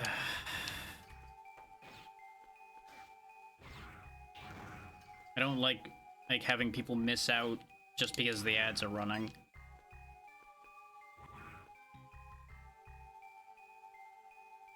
Because I'm sure there's people out there that are enjoying watching me suffer through this. Some because it validates the pain they went through doing exactly the same thing once upon a time. and some just because they get off on people suffering.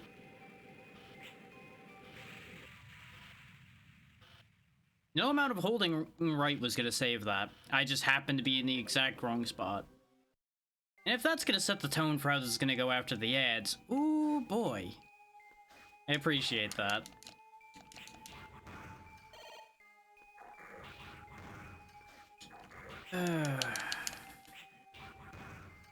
Because I'm past the angry phase now. I'll say that. But I'm now in the more fatalistic, I have lost as much will. Windows, shut the fuck up. Just because I say I've lost the will to deal with things doesn't mean I'm not gonna rip the data out of you and find a way to take apart your entire operating system anyway.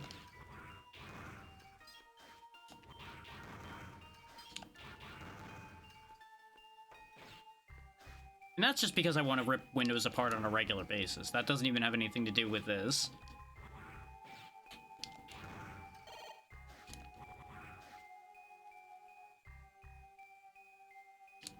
If Linux was a little bit more user-friendly, I would have jumped ship from Windows a long time ago. Yeah, exactly.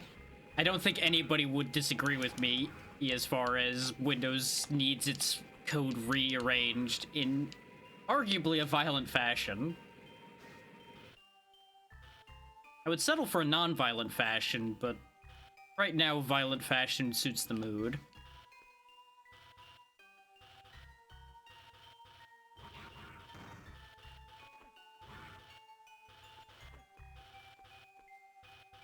Then again, that's the same clown show that thought letting AI rewrite a chunk of their code was a good idea.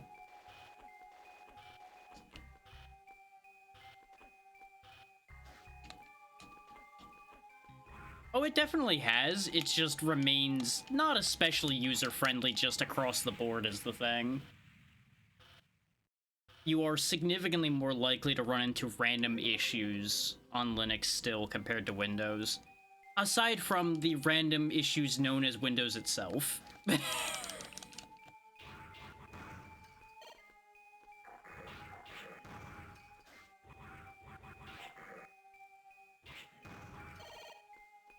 And I say this as someone who has sat down and tried to learn at least a distro of Linux once upon a time, though it has been a bit. Why can't I land this jumping? Why am I even bothering?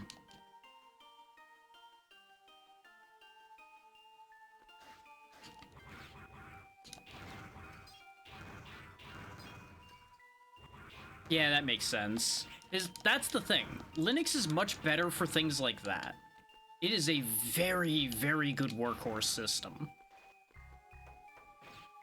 Is usually a work system requires a lot less random attachments and such that may decide it on a given day to play ball poorly with Linux. Whereas in a situation like mine, there are so many peripherals and such, and more peripherals getting added periodically, thus causing all kinds of new and unique potential issues. There are multiple people I'm aware of that are working on streaming with Linux and making that better, and I wish them all the luck in the world. But that ain't where my patience lies.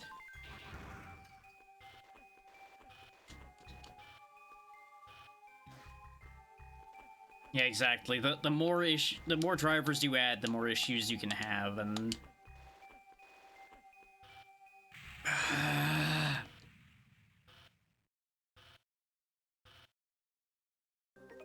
I saw where it was, but I misjudged where it came from. I thought I was gonna land them where they were coming up from.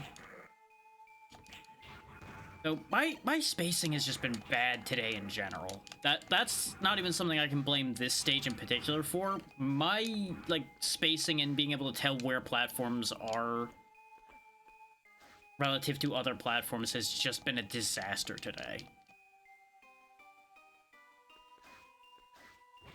So I would definitely say I've lost that ability to a degree at this point. Like, I used to have a very good sense for where everything in an area was in these games. But I would say lack of use has definitely reduced that ability quite significantly.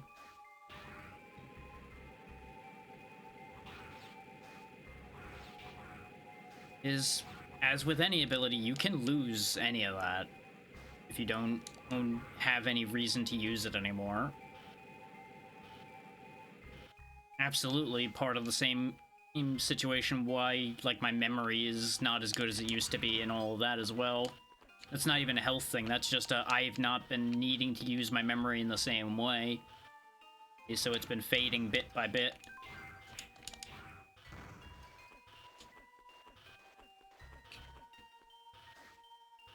I did that thing again where I keep thinking that this game will not fuck me over if I grab the floating thing.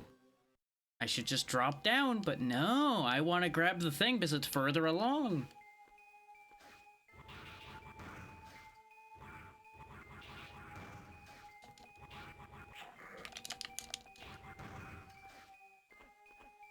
Like, genuinely, if that little segment there didn't exist, we would have finished this game over an hour ago. Maybe not over an hour ago, but probably an hour ago. Like, just that one floating platform room, if that were removed from this game, that would make a massive improvement for this game as a whole. As I've mentioned, 90% of this game is fine.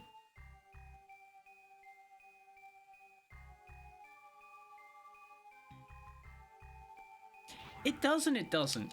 It's... I would almost say it's less a matter of variety being the problem. And I'm gonna sound like old man yelling at clouds here a little bit. And it's going to be slightly contrary to the very point that I've been making about the way these platforms are set up being a problem. But it's because of not having to deal with problems like this as often that I've lost some of my ability to deal with that problem. It's to a certain degree the fact that more modern things are too nice for me to have that same ability anymore.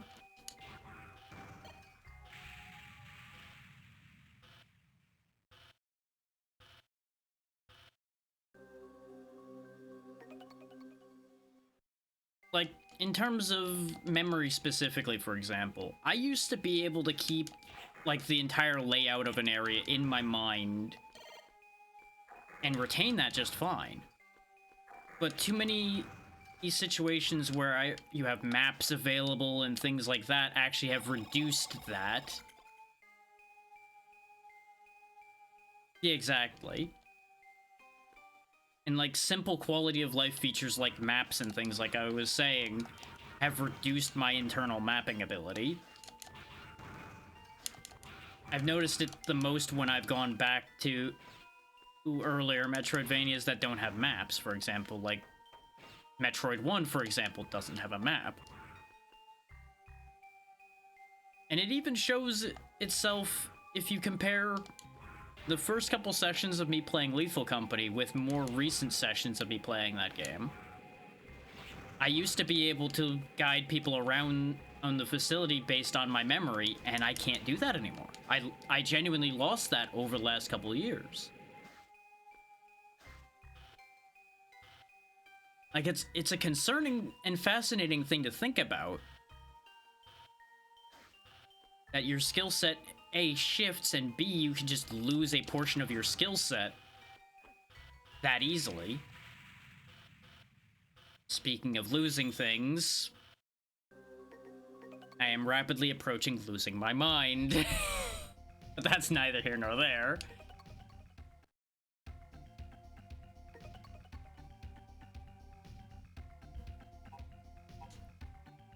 Let's fix a mistake I made. I can activate the sub-tank in advance and have a third useful elf along with me.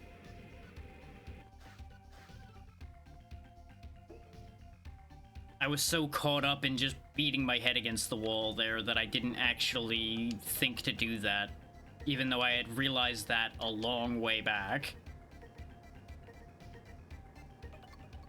I was just so focused on being annoyed and like just I'm gonna go back in there and I'm gonna get him. I'm gonna go back in there and I'm gonna get him. But that just didn't occur to me completely. Like you can kind of look at it from the perspective of there's like two separate voices playing in your brain under a situation like that.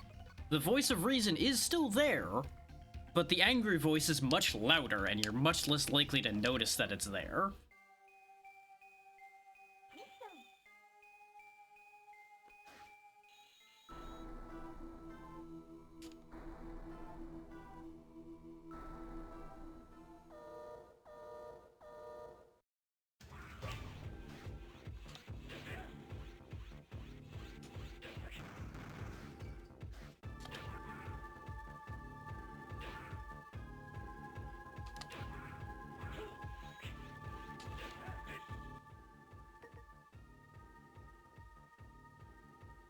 Pretty much, yeah.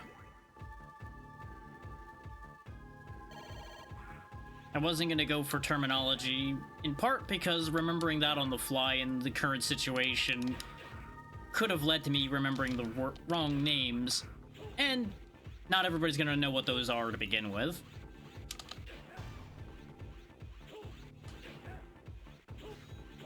But that is, as far as I can recall, absolutely correct.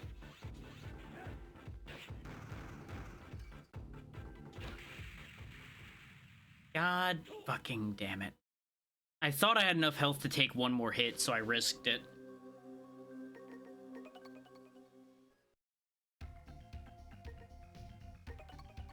I think I see the logic of that. The rider and elephant.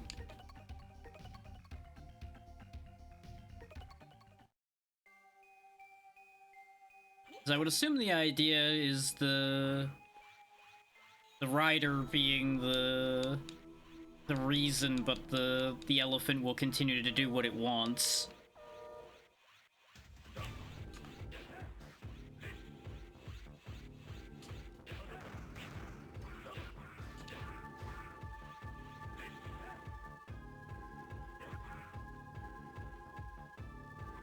That is a simplification of the point I was trying to make, but I don't have it in me at this point to try to explain. Yeah, exactly. Fuck's sake. I knew that was gonna hit me, but once again, I measured the numbers wrong. Of course, God forbid I be able to go through a day without 1,000 Discord pings.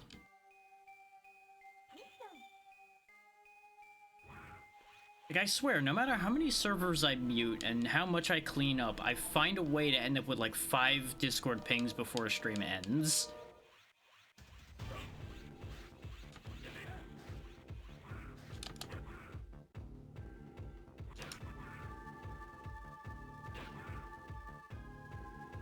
And I can't even say like, oh yeah, I'm just coordinating that many things or I'm that popular. No, that's literally like 90% automated shit that I don't have any reason to be dealing with right now.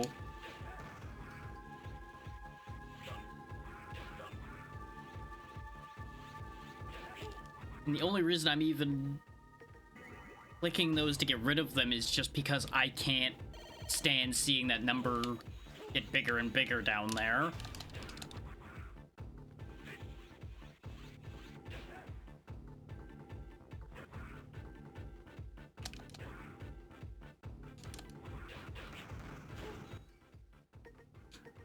Burn both of them again.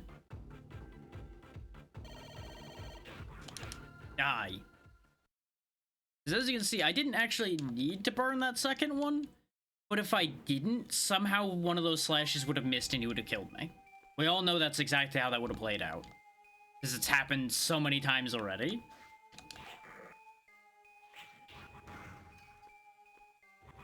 And I do want to take a second here, in among the angry shouting and everything, to appreciate those of you that may or may not still be here.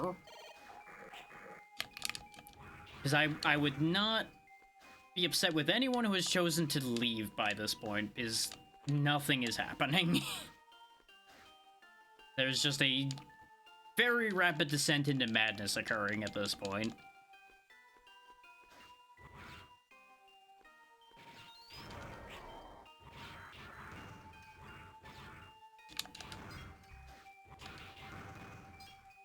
Like, I could say it's pretty safe if to say that this has ceased being entertaining about, at minimum, a half an hour ago.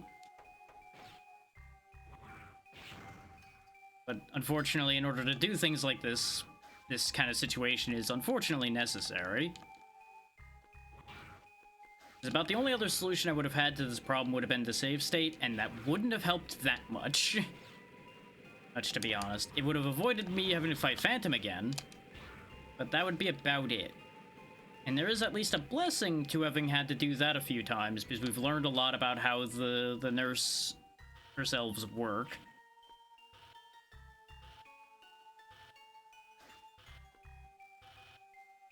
Because until now, I hadn't even been using really any of them.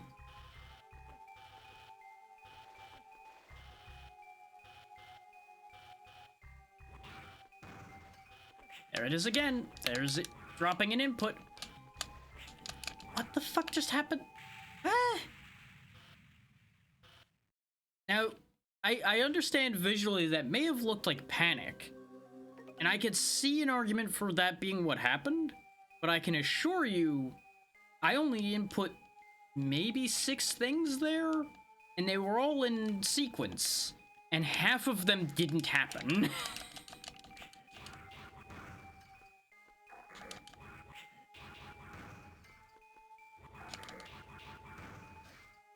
And I don't even mean the one that got interrupted by the bat. Being interrupted by the bat made sense. But there was at least one move that was supposed to happen before the bat got to me. To remove that from the equation, there was the jump that caused the initial what and caused me to fall the first time. Because it didn't look like I was far enough down that I should have not been able to jump there. So I don't fully understand why that just failed to happen.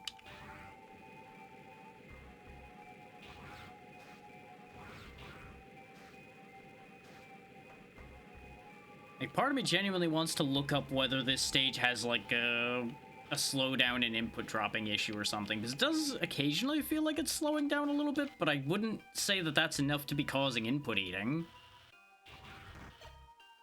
I've seen things with worse slowdown than that work through just fine.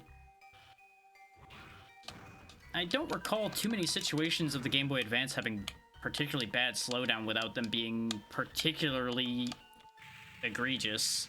That one was me. That one was me stepping off of there. I don't know why I did it, but I did it.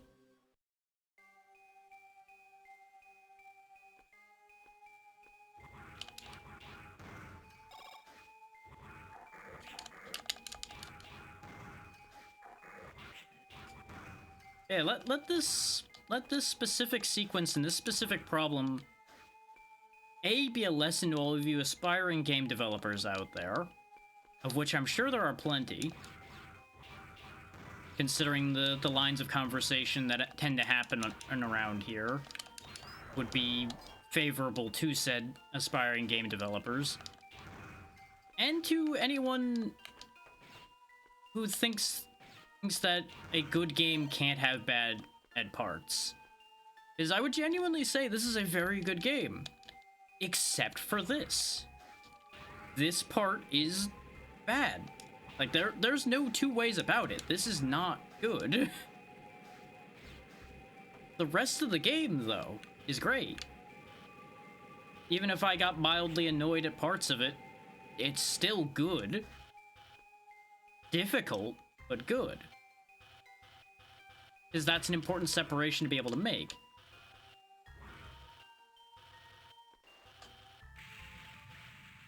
Huh. I got very thrown off there, because you may have noticed something. Some of the sound effects stopped. Now my saber's working now. That was bizarre. Am I losing it, or are the bombs supposed to make a noise when you pick them up? I could have swore they made a sound when you picked them up. But at the very least, my saber should have made a sound. And in that room, it didn't. Like, specifically when I was up on that ledge, I didn't hear it anymore. It just stopped making a sound. but only in that specific spot did I not hear it at all anymore. Which is weird. Okay, no, the bombs don't make a noise when you pick them up, so that's me just losing my mind a little bit. But my saber also didn't make noise when I hit the bomb.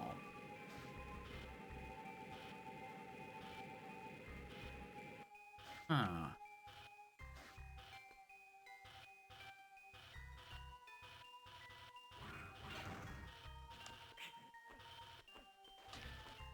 Ooh, saved it. I'm honestly shocked I managed to recover that one. There it is again. You probably could still hear me pressing jump, and he jumped half of the time.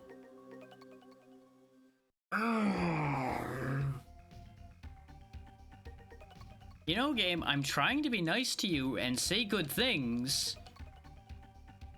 but you're making it real hard when you only take half of my inputs at parts where I need to do more than that.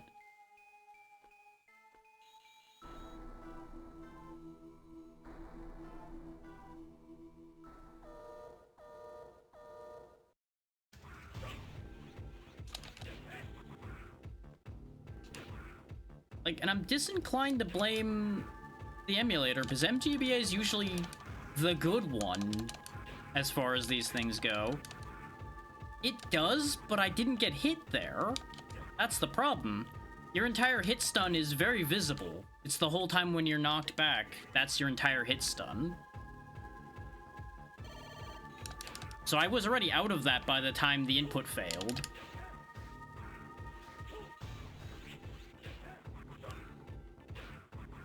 It's specifically at that point where I was climbing on the wall, having already gotten rid of the bat, where the input failed.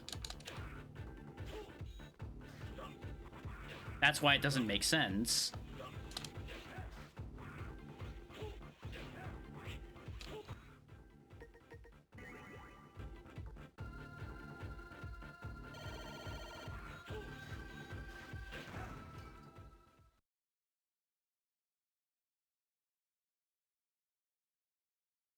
Can't believe we've been specifically here for over an hour.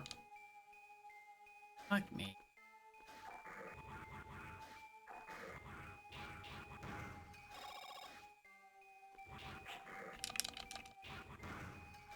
Like, I knew this was going to take longer than the 2.5 hours on Hollow to beat. We had already established that before.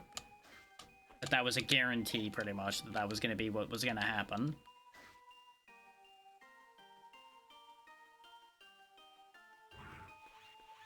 Man alive. This to basically end up taking double the time. It's a safe bet that even if I get right through this now, the end sequence is probably going to take at a minimum a half an hour. It's just galling.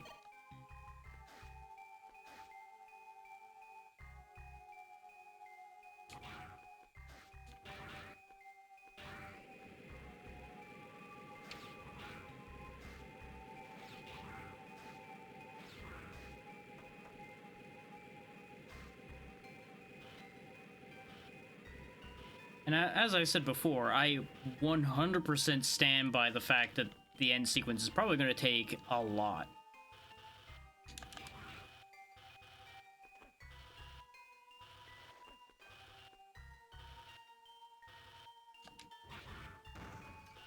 See, I climbed up just fine that time, and the bat was in basically the same position it was last time. I wish I could see. There it is.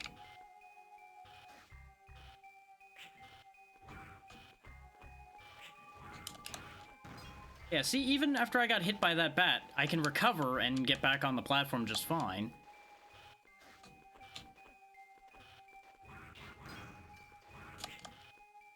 That one was my fault because I anticipated more problems than actually happened, and I fell. Because again, I can recognize when I make a mistake. I don't always catch it, but there are some situations that are very clearly I have no longer had control of the situation.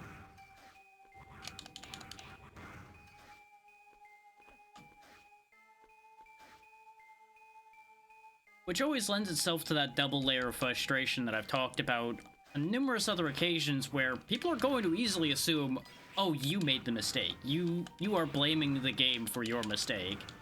Is unless you have the control in your hand, you can't tell that this is happening. You only have my word to take for that. Unless you have prior experience with the exact same issue happening.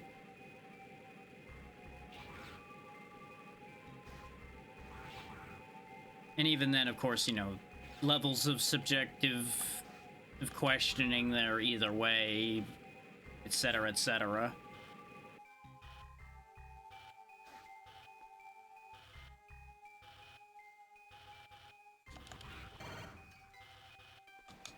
There it is again. And notice, no enemies anywhere near me. Couldn't possibly have been hit stun. Dropped input anyway. And he was clearly sliding, so can't even say that I didn't have a grip on that wall either. I don't know. I don't have an answer.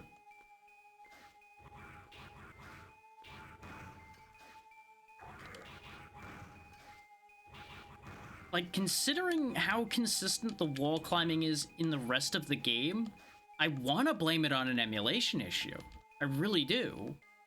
I want to give them the benefit of the doubt that they did not fuck up when they made this stage, despite what this stage is. But those are the two options, is either they fucked up, or the emulation is fucking up. Those are the two choices. And the only way I would be able to figure this out for certain, well, technically three, is it would be emulate it differently, either through, like, switching to BizHawk, or getting the fancy collection. So I've heard mixed things about the emulation within the collection. Or rule out emulation issue entirely by getting a hold of a copy and a Game Boy Advance again and doing it. Yeah, see, I was able to recover just fine there again, but it then froze out my input again without the bat touching me. Like, each of the frozen inputs were at a time after I was already done flashing, so there would be no reasonable logic for there to be hit stun involved. That's what I've heard, yeah. Is there's not really any benefit to playing on any of the collections. Because some of them have unique, weird issues, depending on which collection we're talking about here. Some of them are just, like, poorly packaged existing emulators, essentially. Which, it remains a fascinating thing to me. That's all that they're doing when they make these collections. Which, to a certain degree, I get it. What other practical way do they have to do that? Oh yeah, that's right, because not all the collections give you that ability. Some of them have it, some of them don't. I saw when I was looking through guides and such, looking for a piece of information earlier, that the Zero collection apparently does have that, or at least it's got, like, pseudo save states. It's got its own save system. I'm starting to wonder if the controller's dying, which it shouldn't be. This is not that old a controller.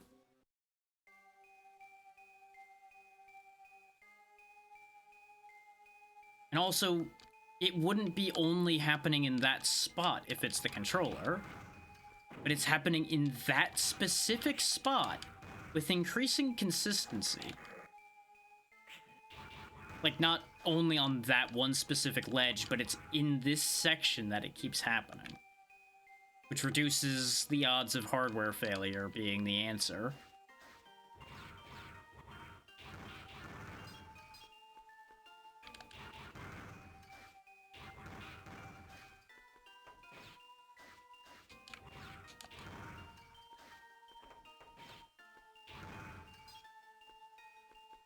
Yeah, as to what I was trying to say before fuckery threw off my thought process for the I've lost count time. Apparently the Zero Collection does have save stating, which is nice.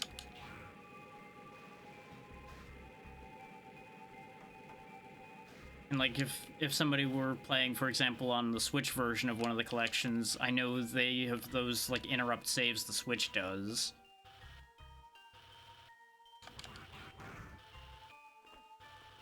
I believe that is only specifically for things on Switch Online, not just a general thing.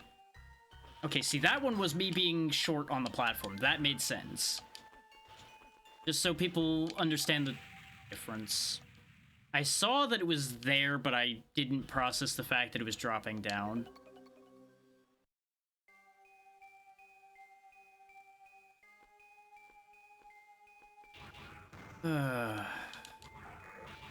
There's a very real possibility, even more so than when I talked about it before, that I'm gonna have to give up. I'm getting more and more tired, so the viability of continuing is decreasing.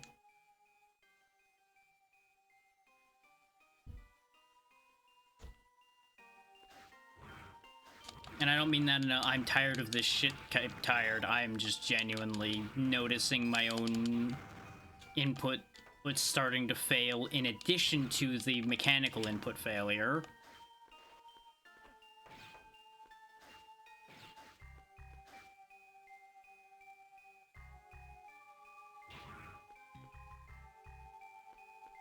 Yeah, I just always get extra frustrated when I know that I've hit that, especially in terms of streaming, because it's like, then I've done all of this before this for arguably nothing. It now places this game in this incredibly awkward position of there's so little of this left that this would end up being just like a fragment of another stream.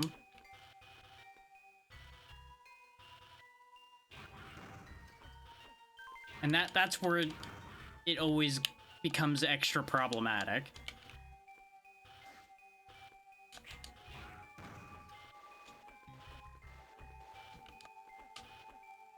I for one don't like those fragmentary extra parts. They drive me up the wall.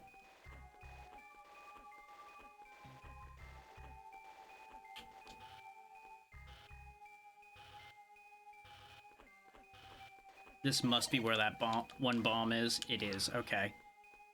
I tell y'all what. I'm giving in. I'm save stating. I have held off on that for so fucking long, but this is the point where I think it's reasonable for that. Because we've actually gained something we didn't have any of the other attempts, and this is exactly why. Because I knew I was gonna get fucked over the second I dropped down. Well, the thing is, none of the other attempts did we gain anything unique.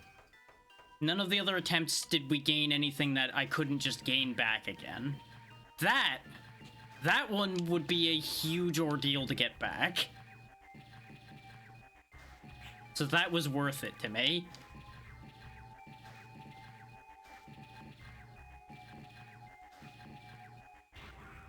Like, in terms of content, I probably should have save stated a lot earlier than that.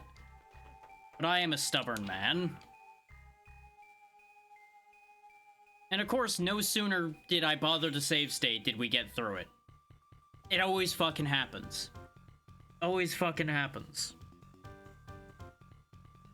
Look, I am genuinely shocked we didn't get it F rank there. We somehow still got a D rank out of that. Thank you for the bit, Stofel. Appreciate that.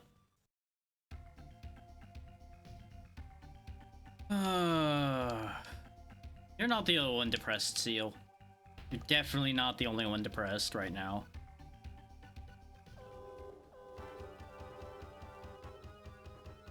We're under attack again, what do you know?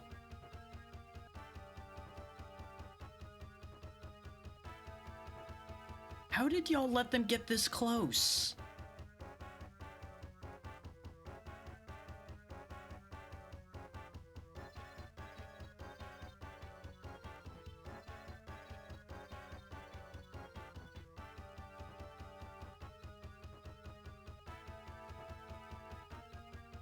I mean, it's one thing to throw yourself on your sword and go down with the ship in this situation at this point, but you're also pretty much the main hope for fixing this situation, so stop it with that idea.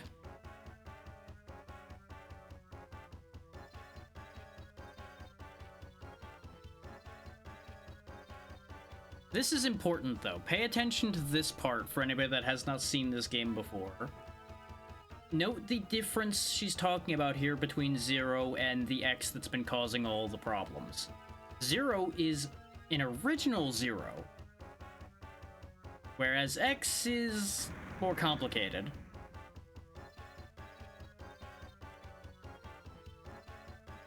We'll understand more about that here in a minute when we get to the finale.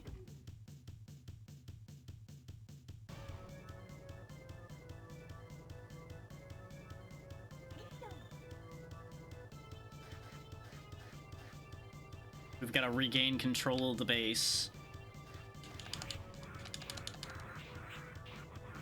Now, it's worth noting, I've never done this section of the game before. At least they didn't kill you. You just kind of were scaring him and wandering around.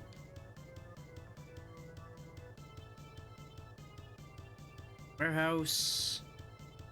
Okay, that's on the left. This is where it would actually have been helpful if I had wandered around, but thankfully I do know generally the lay of the land in this place anyway. I should probably heal before I go in there.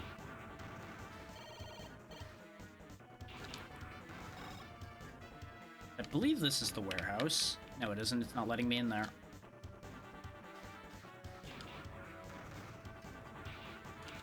Yeah, I've never done anything past that mission we were just getting through.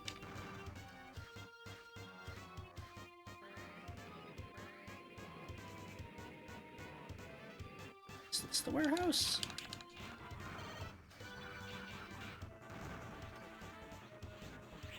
Oh, there's the toy that the kid had. Abandoned in the evacuation. There we go, energy. I knew it was marked, but for some reason I thought it was those rooms anyway. Anki.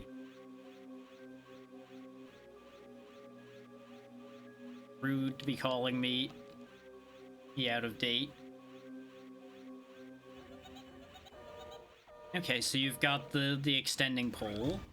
You're fire-based, so go with electricity. You might think ice would be the answer, but considering ice is weak to fire, it wouldn't make sense for it to work the other way around. Okay, you're invincible when you're flipping around. Understood? He doesn't have too much health, at least. Fortunately, neither do we. Thankfully, we have that sub-tank, which is going to make a massive difference. Of course, you've got the clone summoning ability. You literally are just the Monkey King. Oh, you little shit. You are annoying with the amount of iframes you have, friend, I gotta say.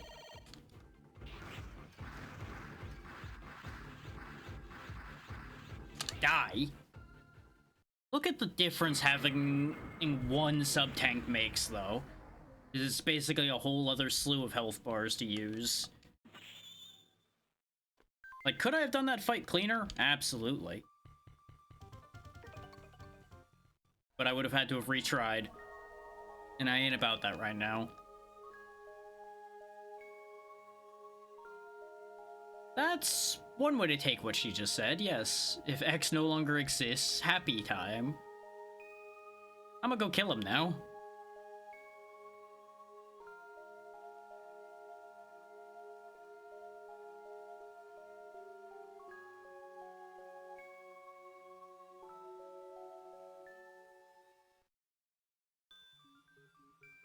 Ta-da! Convenient plot device.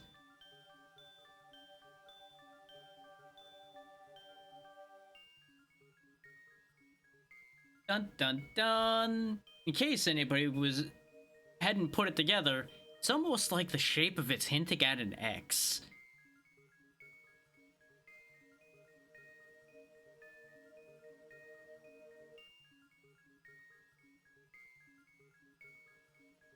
I'm glad you took that as the only important part of that sentence.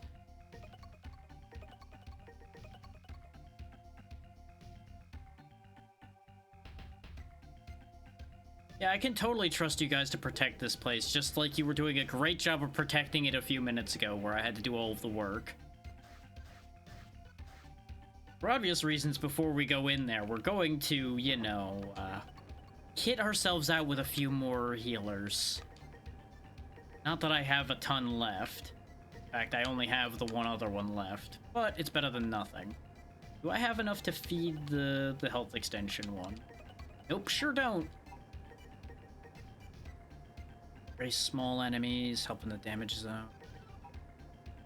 The large ones I don't have actual access to. Yeah, they're all in need of raising.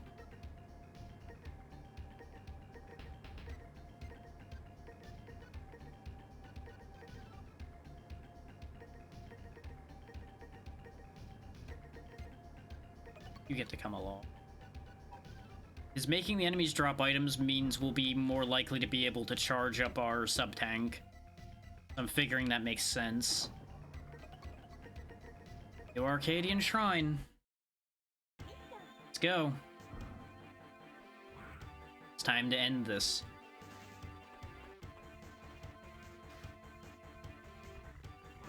Oh, it just opens for me. I was expecting to have to cut my way through it. It's just like, nope, it just pops open. Oh. I'm actually kind of disappointed that I didn't have to cut that door open. I would have felt good after everything we've been through.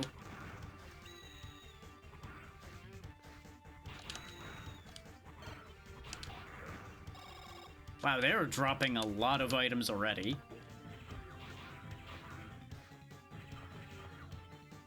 See?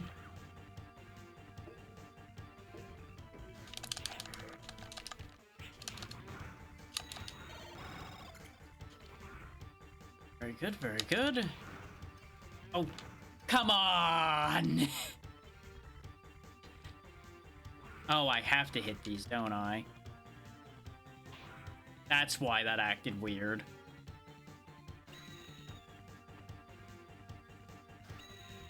I think that's the first time we've encountered one that you had to hit to activate. Odd place to have that here at the end. Oh, hey. These look vaguely familiar. And of course, they're an attack.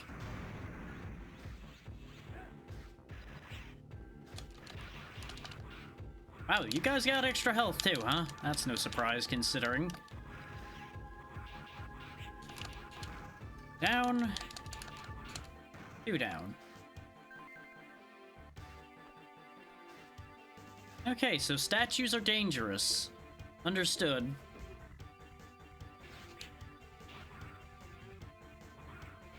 Oh, these have bombs. Okay.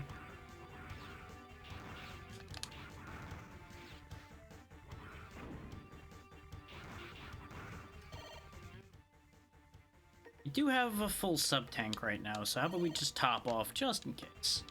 We can refill it as we go.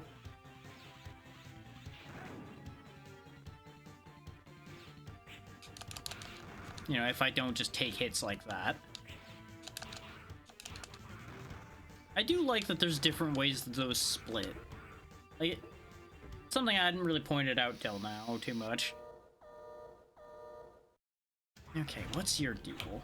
Hop around and do all that. You're weak to lightning. Based on the fact you're actually reacting to the lightning.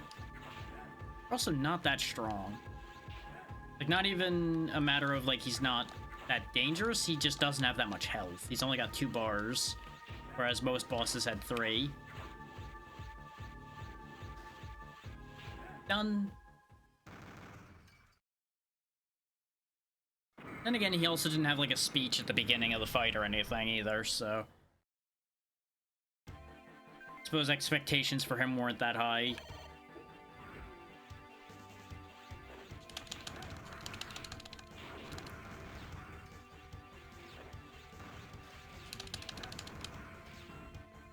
Okay, that's actually kind of neat. I kind of dig the aggressive Yoku blocks here. Doubly so if I don't have to climb on them at all.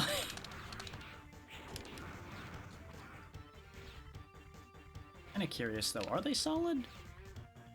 They are. That's bad news. That's worse news.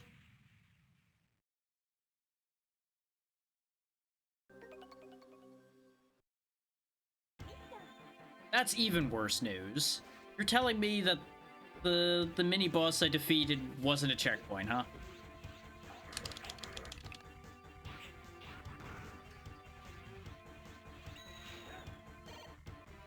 Considering how long this is going to be, I'm going to put a save state down after we beat that many-armed guy again. I think that's reasonable. Is that should have been a checkpoint. With how, A, how far that was, and B, the fact that that was basically a boss, and how it was presented and everything, I feel like that's reasonable for that to have been a checkpoint, and they didn't give me one. Like, you can make the argument, oh, it's the last stage, though. Like, I don't fucking care. It's also getting on my last nerve after everything else we went through.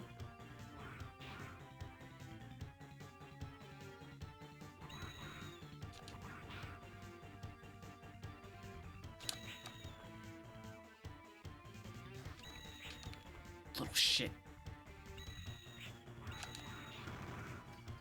I am curious about this platform. Where does this go?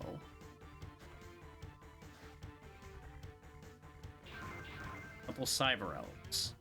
That's really all this was for a couple fucking cyber elves. Kind of expected there to be like an extra life over here or something.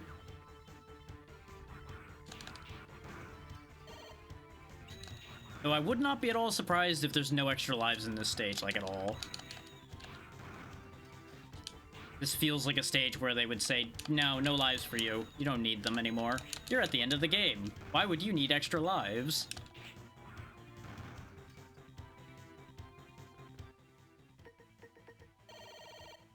At this point, those cyber elves are a backup system in case I run out of sub-tank and don't have the opportunity to refill it.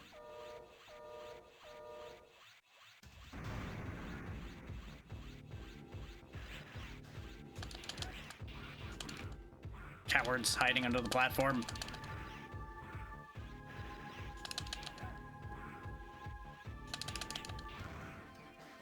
Okay, dealt with.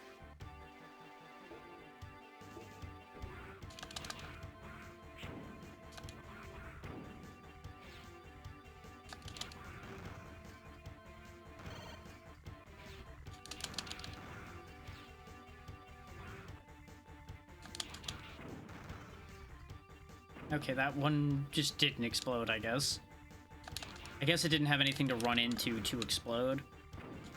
Because I think that's what those ones that go up end up doing. I think they just keep going up until they hit something.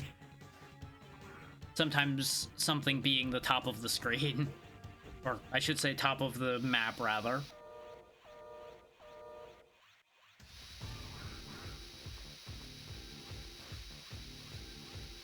Fucking let it rip, eh, bud? Okay.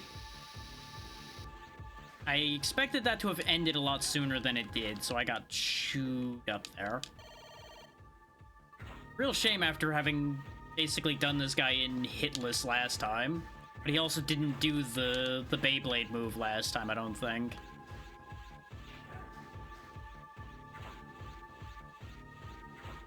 There he goes.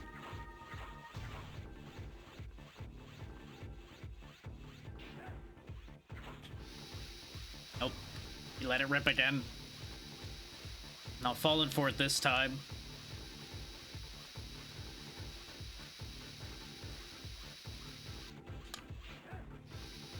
Really? I think he's pissed about last time. You think he's mad about last time?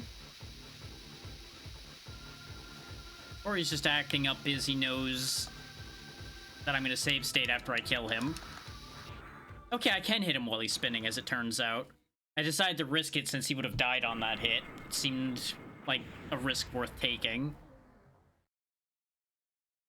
Okay. Checkpoint. There was a world in which I was going to accidentally load that save, so it's all the more reason to have made sure to save there.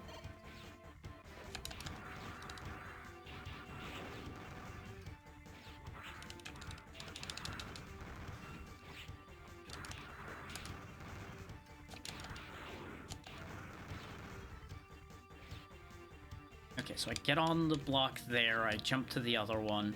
The good news is they do stick around a decent amount of time. Like, I'm not the biggest fan of this situation, but at least they do, like, stick around for more than this half second or so that the old Yoku blocks would. Now, if only it would stop eating my inputs when one of them disappears out from under me.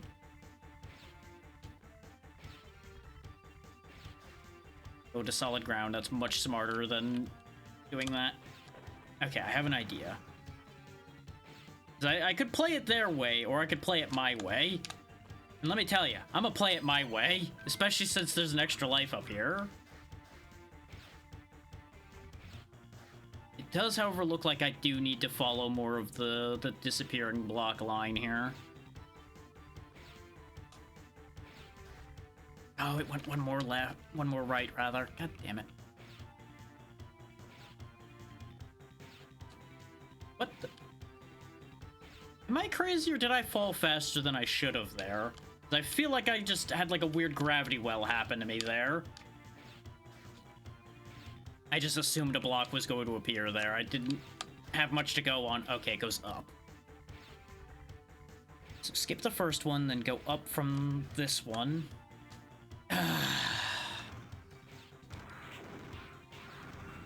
I have to go on to that higher one is the problem. Wait, no, I have an idea. I have an idea that might make that way easier. I just gotta get back up there again. Thank you for all of the health in the world there.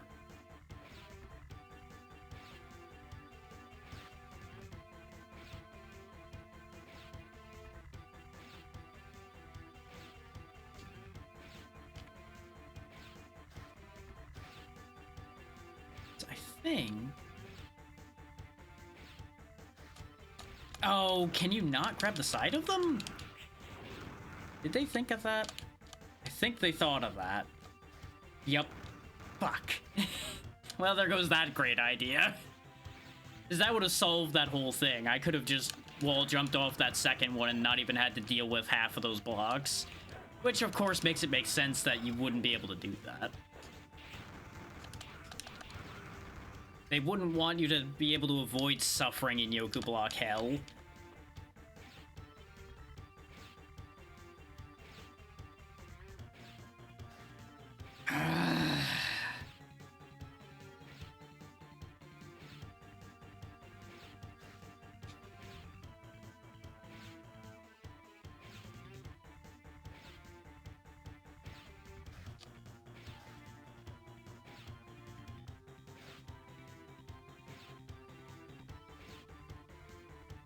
On the bright side, them shooting does give you like a fairly accurate timer to use for when they're gonna disappear. Except for when they drop one on your head. Because you have to plan ahead a little bit on that one, but you have to get the timing just right so it appears under you. And it is such a bitch and a half to do.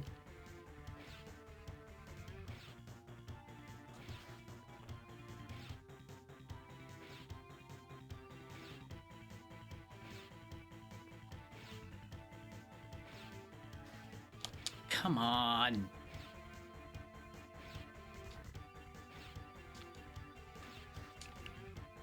Okay, it gave me that one.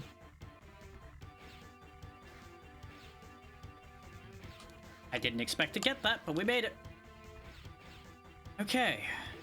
Big door. Is this the end of it? Or, well, at the very least, this is gonna be a checkpoint, and we did gain a life. But, just gonna... pull things here. Okay. Oh, there's whole new bosses just for this, huh? Herculeus and Cortus. Hell of a name you got there, bud.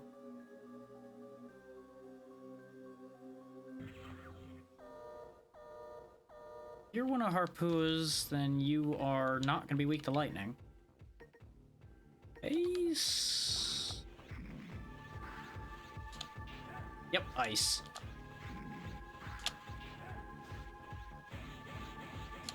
Okay, you do have something other than charging, you do.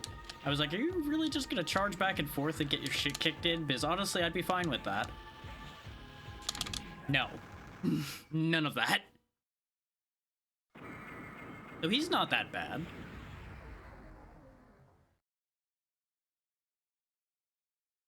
Oh, that's the stage completed too. Sweet.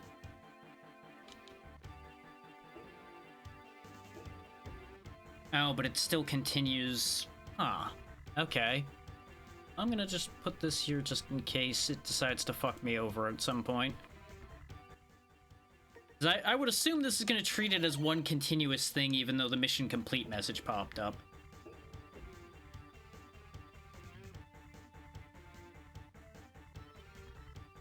Ah.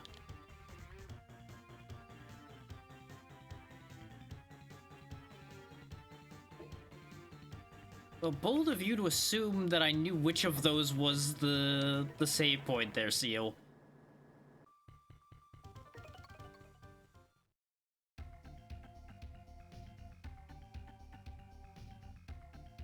Okay, so we actually get to save. That's actually super generous of them. So I didn't even have to, like, do anything extra myself.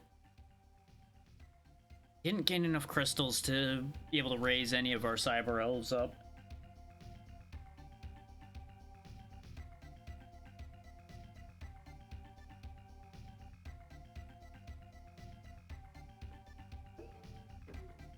Is there anything meaningful I can do here?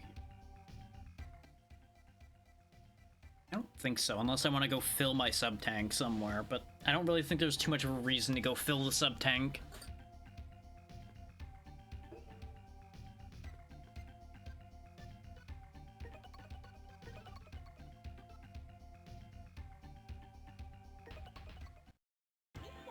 Okay, next part of Neo Arcadia. I know the ads are still running, but I'm assuming there's going to be a little bit before anything big happens in here. Oh yeah, there's going to be an elevator ride, so y'all aren't going to miss much.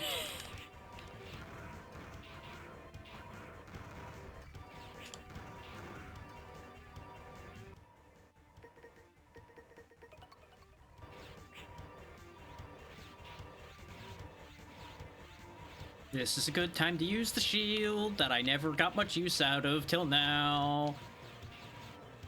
Fuck you, I have a shield.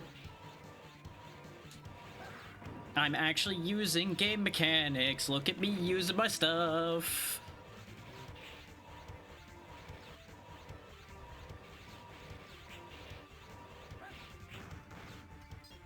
Yeah, I had a feeling it was gonna stop there. I don't like these moving platforms. They are concerning to me.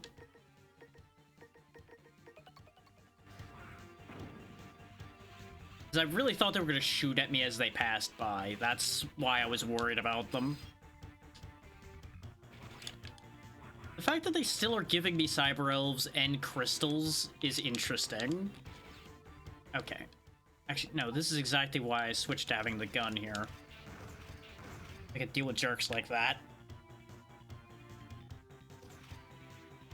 I may forget that I have other weapons a lot, but that doesn't mean that I don't know that I have them. It just means I'm forgetful and stupid sometimes.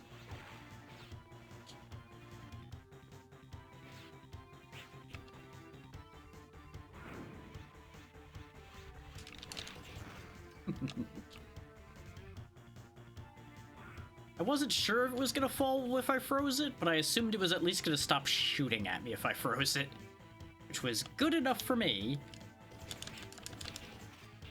Give me that.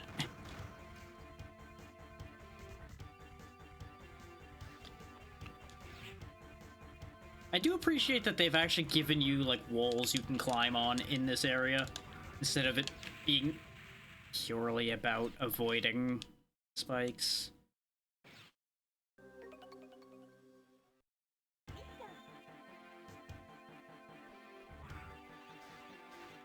No sooner do I give this game any praise, does it immediately shoot me in the back.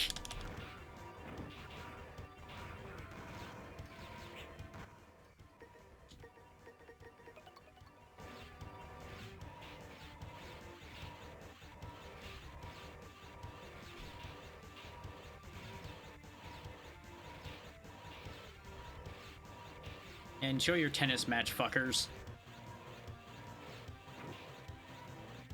So I freely admit that I'm cheating because they're basically playing wall ball against me right now, and I'm the wall.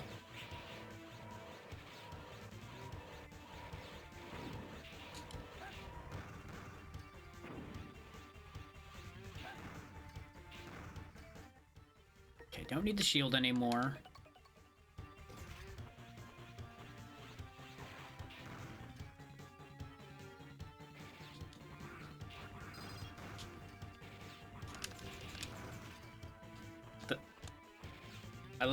My legs got crossed up. I don't need that cyber elf, it can stay there.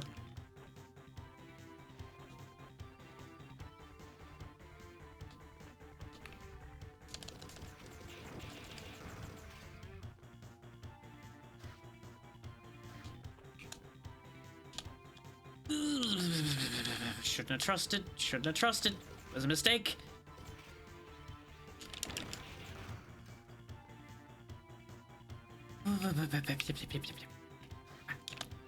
Why did I...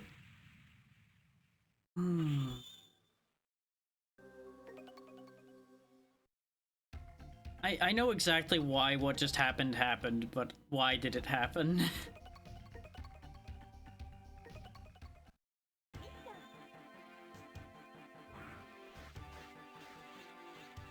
You see, that last one, that was panic. It's one of those moments where it's like, I thought I was fucked, and then I caused it to be fucked.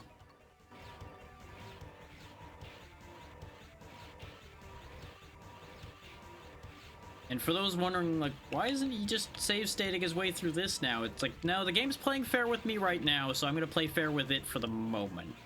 The second fuckery ensues again, that's when we break the save states out again.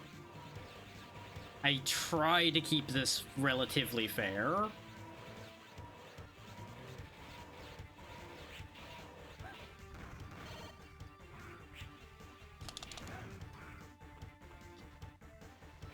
Okay.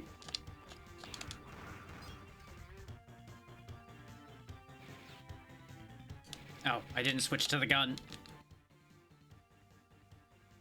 Hello, Steam, go away. I must have pressed just hard enough in the center there that I pressed the center button even though I didn't intend to.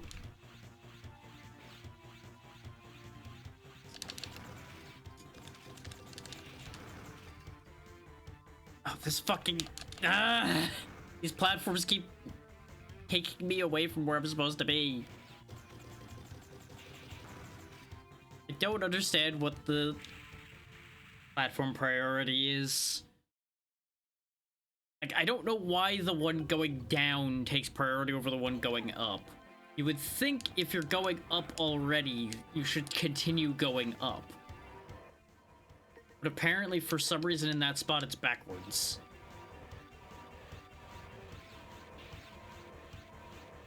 So I just keep getting railroaded by a random goddamn platform.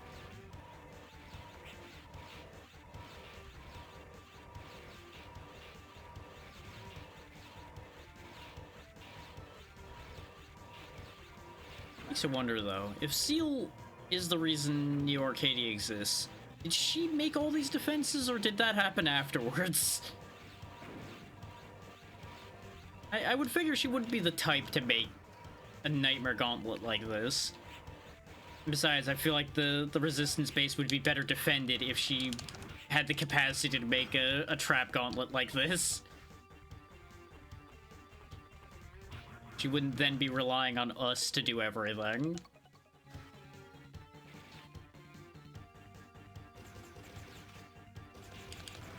I mean, you could argue, like, lack of resources, but clearly they've done a pretty good job of working around with what they have to do other things.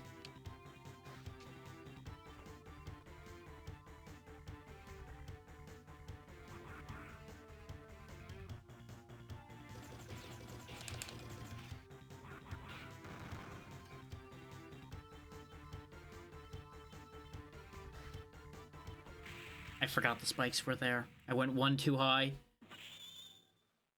We're so close. I have to assume there's either like one more section after this, like one more mission complete, and then you go in again section.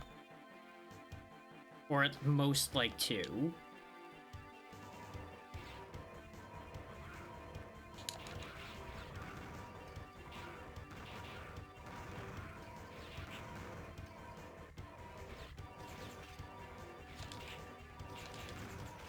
Considering health has not really been that much of an issue, I'm just not going to worry about shielding my way through this time. We're just going for destruction.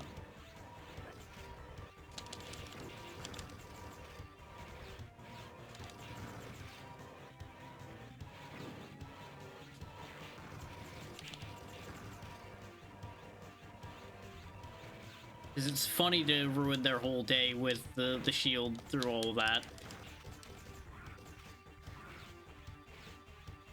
But at this point, I'm kind of over it.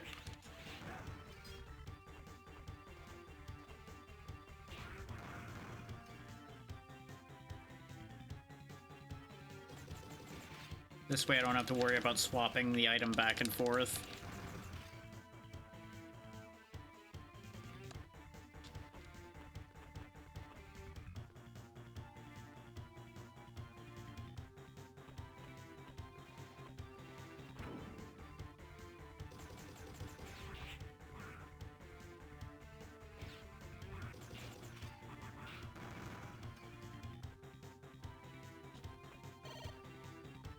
I don't know where that item came from, but you know what? It's fine.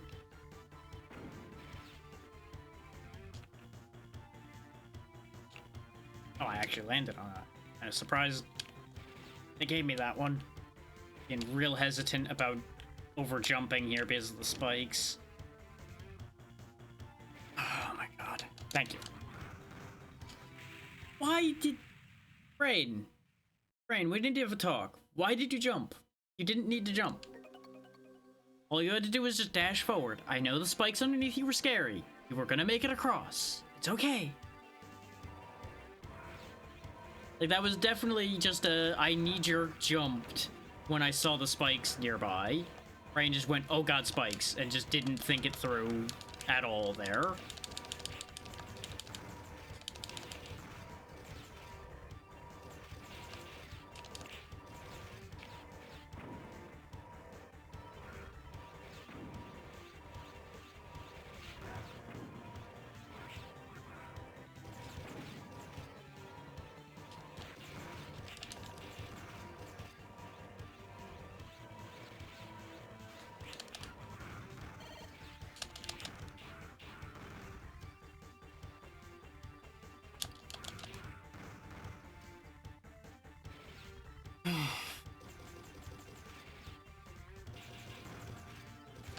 Fucking platforms. I swear they're designed this way to fuck with you. I don't think there's any good reason for this, for them to swap up you around like that. I have to assume some programmer out there thought it would be funny. And at least it's like in a relatively harmless location that it happens. So I can't even be that mad about it. Other than you got me again. Okay, fine. Type scenario, you know?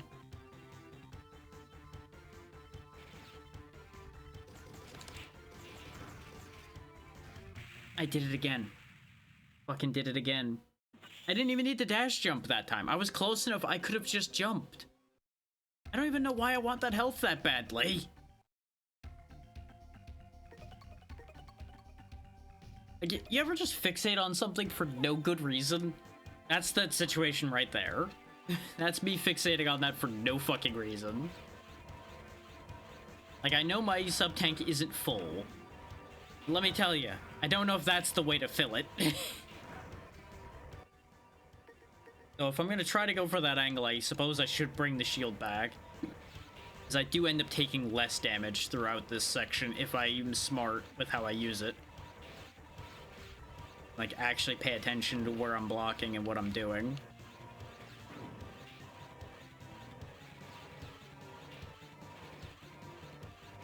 I love those guys, though. That floor right there, they just can't even shoot you. You have to do something real dumb for them to manage to be able to shoot you. Kind of like I did there, slamming my face into that robot.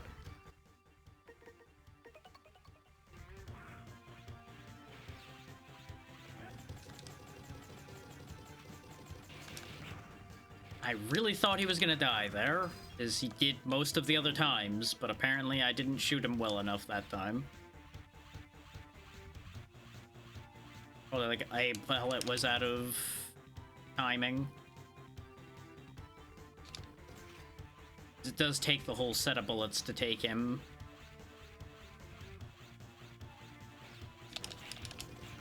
Bitch. Bitch. Okay, good, he didn't respawn that time.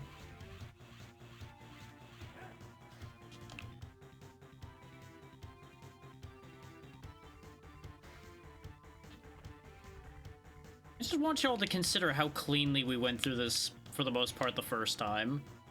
Just how everything's gone wrong since then. There we go. And then it ate the jump.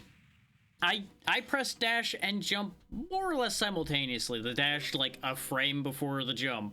But apparently that dash was enough to take me off the platform before the literal milliseconds later jump. So that it just didn't jump.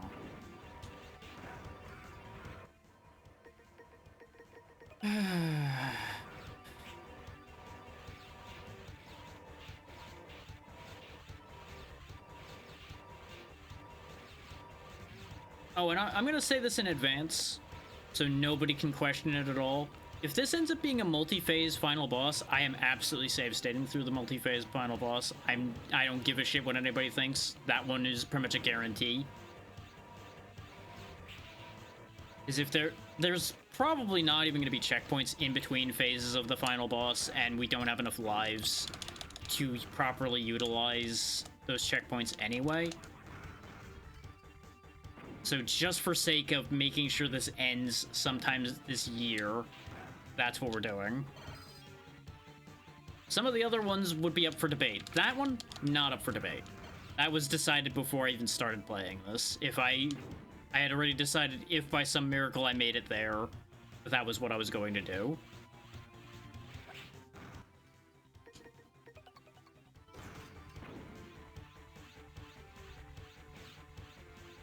Is the final battles of so many of these games are just rat shit anyway. And you will not convince me otherwise. This fucking platform set right here. Like, specifically this one turn here just keeps fucking with me. Because I'm trying to do other things to prepare for what comes up next. And because I'm not watching where I'm standing like a hawk, I get fucked with.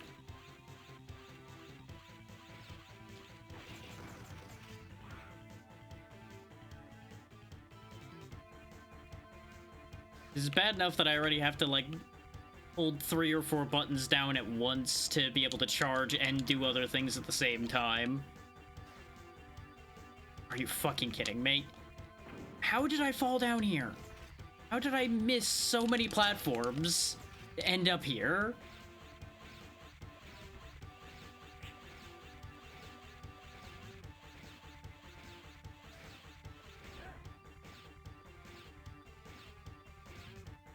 Sometimes I marvel at my ability to fuck something up.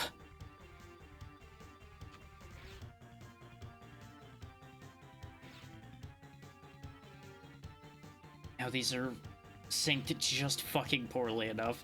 Piss me off. Oh my god.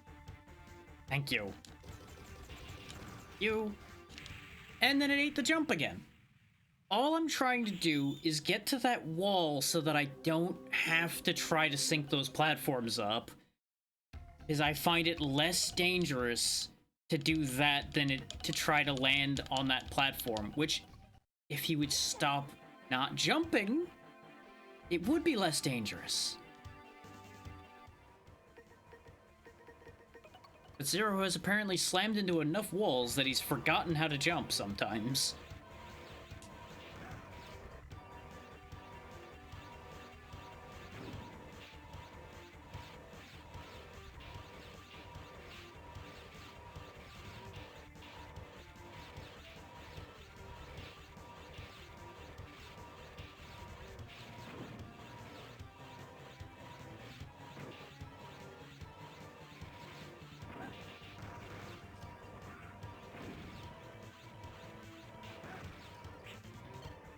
That was me just going for a spike kill there. I did not have to do that at all.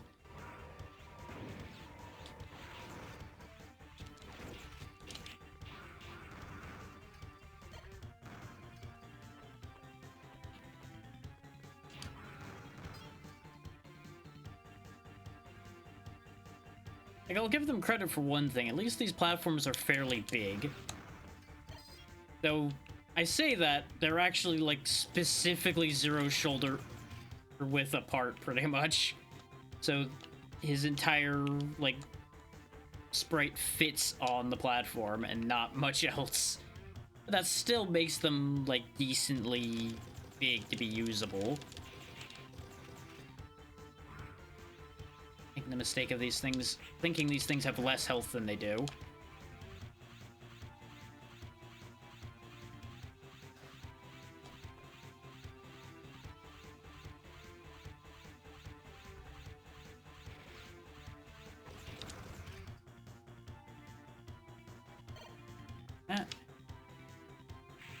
How did I even manage that? Like, I genuinely marvel at how I can fall off of these things sometimes, because it shouldn't even be possible.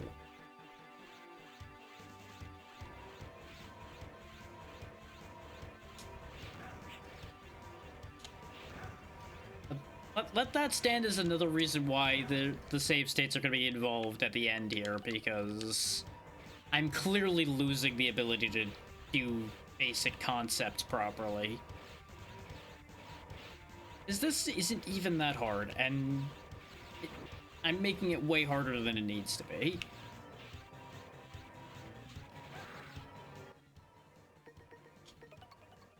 Like, for example, by trying to get the extra health up there.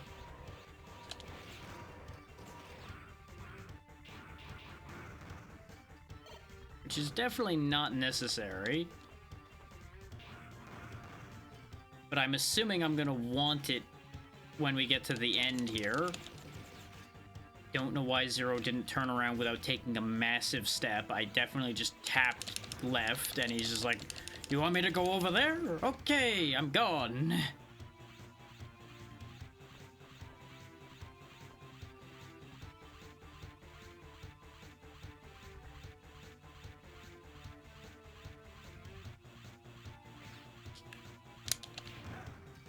Oh, that would have been so nice to get. Oh. Never mind.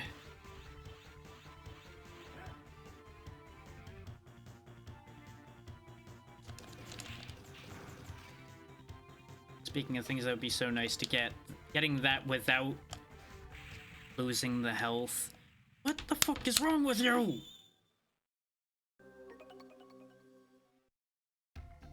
That genuinely shouldn't be an issue, and yet somehow, along the way, this jump just keeps getting lost over and over again. And I know, I know I shouldn't keep repeating the same fucking thing. But that's the jump I need to make. I don't have a choice.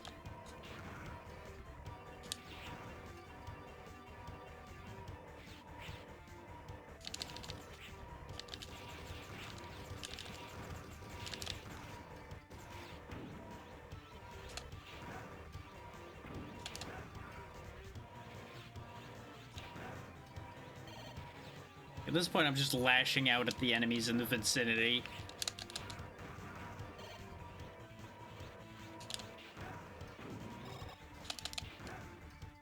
Just because I can.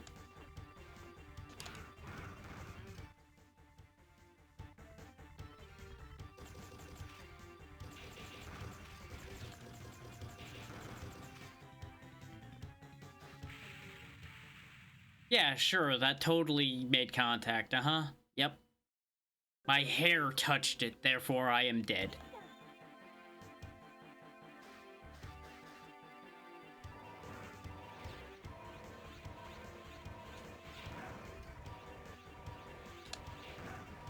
Which, it's also still just this whole question of why does Zero have so much hair to begin with?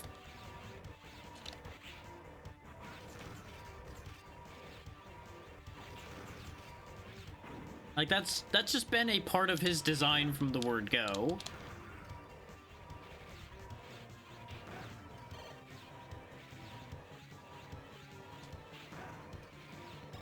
I suppose, yeah.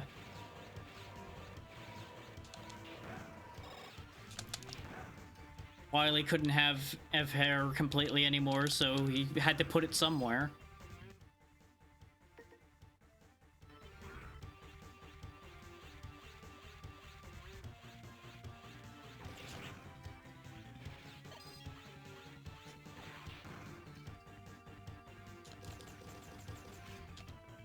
He certainly didn't try to make Zero look like him, because otherwise he'd have massive eyebrows that he waggles at people constantly.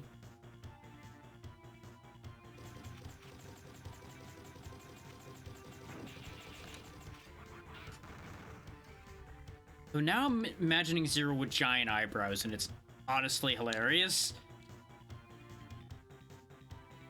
Then again, I suppose this helmet he's got at this point really does look like a giant red eyebrow. And now I can't unsee that. Oh, that's where my head's at this point now.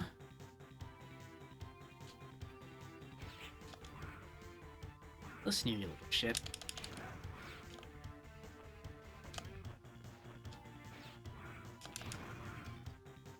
No, no, no, no, no, no, no, no, no. Oh, you fucker. Oh, we have new territory, and you know what? Just gonna put one of those there, don't mind me. This looks like fuckery, and I'm not about it.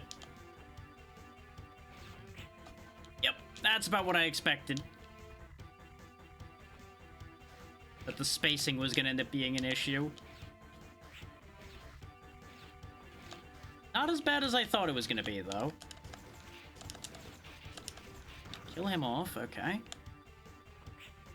Oh, you fucks. Thought of that.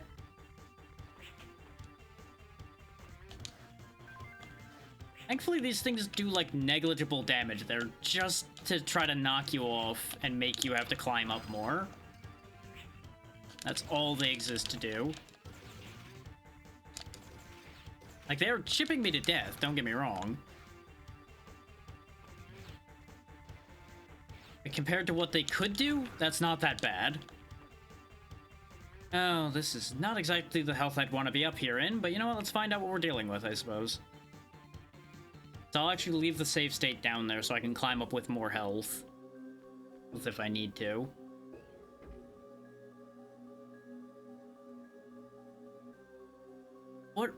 What is that sentence, Zero? What is that sentence supposed to mean? I mean, yes, he is arguably too big to be a slug. But... Huh. Okay, so we got a weird, like, X-blob. Doesn't care about ice.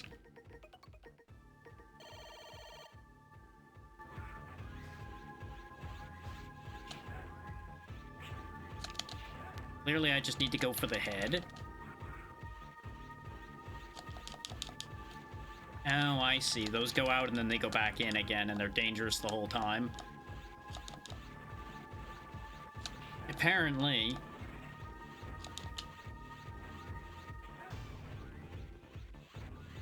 Resurrection sickness is a hell of a drug.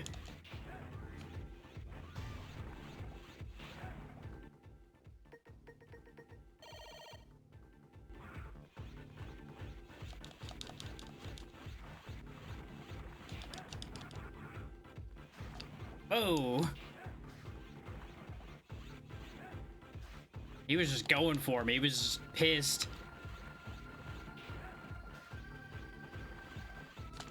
Okay, that wasn't that bad. We had to use up a bunch of sub-tank, but that really wasn't that bad. I could have done that better. Oh, and that's another mission complete. Okay. So we're gonna get another checkpoint after this, which is great because we picked up an... Why are you here?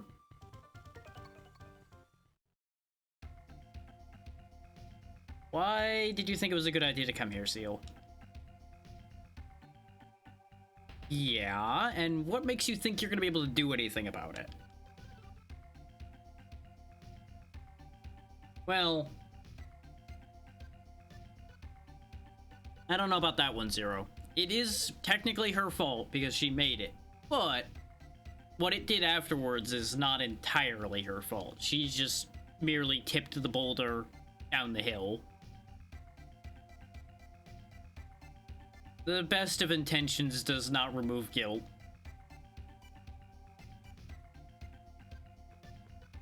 Can I save here? Yes, I can. Okay. Let's save in the other slot just in case, though. In case this ends up being a bad position. I don't know why I bothered, but you know what? It's fine. Yeah, Arcadia Core. And I assume there's a teleporter in there that I could use to assign elves, but I didn't use them yet.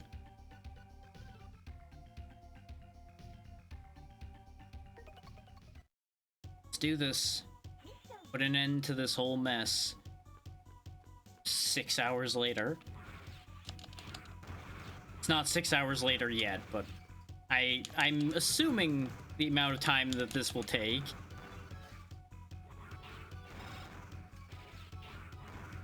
Let's quickly farm these clowns for health.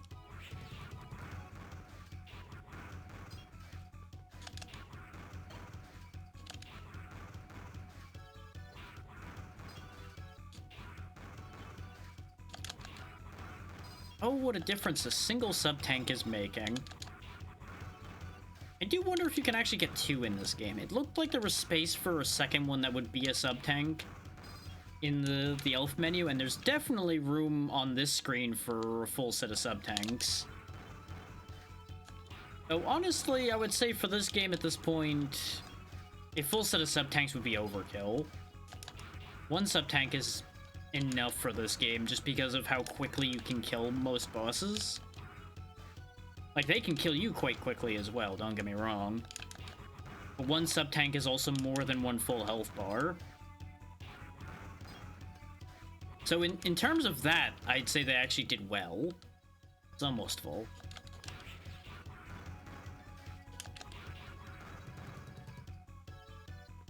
That's a fancy door. I should probably fill it before I go in there. I was expecting to have a bit further to go. But I'm assuming past that door, all hell's gonna break loose.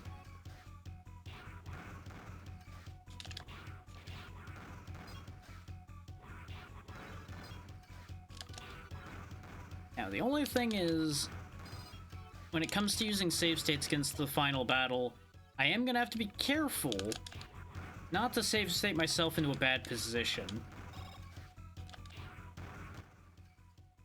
Quite full yet.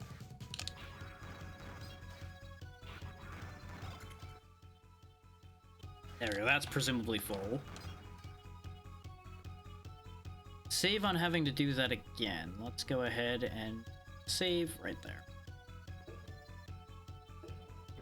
I'm assuming there's either going to be boss refights or... Yep, there's boss refights. Of course there are. You, huh?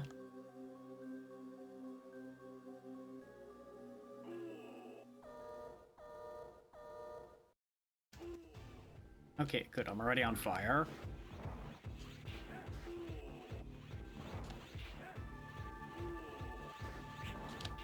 Stood in the wrong spot. And I got frozen.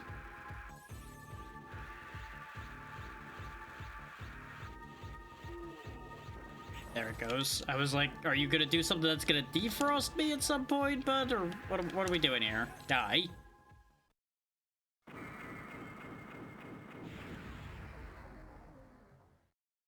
Okay, good. They do give you health, at least. I'm betting that's gonna be all the health they're gonna give me. So it's a good thing I've got the other things.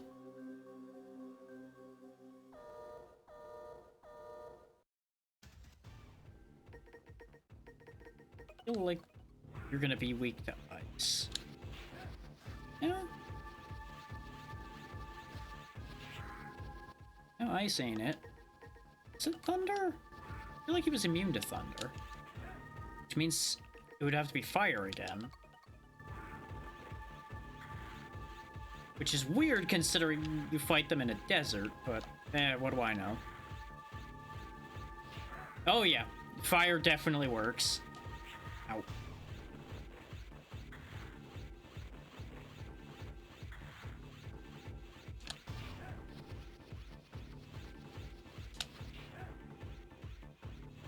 Though it doesn't seem to affect the pattern the same way it does on some of the other ones.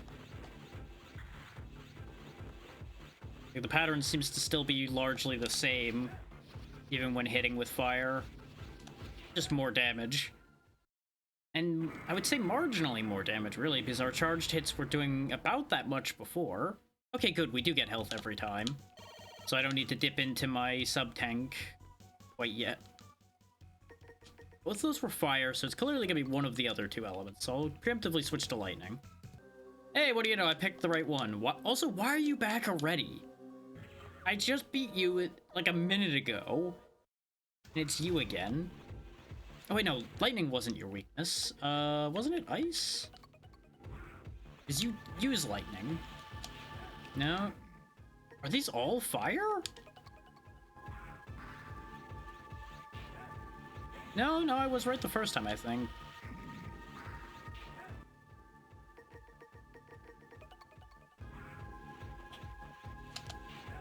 Yeah, no, I was right with ice the first time. I'd be doing so much better if it didn't drop my damn wall jump inputs. I'm gonna heal. Just because it'd be very embarrassing to die to him after how easily we whomped him the first time. There it goes. We should be able to heal back to full. We're just gonna be down a little bit of sub-tank.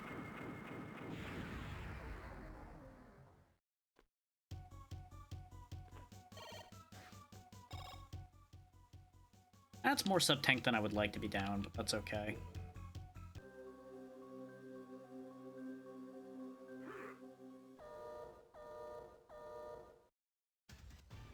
Established that you were electric, didn't we? Yep. Problem is, this guy is one that I am probably going to lose a chunk of health to just because of the damn mines. Being a bit of a crapshoot as to when they pop out of him.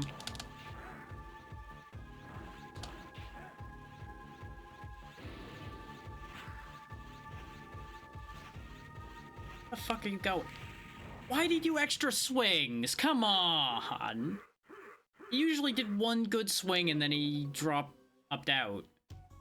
Okay, at least they put you back with the same fights you've completed, so there's that at least. Here we go again. Yeah, all that seems different about him is he just swings one more time when he's in fucking Wrecking Ball asshole mode.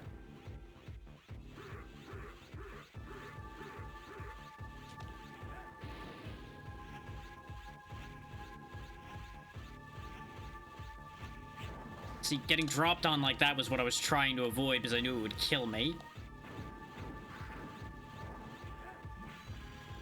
Swung short, come on.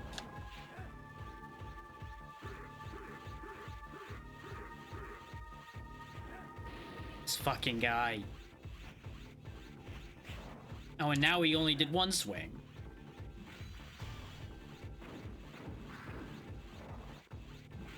Oh, you little shit.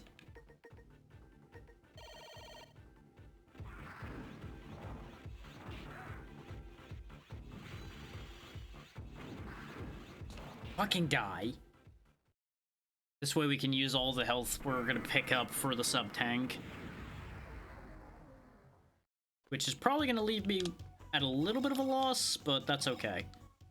No, it actually put us roughly back where we were. Okay. And we are... fuck's sake. Out of lives. That's what I thought. I was reaching for the start button and hit the middle button because, again, I'm a little drained at this point. Speaking of a little drained.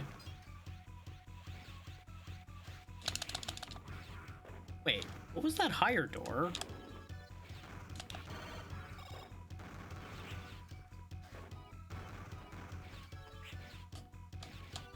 Oh my god.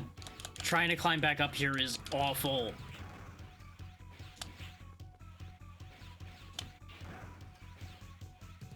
My curiosity is going to cost me a lot.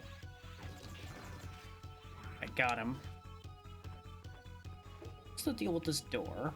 Is this a short... Oh! 8.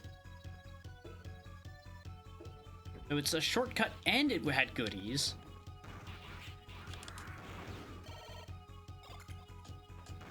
Okay, sub-tank is full. I do appreciate that they give you a specific sound effect for the sub-tank being full as well. Oh goody, 4 more refights. I was wondering about that. Yeah, it's you clowns. I kind of figured. We didn't find your weakness because we didn't have your weakness yet. Based on your minions, I'm going to assume it's fire. It'd help a lot if I actually landed the hit. No, it's not fire, so it must be ice. Oh, that's right, yeah, because the Beetleborg was your minion. Right. Oh, you're doing this shit. No. Yeah, I was fucked on that deal. I was torn between using the sub-tank or using the life we picked up. It seemed like a better idea to use the life we picked up in that situation. I'll just put a save state here for recovery. Now it won't be off timing for this fight, hopefully, so it'll go better.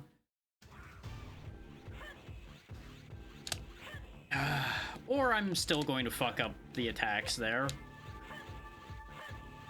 Because it's been so long since we fought Herpua. Oh, I'm just fucking this up. We did this fight hitless before. Now I'm just getting my shit pushed in.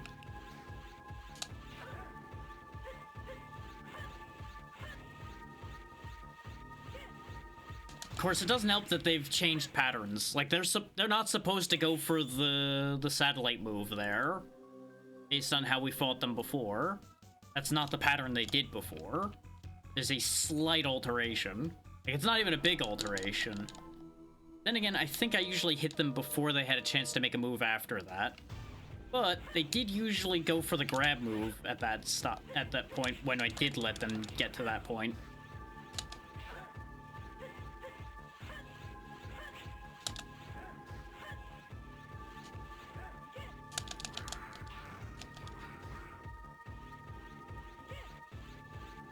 Okay, that is very annoying that you just start spamming your little satellites.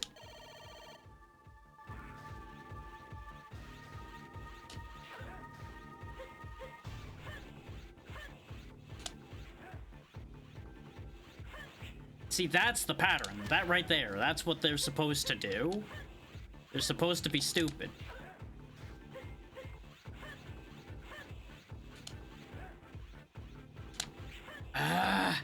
Every time I go for that clash there, it doesn't go well. But I keep insisting on doing it for some reason. Because I think it'll work. And why didn't you release the attack? Just die. I don't care.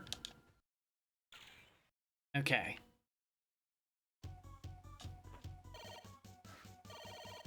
We'll get full health back. What's this one? This fucking asshole again.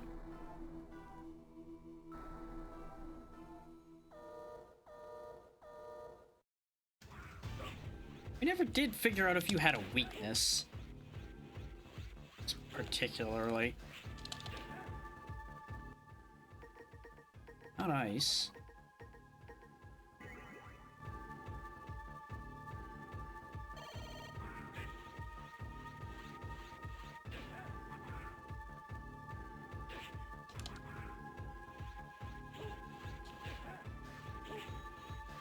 Use fire because it'll burn your damn manga.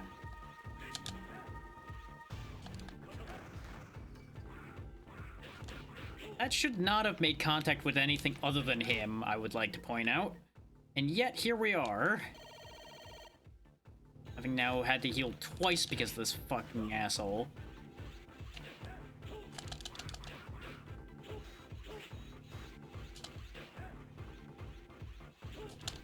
Die.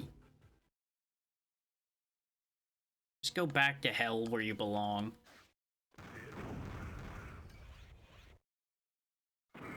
I'm assuming those would have done damage based on what he was saying. That's why I just got the hell away from him.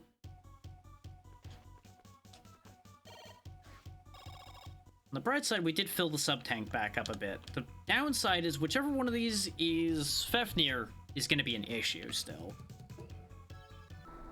Oh, and Fafnir's going to be the last one.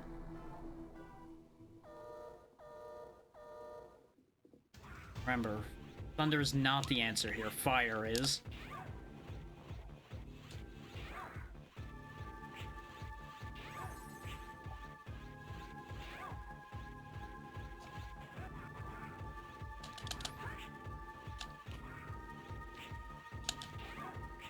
Stop fucking around, please, brain.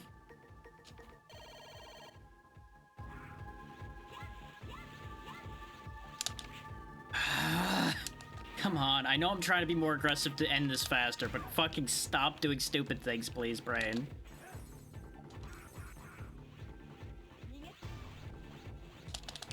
Gotcha. I wasn't sure that was gonna reach, but it was the only Hail Mary I had at that point.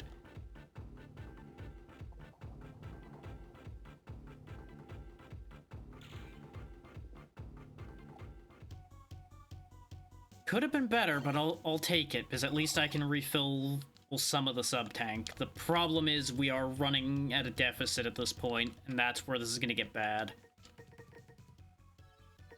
It was electricity.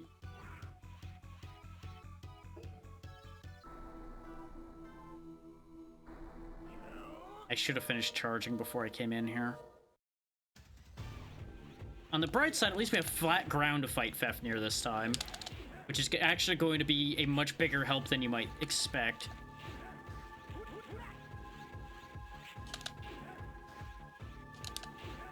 Because he can't get me with his damn power dunks as badly.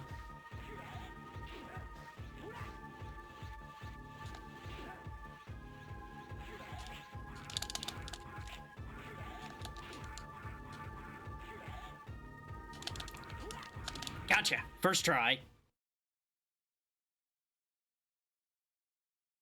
I got greedy there. That almost went really bad. Oh. Didn't gain anything for the sub-tank, but we didn't lose anything either. Okay. I'm torn right now, though. I think I'm gonna leave the save state where it was. And there's a reason for that. I can do those fights better. Because I don't think we're getting any more health. So I might have to do those fights better to be able to do... Oh no, we're getting more health here. Never mind. We're fine.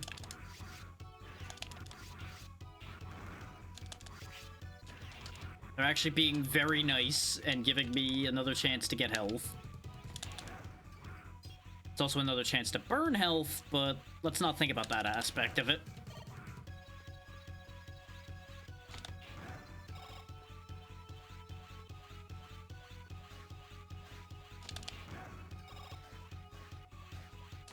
It is unfortunate that I had to burn one of the elves to get through the Guardian refight. The good news is that should be the end of the refights, because that's 8 fights.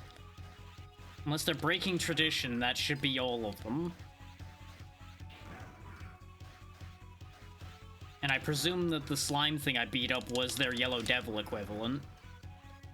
Based on how that was fighting, that would make sense.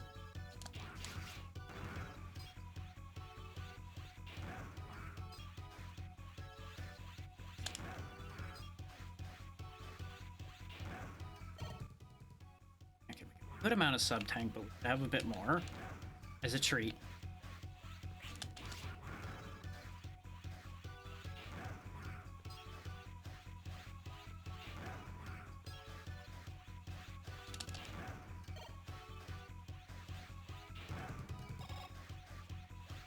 Be almost full now. Yeah, less than I thought, but those were all small ones. See what's up ahead, and then we'll determine from there.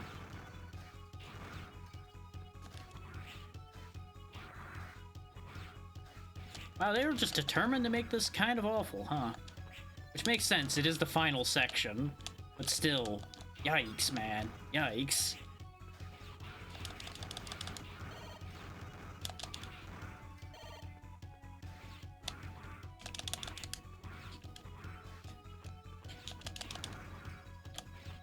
Okay, the next door is right there, so let's see about trying to filch a little more health. This fucking guy.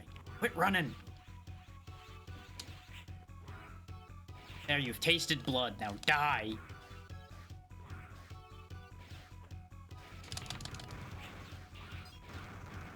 This is inefficient.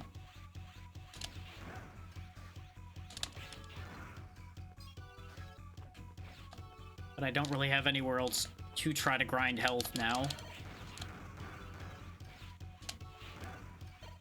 Okay, at least we have max health. Let's just take that for the moment and run with it. Well, since I can recharge here, I'm gonna put a fresh save down.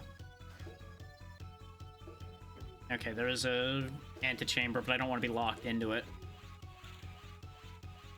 What do you want?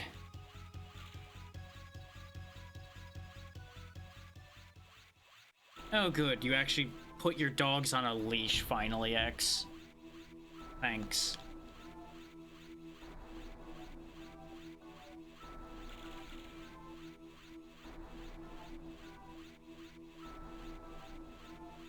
Well, we meet again, technically. Well, no, you don't look anything like the original. Then again, this Zero also doesn't really look like the original Zero either, still.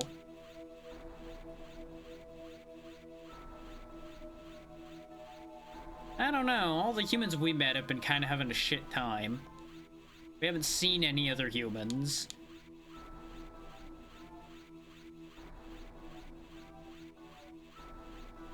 I mean, only you could do exactly this, I'll say that.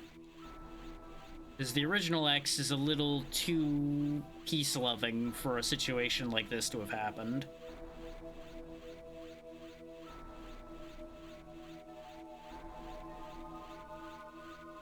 We're gonna defeat the Huns? Oh, you've got the fancy ultimate armor, so that's cool for you.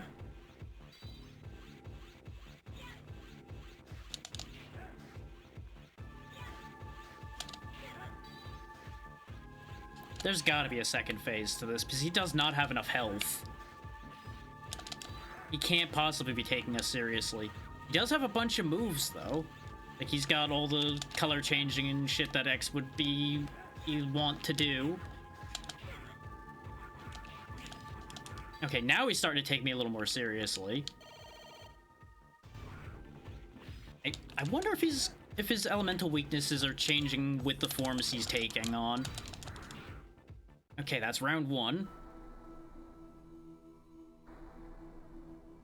I mean, the original X was relatively weak compared to Zero. In a lot of cases.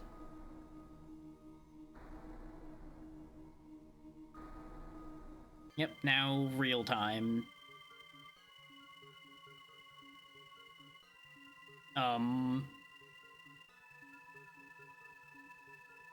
Okay, then.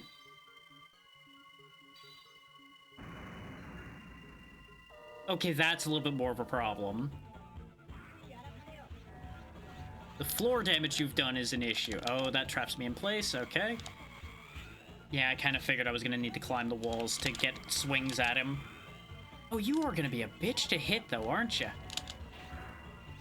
I didn't save state like I said I was going to. Either, because I did not anticipate this kicking off like that. So that's on me that I'm going to have to fight the first phase again.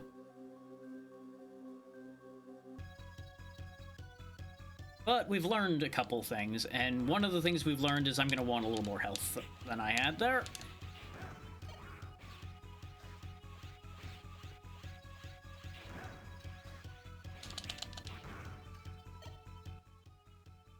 Just fucking nothing there. Because I keep getting pinged on my way up here. Better.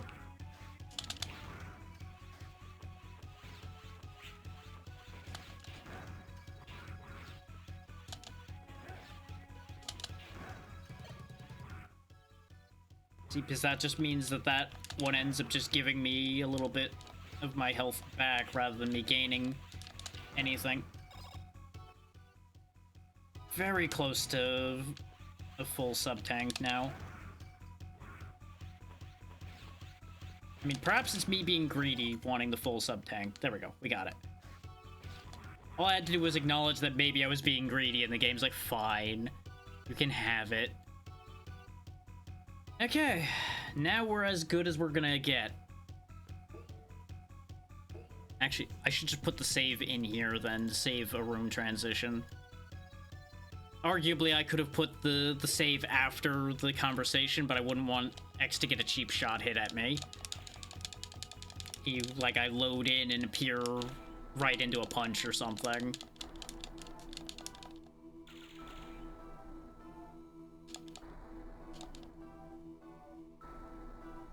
Of course, I don't have the advantage of a fully charged swing right off the top this time.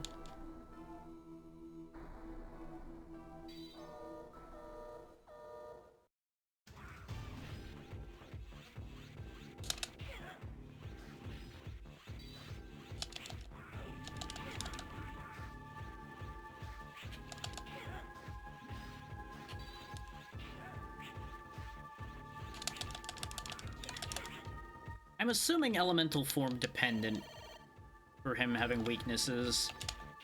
Because he doesn't respond the same way to charge hits, depending on which form he's in. Just caught that shot like it was a good idea. So here's what we're gonna do, is I'm gonna put a save state here, but in the second slot. So I can pick up from this phase, because we're actually in a decent position, but I didn't keep a full sub-tank, so I'm like, I'm gonna keep the reality where I still have a full sub-tank in the back pocket in case I need it. Because this doesn't seem like it's gonna be a particularly difficult fight, because he does still only have 2 health bars in this form. But there's a lot of possibility for just random bullshit to happen here.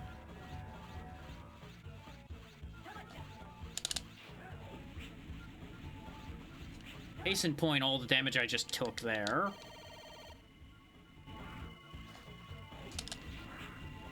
He's also not taking much damage from me at all. He might be just weak to raw Z-Saber. He's weaker to that. Problem is, I'm taking a lot of contact damage trying to get a hit at him as well.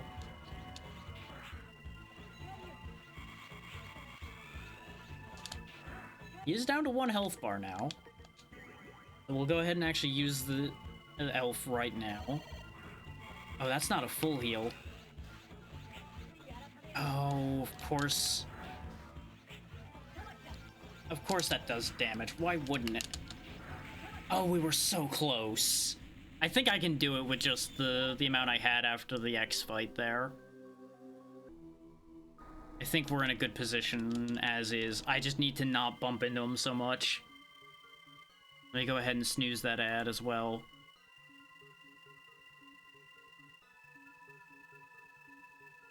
We got this, I think. I need to unequip lightning, like, immediately, though. Because it does seem like he is weaker to just raw Z-Saber. That's one thing that I was worried about. Him just dropping me into the death pit. Which is garbage that he could do that. But that's exactly what I anticipated when I saw that there was death pits on the sides and he had a grab move.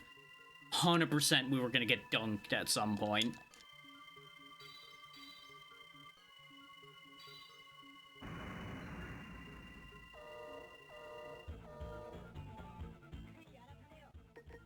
Yes, yes. Fuck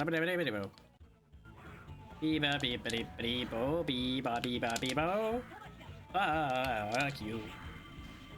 I'm getting way too greedy already. We just got our shit pushed in immediately there.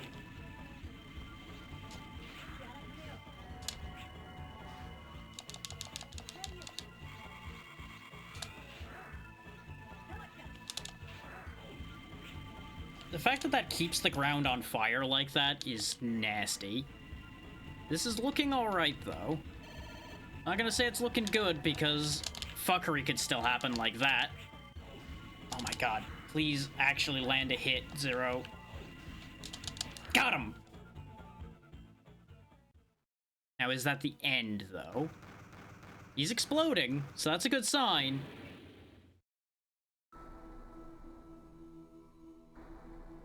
Why do you suck? Because you're a miserable bastard who was copied from somebody who really had a fair amount of bad ideas to begin with.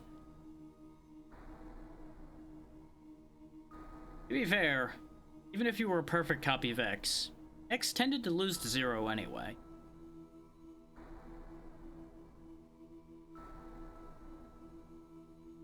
Well, X was pretty damn naive, just differently naive.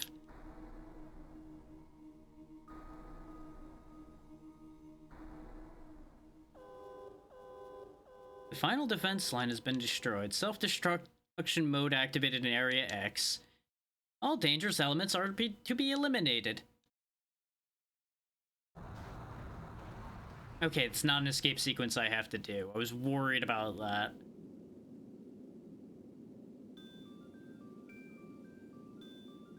Since you disappeared, I've been fighting this war alone, against an uncountable number of mavericks for nearly 100 years. Battle after battle. So painful and so sad. The hardest part was when I discovered that I no longer cared about fighting enemies.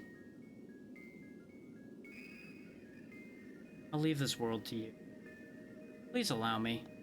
Rest in peace. For a while. This X also looks just kind of weird. With like the robe he's got and everything. I'm sorry, Zero.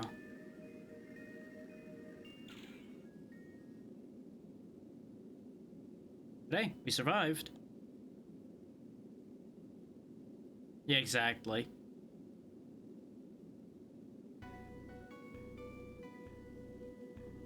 That's a lot of enemies.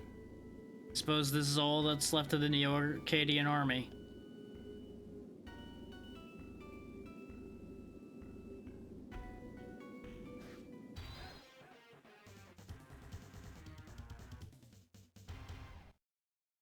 There's meat inside them robots.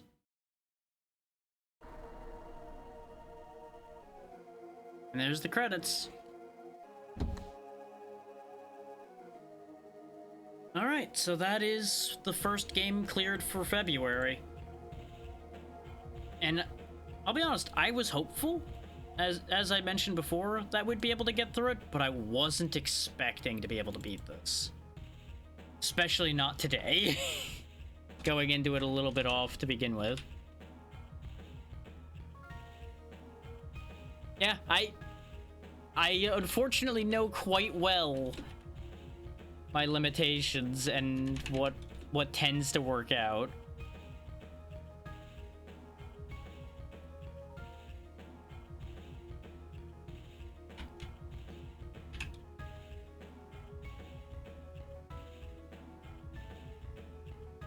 I'm very happy, though, to have finished this. Because that is definitely another on the long list of games that I couldn't finish when I had played it before. So, it's good to have that cleaned up. Now, I will say, I'm a little mad at Past Me, to a certain degree, because if Past Me had just nutted up and dealt with the factory section last time, this game would have been cleared already. But, you know, what are our past selves good at other than giving our future selves problems?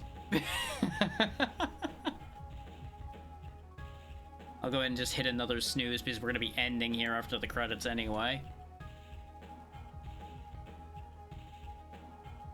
And as I said, this is a good game.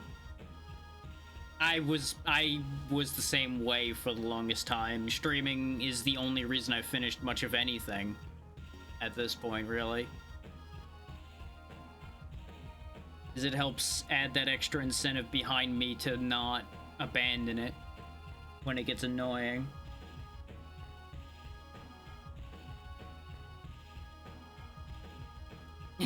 Welcome in, Zero. You're just in time for the credits. After a long and painful ride.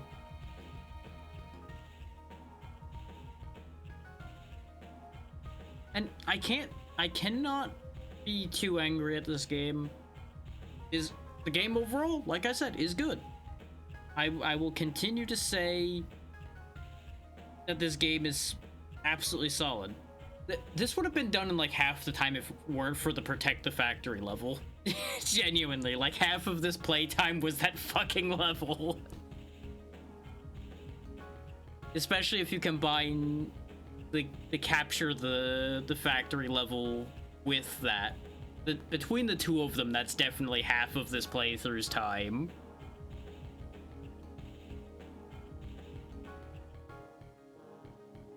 And we didn't even use that many save states. We only used one against Copy X. I didn't bother with the A ranks at all. We spent 90% of this playthrough at rank C. Because I checked and nothing indicated that 01 cared about rank at all. So I said, fuck it. I ain't gonna break my back over it. Because apparently the skills and such only really get added in 2 and 3. And I saw that in enough places that I'm like, okay, I don't care anymore. We'll make do. And we made do. And I bashed through this with basically 90% Saber. I didn't even use any of the other weapons that much, even though I should have in a fair few times. Every boss fight was pure Saber, aside from using the elements.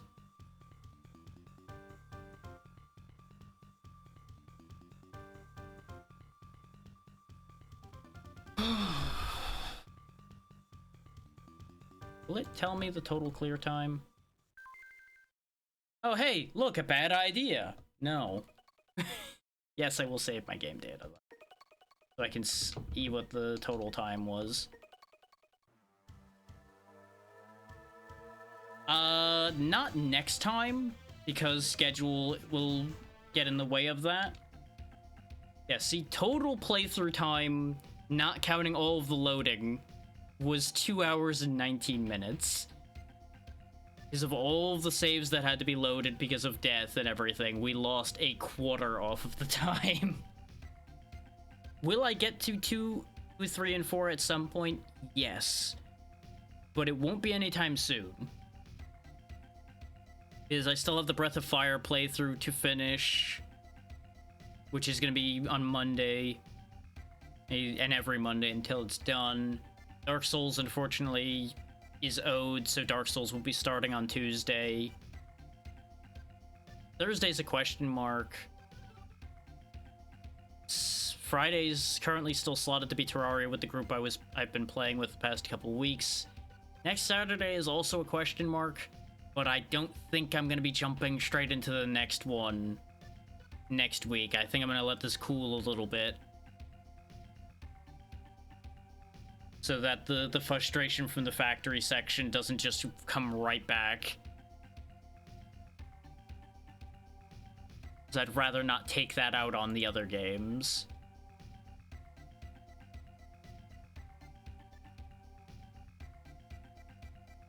Part of me wants to actually edit this playthrough for once, just so I could actually see just how much I would cut out if I cut out the factory. Like, aside from the winning runs at the factory each time, I'm pretty sure it would cut down to like a 3-hour playthrough. See, I got mixed answers on that. And god damn it, I tried to stop the ads, but it didn't land. I did hit the snooze button, but it fucking played the ad anyway. Fuck you, Twitch.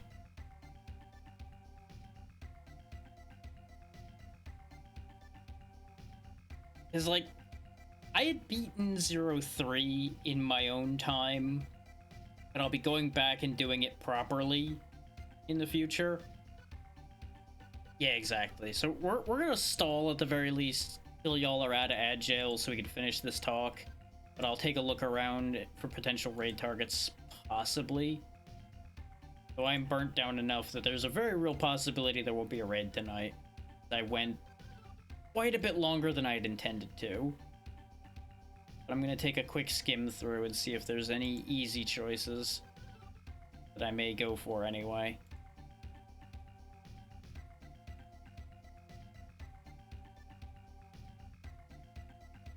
This was meant to be just a short stream, relatively chill, and then I got hard-headed, so I ended up shooting myself in the foot. Which worked out, because, you know, we beat a game today. But oh boy, the headache I already had before I started today was definitely starting to speak to me during the factory.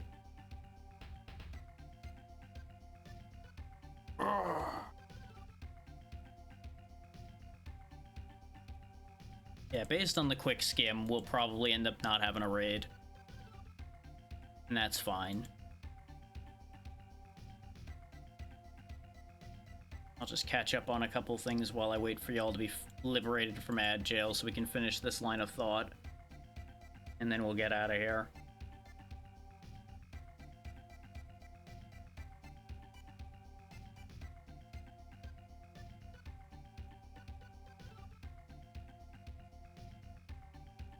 It is a blessing and a curse that I have a bunch of stuff I owe for the Donathon.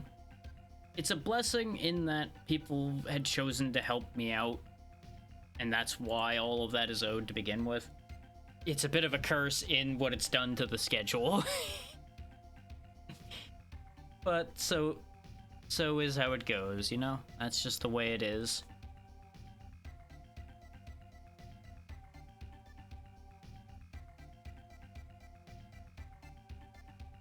Y'all should be back from Agile any second now.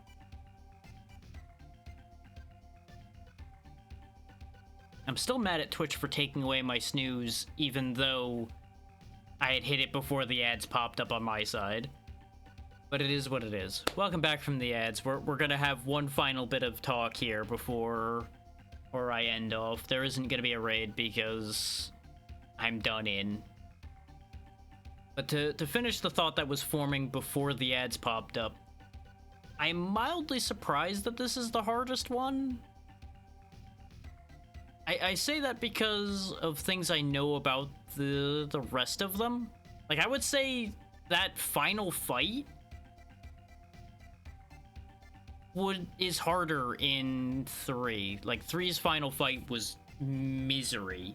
This was at least pretty doable. That makes sense.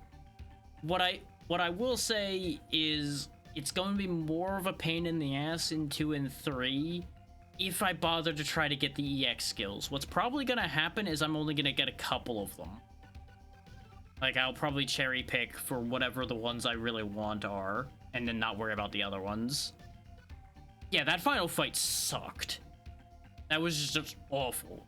And I went into this one expecting that level of nasty, which is why I was even guaranteeing save stating on that to begin with, because a 3-phase fight is just too much. That's asking too fucking much.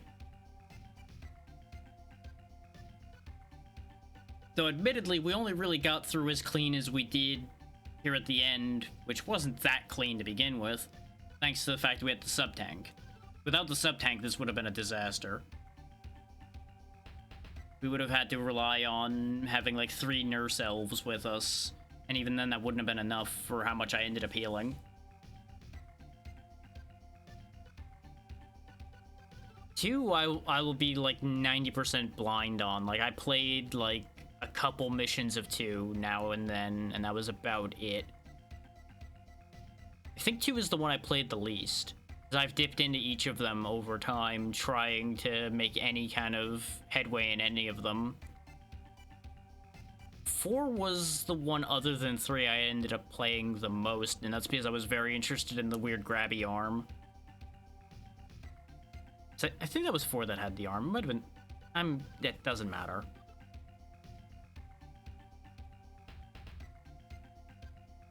Point being, it's gonna get real interesting with the other ones. I didn't even realize how much of this one I had played when I realized that I had actually played basically all of these missions aside from the end. Okay. Then yeah, that would be why I finished 3, as I was enjoying using the Z-Knuckle. It was a bit weird. I remember grabbing onto those hooks and such being one of the biggest problems I was having with the end of that game.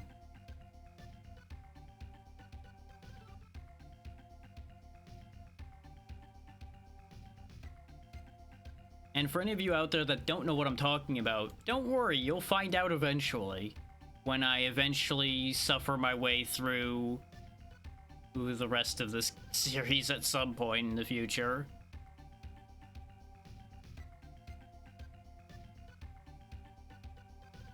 But for now, thank you all for taking the time to be here. Apologies for how the factory section got and how heated I got occasionally there. Hopefully you all still had a good time. Like I said, there won't be a raid tonight because I am fucking exhausted. But I will see y'all on Monday. Absolutely. The VOD will be easy to find. You just want to look in the link tree right there. The YouTube channel will be in there if you want to see it there, or you could just grab it from Twitch. Either one. The YouTube VOD will go up tomorrow. Good night, everybody.